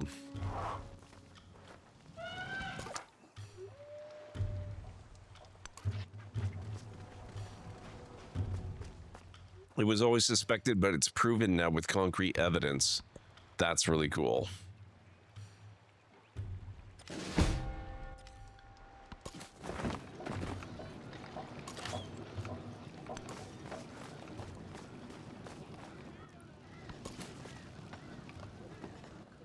Oh, I think I just lost my army commander. You've lost an army commander due to damage from plague, yep.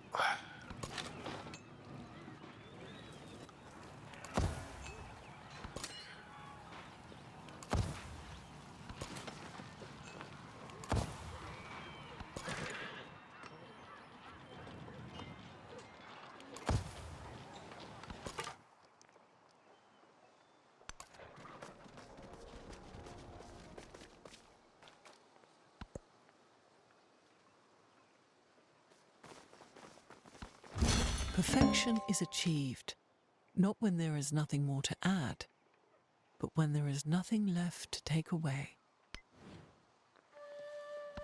Met new city-state.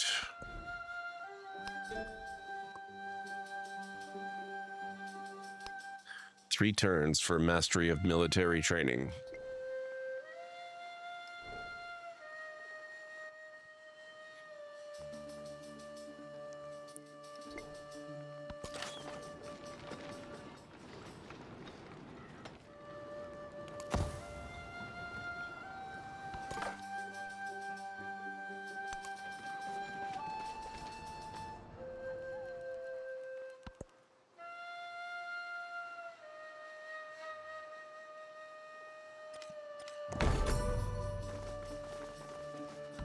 I count the grains of sand on the beach and measure the sea.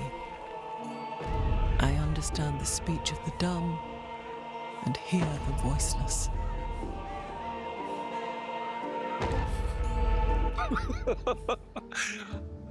I love that the animation includes the plague mist. Man.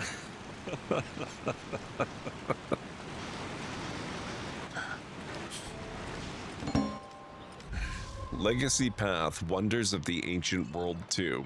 We've completed our first wonder. This will surely assist us in our efforts to create a lasting cultural impact. Of course, our people will want more wonders now. The Han people will need to complete more wonders to complete this legacy path within the Antiquity Age. Next objective, construct a second wonder, achieving the first milestone in the Wonders of the Ancient World legacy path. It's ironic that it's the Oracle of all wonders. You'd think they'd have seen it coming.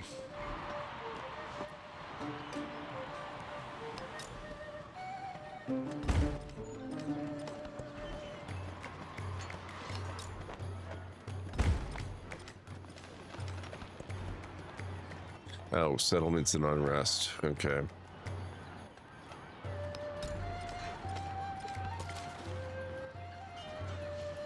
It's just because the Oracle is conferring with lepers, as is her right. That's fair.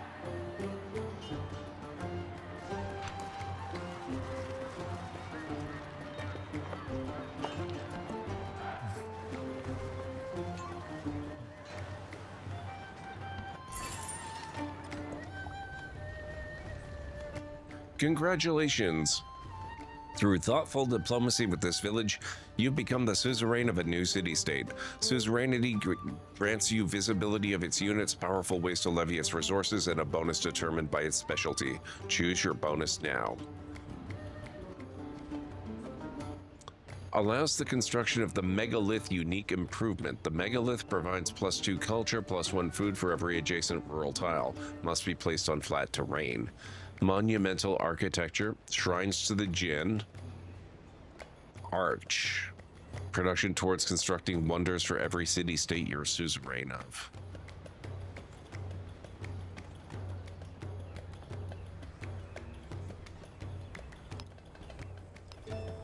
We'll see if we can build another wonder. Duty to one another is duty to the self. Diplomacy grows more powerful with practice.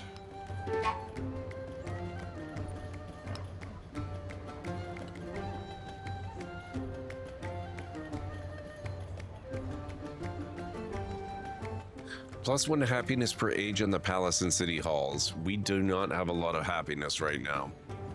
Let's take that.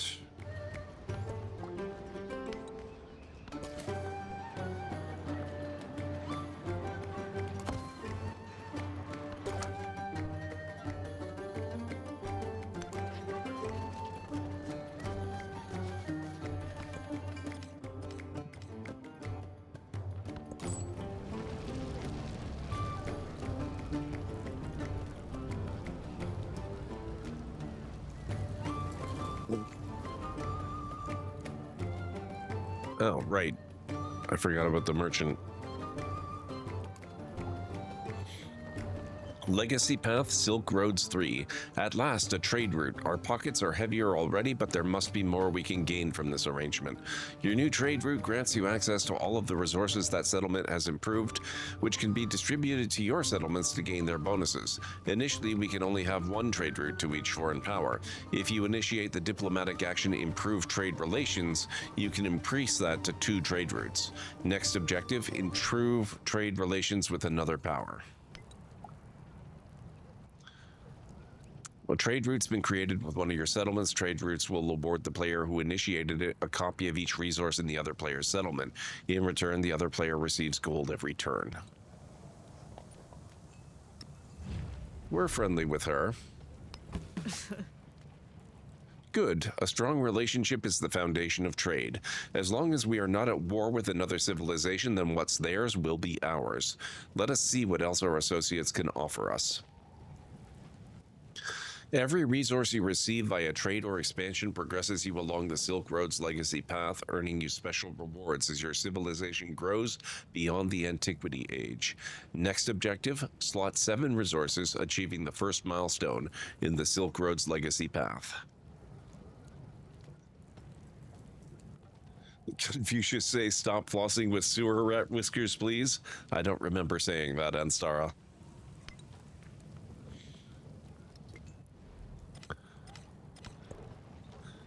Not that it's not good advice.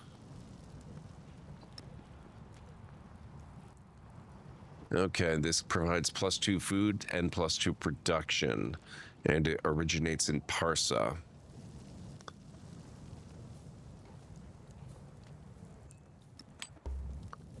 Okay. That had the lowest production of any of our towns or cities, so it gets it. Oh my god, all this repair stuff. Ugh. Geez, no wonder it had no production. It looks like the plague is over, at least.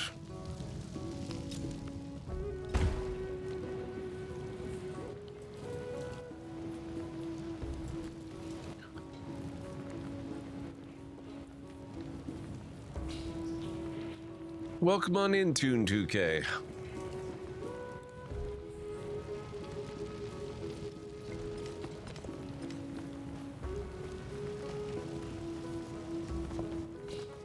The truly brave never boast.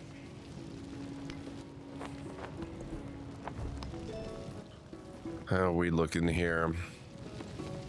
Okay. Mastery of mathematics is the last one remaining, which is actually slightly concerning because I think... Where is it? Yeah, we need to display 10 codices. How am I supposed to get 10 if there are only 9? I'm gonna have to find another way to get the last codex.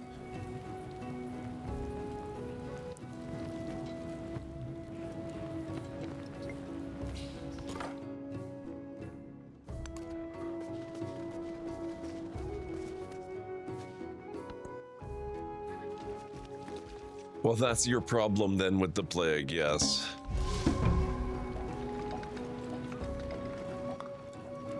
We're still plague-ridden here.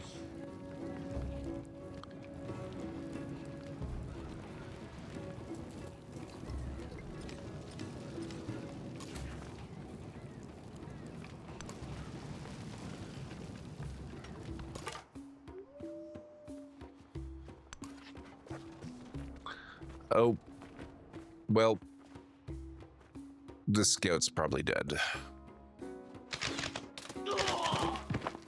Not quite. He just kind of wishes he was.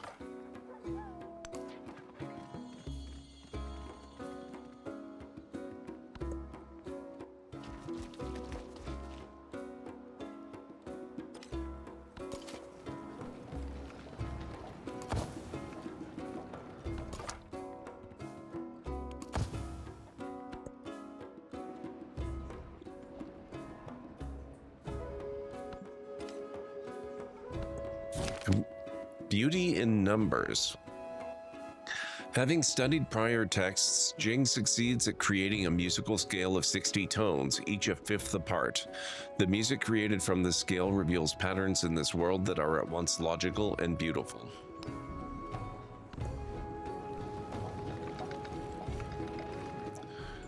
Oh God. Everything is broken.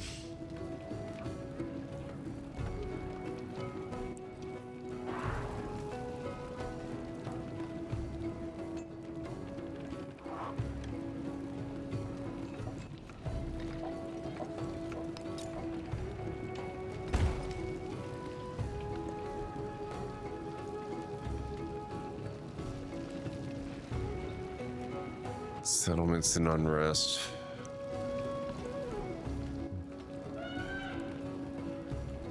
Let's do another merchant.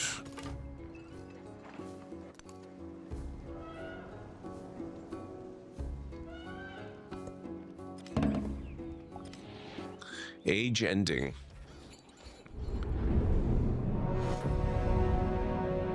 The Antiquity Age comes to an end.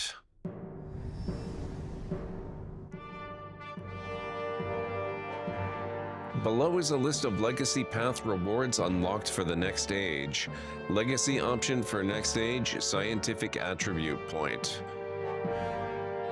Legacy option for next age, Collector of Knowledge, +1 science for every codex in Antiquity.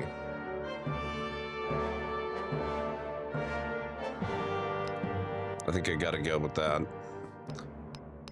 Or... oh, I guess I just get both of them.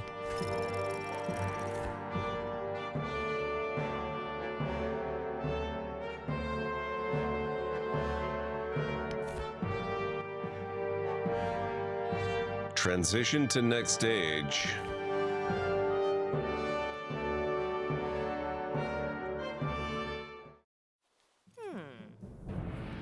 Exploration Age. A new culture emerges. So we can advance to the Ming civilization, which is economic and scientific, which I'm kind of digging. We can be Mongolia, which is expansionistic and militaristic, which not really my jam. We don't have any others unlocked.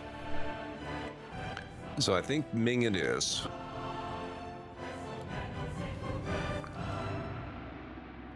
Great Cannon of Yongle, which is a fantastic name. Holy crap. Plus 50% science in the capital, minus 15 science per turn for each social policy, but not tradition slotted.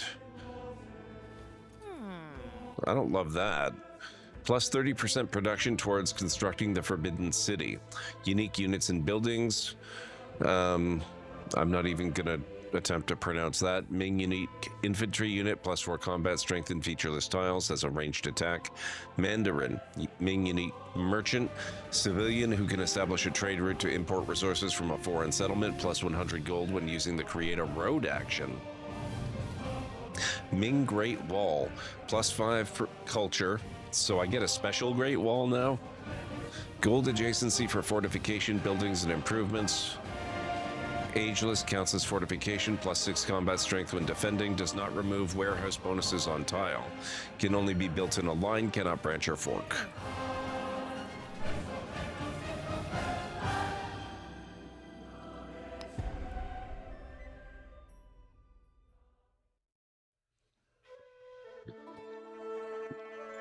Guided by the stars, the Ming will seize the mandate of heaven and lead the people into a prosperous future.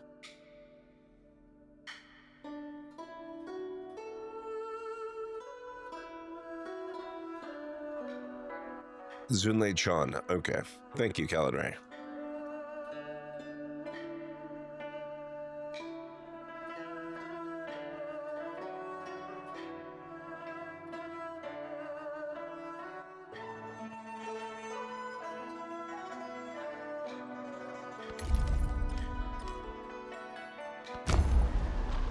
Welcome to the Exploration Age. New adventures across the sea await. The Exploration Age brings many new opportunities. Explore the great oceans in search of distant lands. Your naval units can heal in coastal waters. Establish settlements on distant lands, meet new civilizations, and gather new resources to enrich your empire. Embrace religion by building a temple. With a religion in place, you can train missionaries to spread your faith across the globe. Chinese immersion? Amazing, Calinray. I didn't know that was even a thing. Okay, this is the same as last time.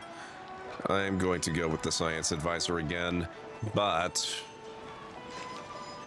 research education to increase the number of specialists you can place in a single location. Place 4 specialists in urban districts outside of city centers.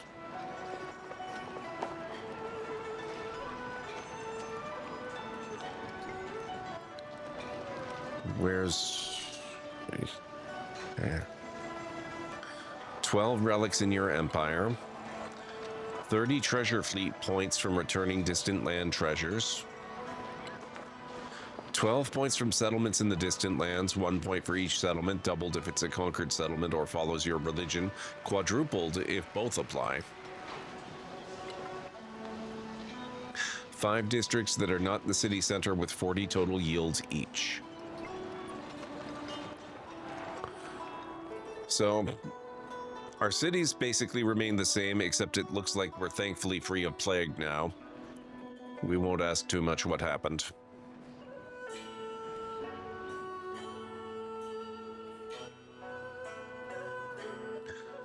It was rare, but...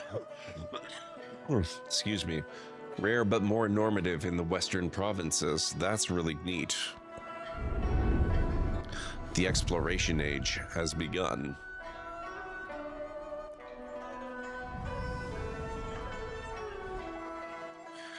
Welcome to the Exploration Age. Here you will decide which legacies to carry forward. The options available are based on which milestones you completed in the previous age.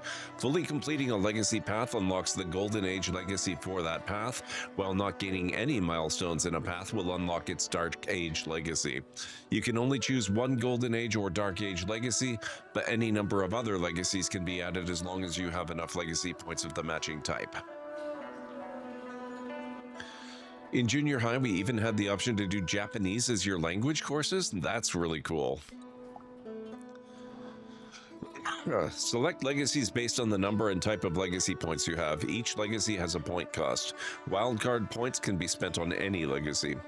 Click a legacy to add it to your selection. Click a legacy in your selection to remove it. After you make all your selections, click confirm. Okay, let's see.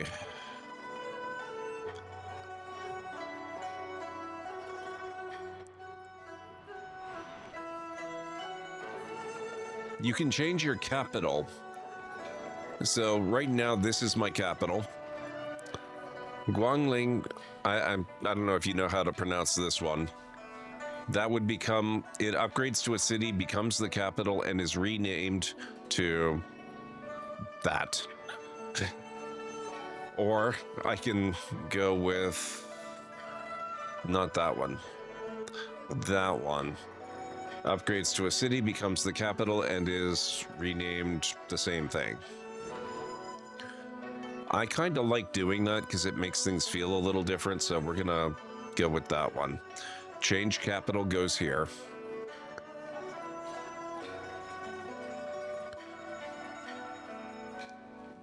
Looks like I've got 1 wild card and 2 scientific points that we can do.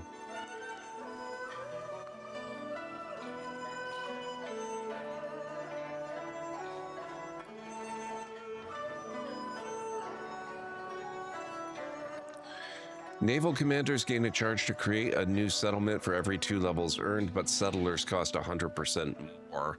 That's for an economic dark age, if we wanted to do that. Don't have to.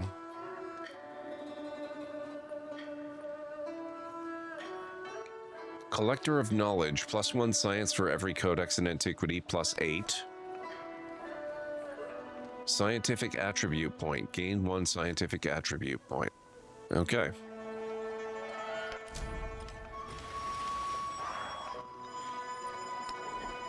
So right off the bat, I've got another scientific attribute point. Legend unlock, +1 to the adjacencies of standard gold production and science buildings. Can I not? I'll do that one, +1 science in each quarter.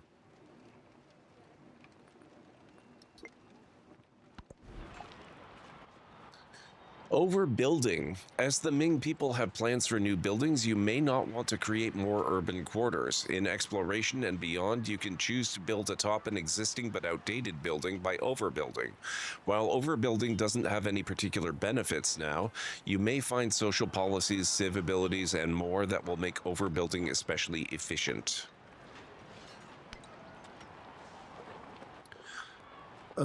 We are woefully short on monies, so let's do a bazaar.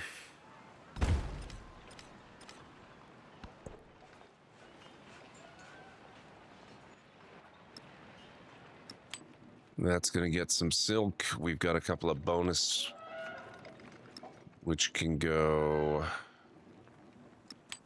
You can have that one, and that can have that one.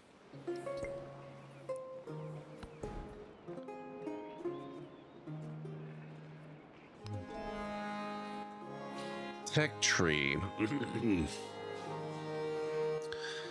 Machinery, astronomy, and cartography to start. Now, what was it we needed to get? Hang on a second here. Research education.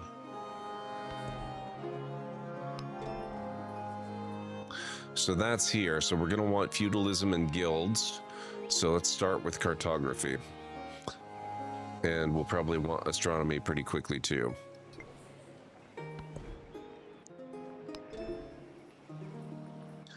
So we've got our exploration civics. We can start with economics or piety. Interesting that economics is civic in this one. Maritime law. Oh, and that gives us the Mandarin. Let's do that one. Policies. Your people are open to a policy change.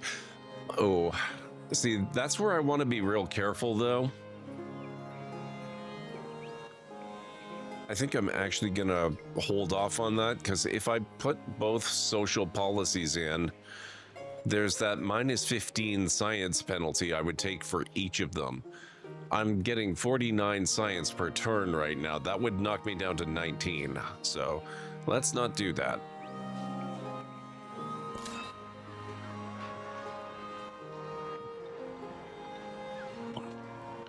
Okay, my army commander survived. Oh, and like I was complaining about earlier, we have to redo this because this is effectively a new game now.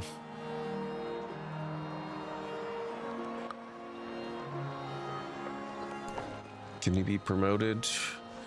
Oh, this is our original one, is he? Interesting. Okay.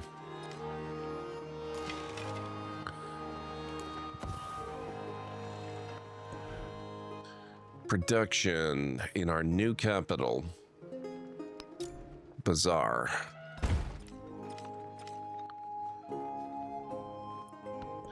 I have to wrap up soon. My throat's getting a little bit raw, but we just got to the age of exploration. So...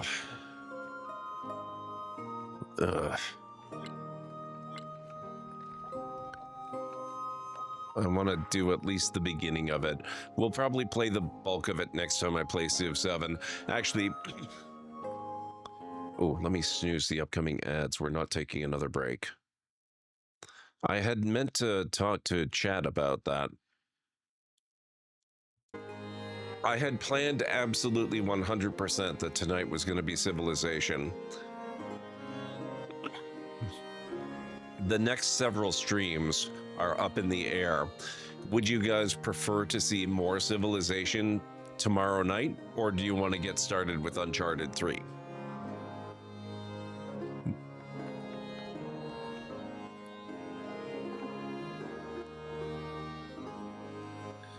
You want Civ, Jarek? Okay. You definitely would like to see Civ. Okay. I am still really enjoying Civ. All right. I am not entirely surprised or disappointed.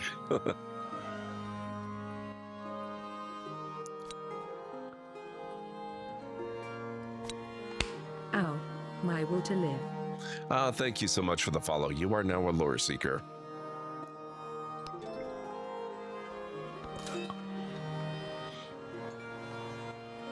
Oh, and I apologize.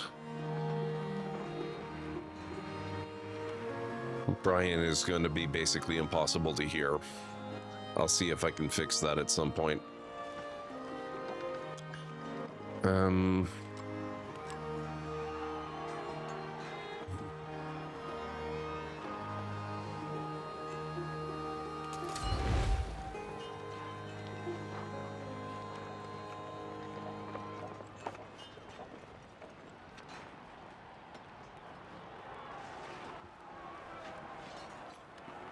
Can he not skip his turn? What the heck? Fine, go there. Oh, okay, because there was another one right there.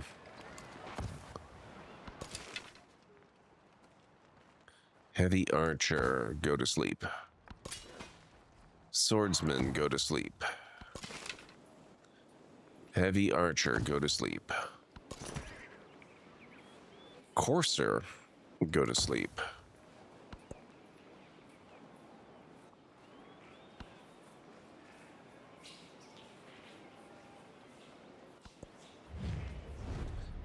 Himiko is inviting you to start a local festival. Yes, I like that. Let's do it.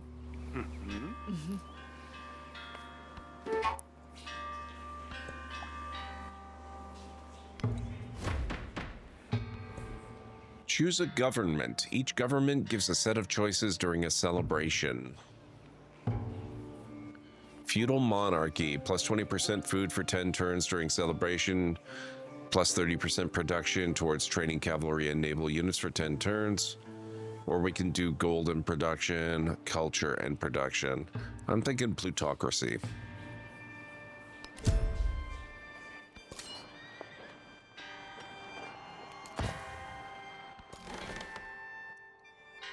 Oh, we have a cog.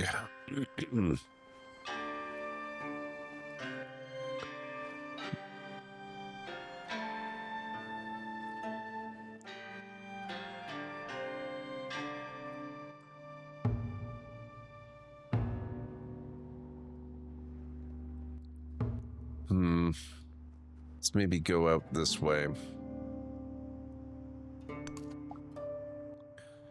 The ocean is navigable but dangerous. Naval units traveling by sea will move slowly in deep ocean tiles and take damage if they end their turn there.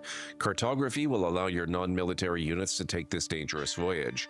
Shipbuilding will remove the dangerous effects of the voyage and make it quicker. Mastering shipbuilding will allow all units to embark on this voyage.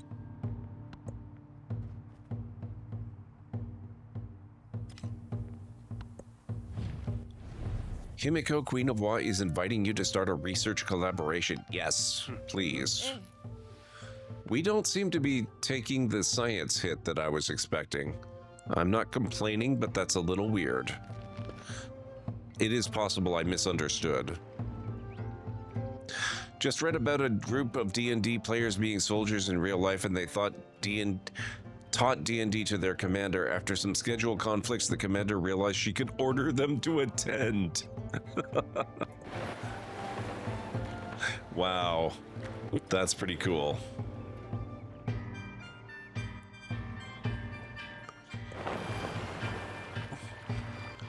That does solve a lot of the problems with real life D&D.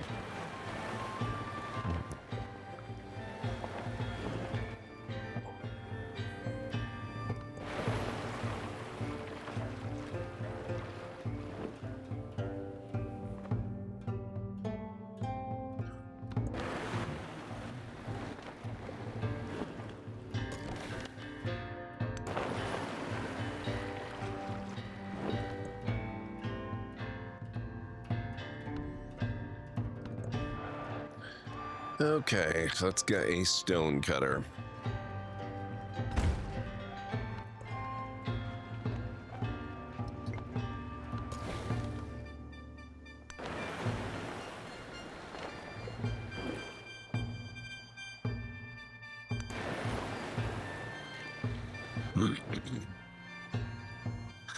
What takes longer, a game of Civ 6 or a game of Civ 7? I suspect Civ 7 has been streamlined in a lot of ways, so I think you could probably get a much, much longer game out of Civ 6. Especially because the map selection is currently quite limited in 7. The map was a model for, rather than a model of, what it purported to represent. Economic consequences. In the wake of the recent disaster, wealthy merchants still have an eye to their profits. Several are petitioning for relief from taxes, claiming special circumstances. Disasters don't affect taxes owed, which gives us 350 gold. Tax amnesty for merchants should be discussed, plus 350 happiness towards the next celebration. Status quo. The negotiations between merchant groups and city financiers are far more fraught than expected. Eventually, the merchants are able to secure some amount of relief from taxation in the wake of the recent disaster. We gain 250 gold.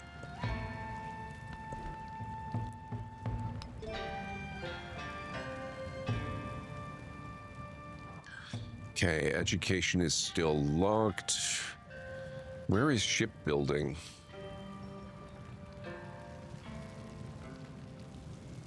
Oh, right here.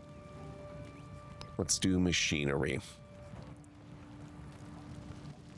I know we're going to want astronomy, but that's okay.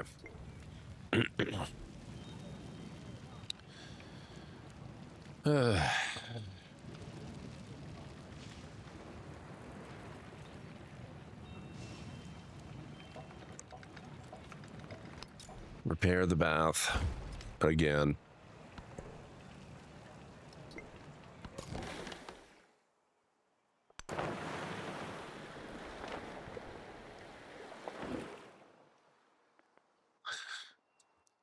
Okay.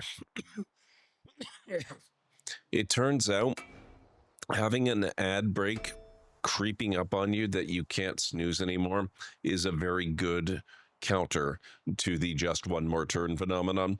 So I'm going to have to wrap it up here, and we will continue this tomorrow night.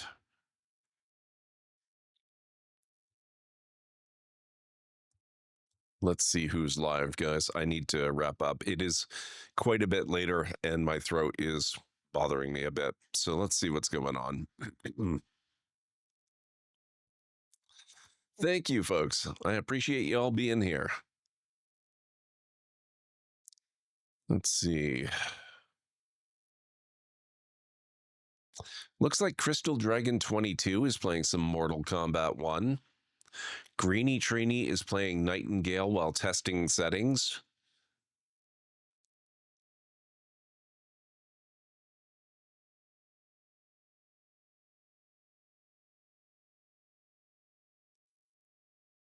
Slappy Jack is playing Final Fantasy VII Rebirth. Hodon Kane is playing Warframe.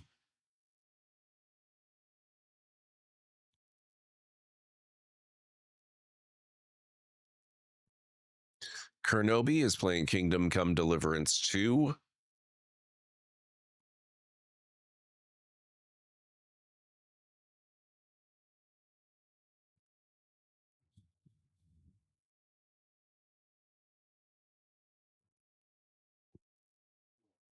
trying to keep an eye out for other Civ players. There's one in my list, but I've never been to her stream before. Lunity's on. She's playing Kingdom Hearts 3D Dream Drop Distance.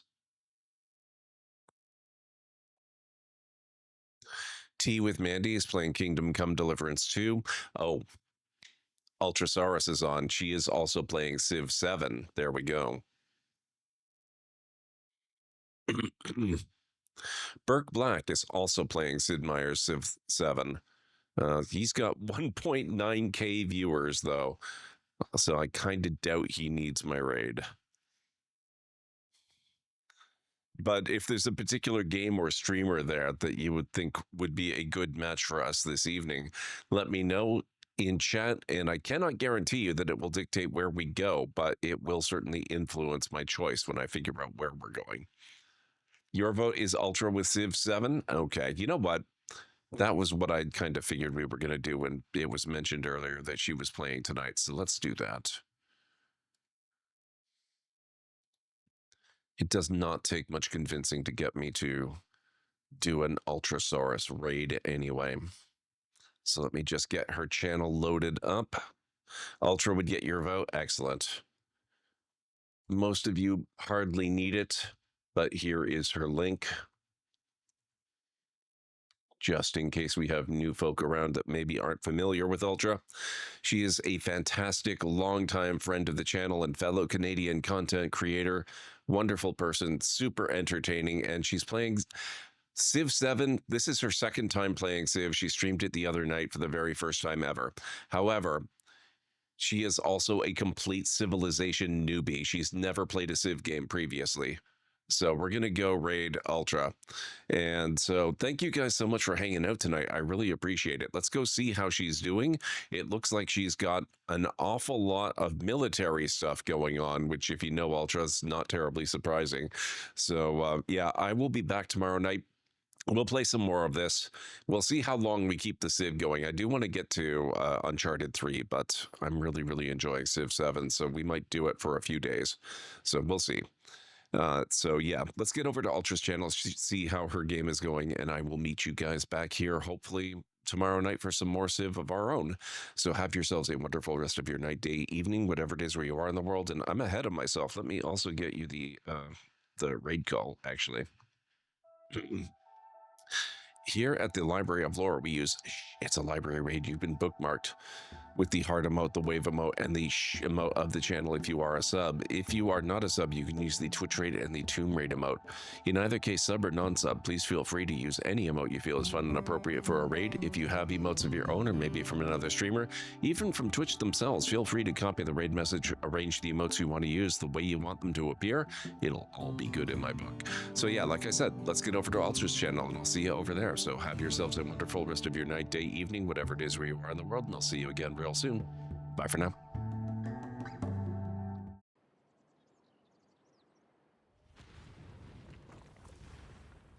People living near the volcano flee as lava and ash blankets the surrounding land.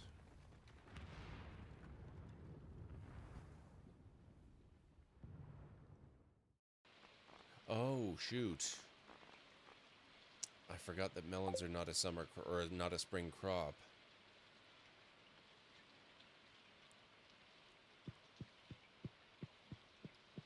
Which means I can't get any more unless I can recover some. Let's see.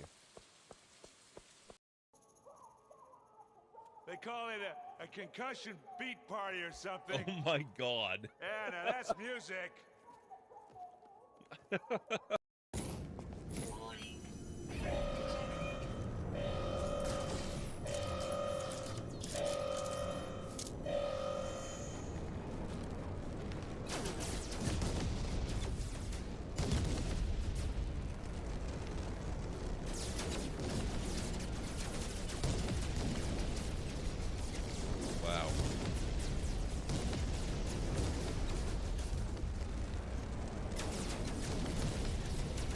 This is actually pretty cool. Also a little bit terrifying.